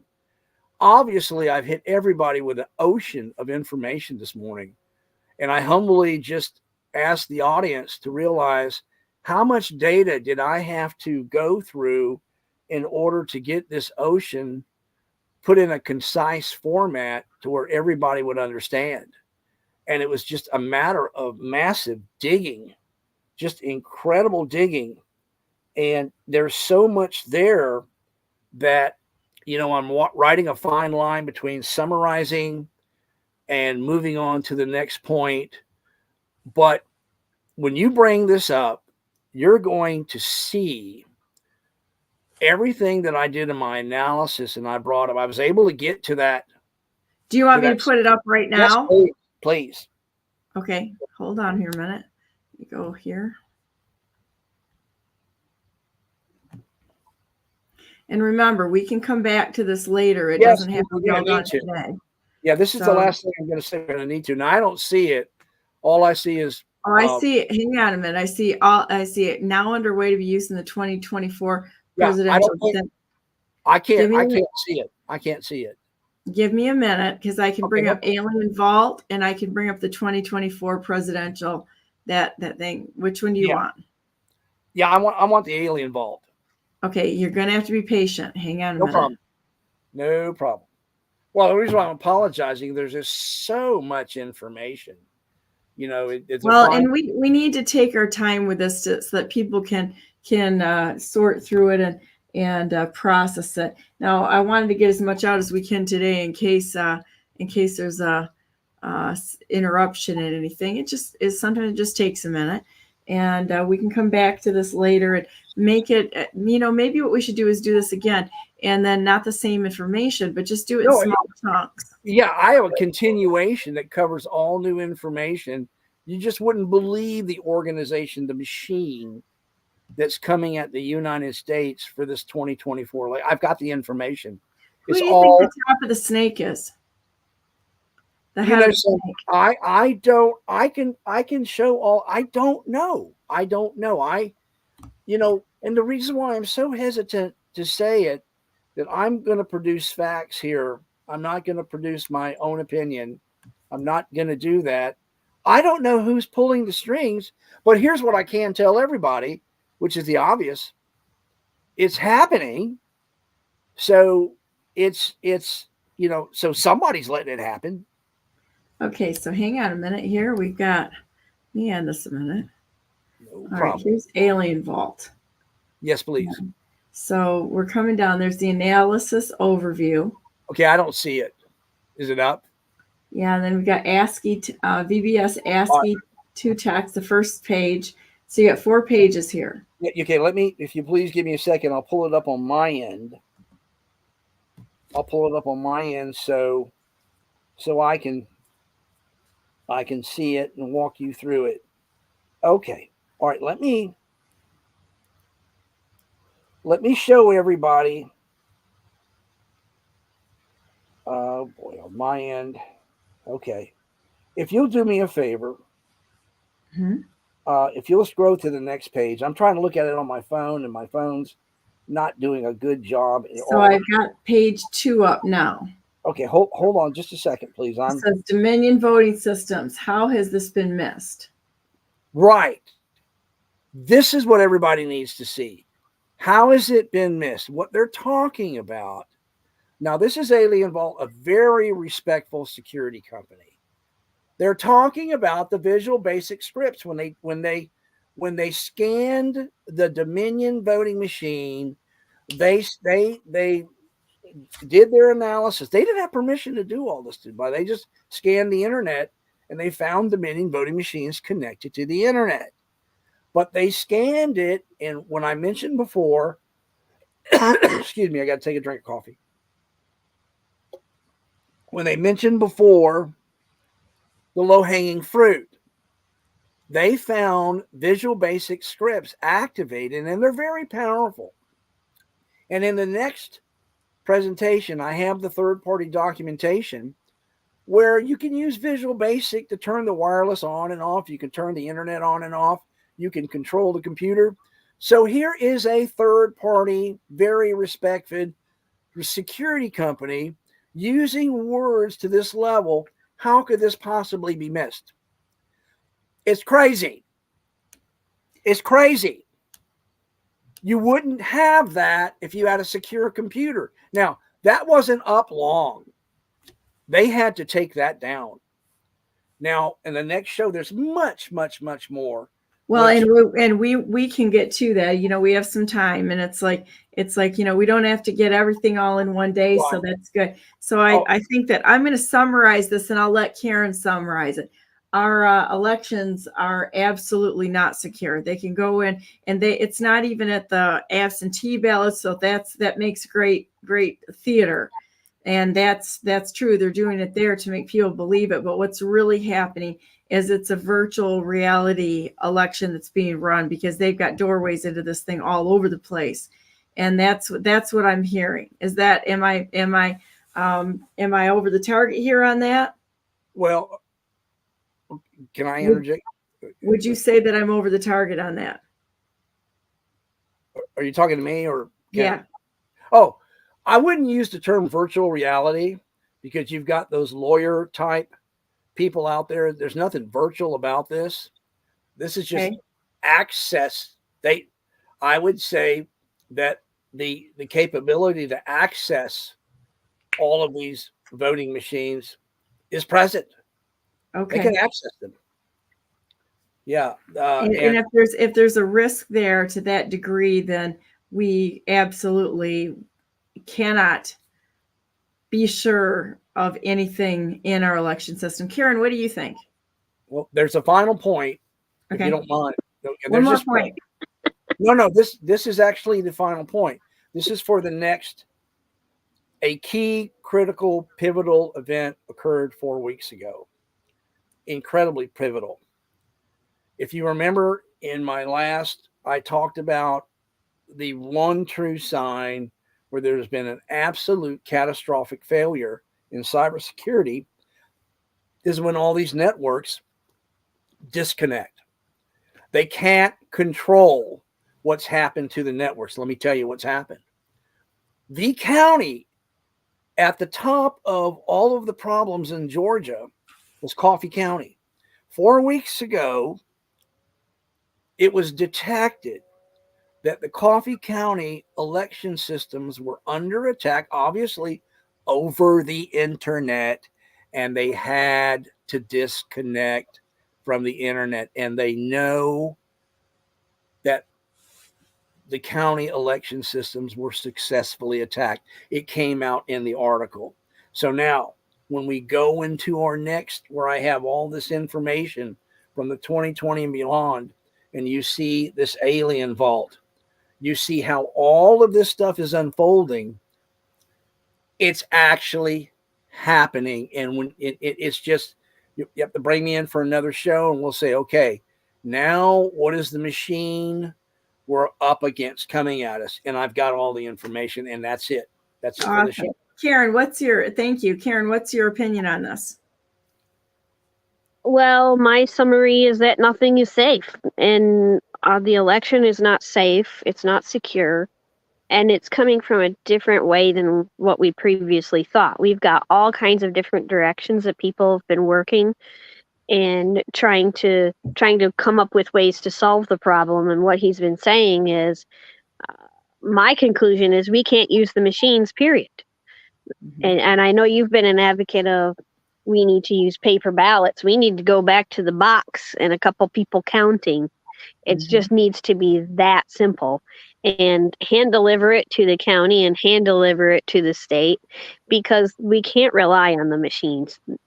This election is not going to matter if we're using machines. Absolutely. And that supports the idea that when we get to November 5th, are we going to have an election? Will it even matter? Our voice matters. And if we can't do that in a secure fashion for the election itself, as well as for the individual electors' safety, I don't know if we're going to be able to do that. But also, he was apologizing on the timing. My answer to that is, I don't think there's an apology necessary. I think timing is everything. And there may be a good reason why there is a delay to get this information out. I'm guessing, based on the context of the conversations thus far, that this conversation has not happened anywhere else, that BNN is breaking it. And I think that's why he's been attacked today. I think that what's happening at Bob Terry's house is an attack. It does not surprise me. So it was surprising to him. But I think you and I are like, well, that's nothing. We're kind of, Bob. It's like, we're kind of aware that this thing happens, and that goes to show that whatever information he has needs to be protected in multiple ways. But it's getting out public now. It's already safe in the BNN hands, but more of it needs to come out. I'm going to suggest that we stash stuff in so many different places that it would be very, very difficult for it to disappear. Yeah. Because it's not just in Michigan, it's all over the place.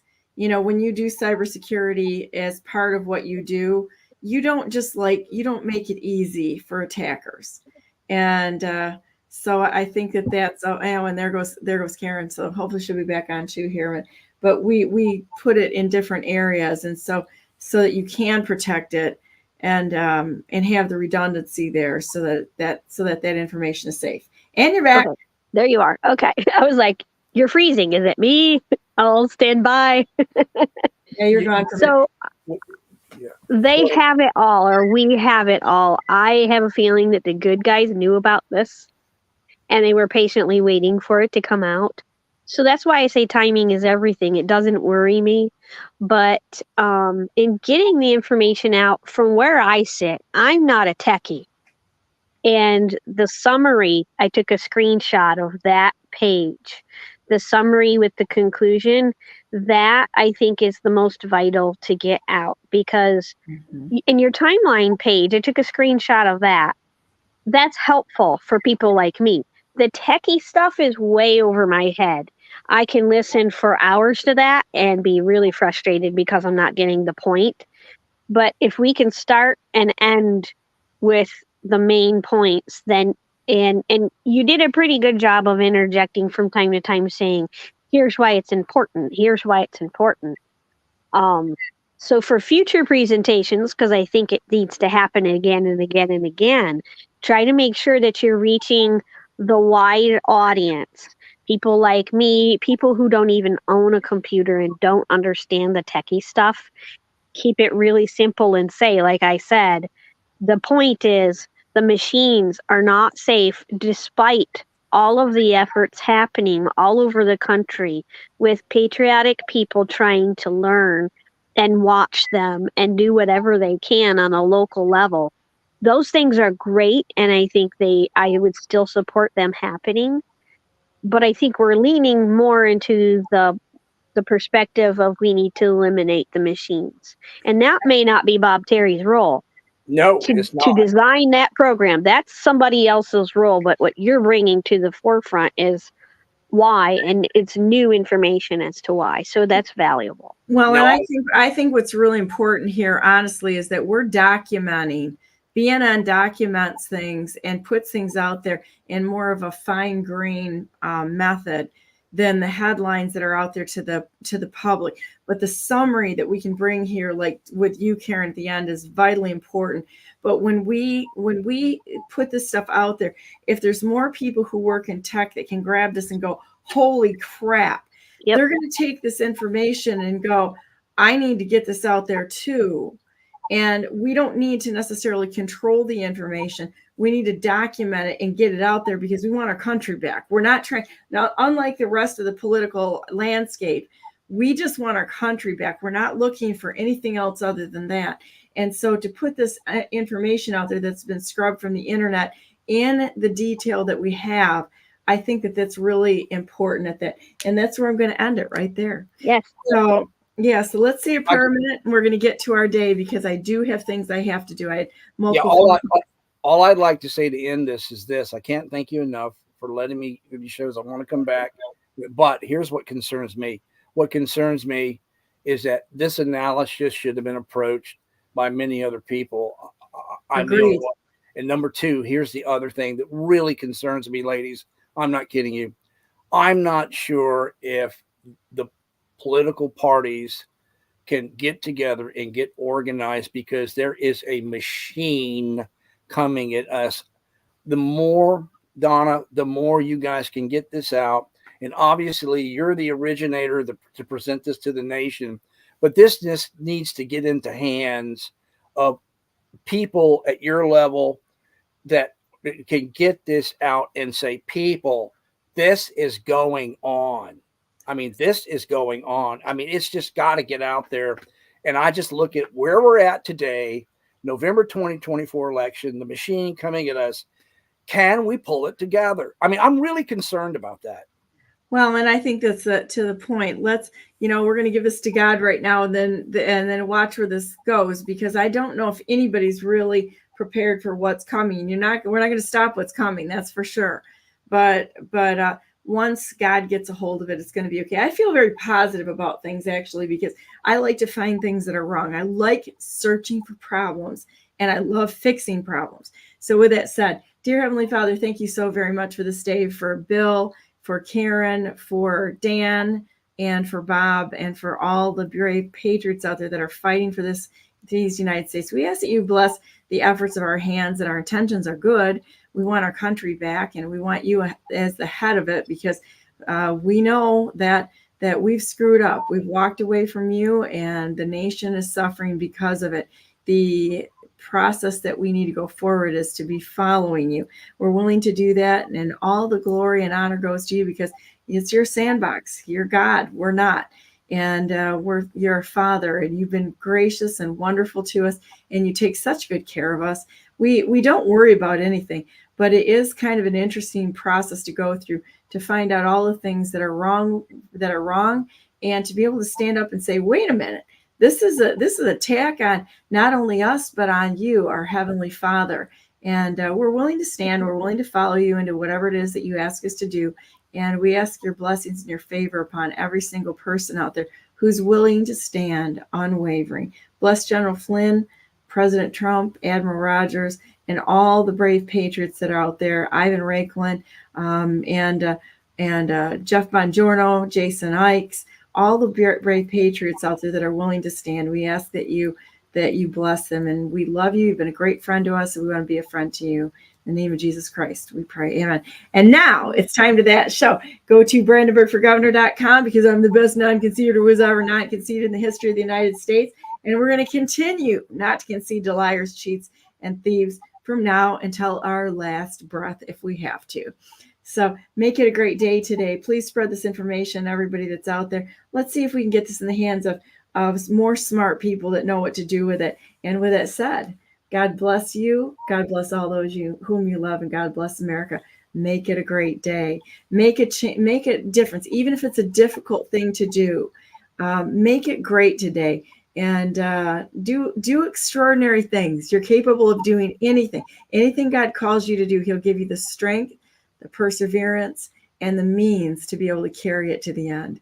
And I will see you tomorrow. We have tomorrow we've got an update on the kidnapping of Liliana Rose. That's an interesting thing. I got another video last night. I'm sure I'm going to have everybody in the state of Tennessee pissed off that's in the CPS system there, because we're going to put it out there in her own words. You're going to be shocked that a 14-year-old, basically, how would you feel if your 14-year-old had somebody who has access to her vagina? I am literally shocked. And we're going to show that tomorrow, and too much to their horror. Nothing can stop what's coming. And then we're going to have a very good friend of mine and a wonderful musician, Mark McKay, is going to be on following that up. So no matter what we see out there, no matter what fights we have, stand unwavering. And if you don't have a good example, be one. Talk to you tomorrow. Have a great day.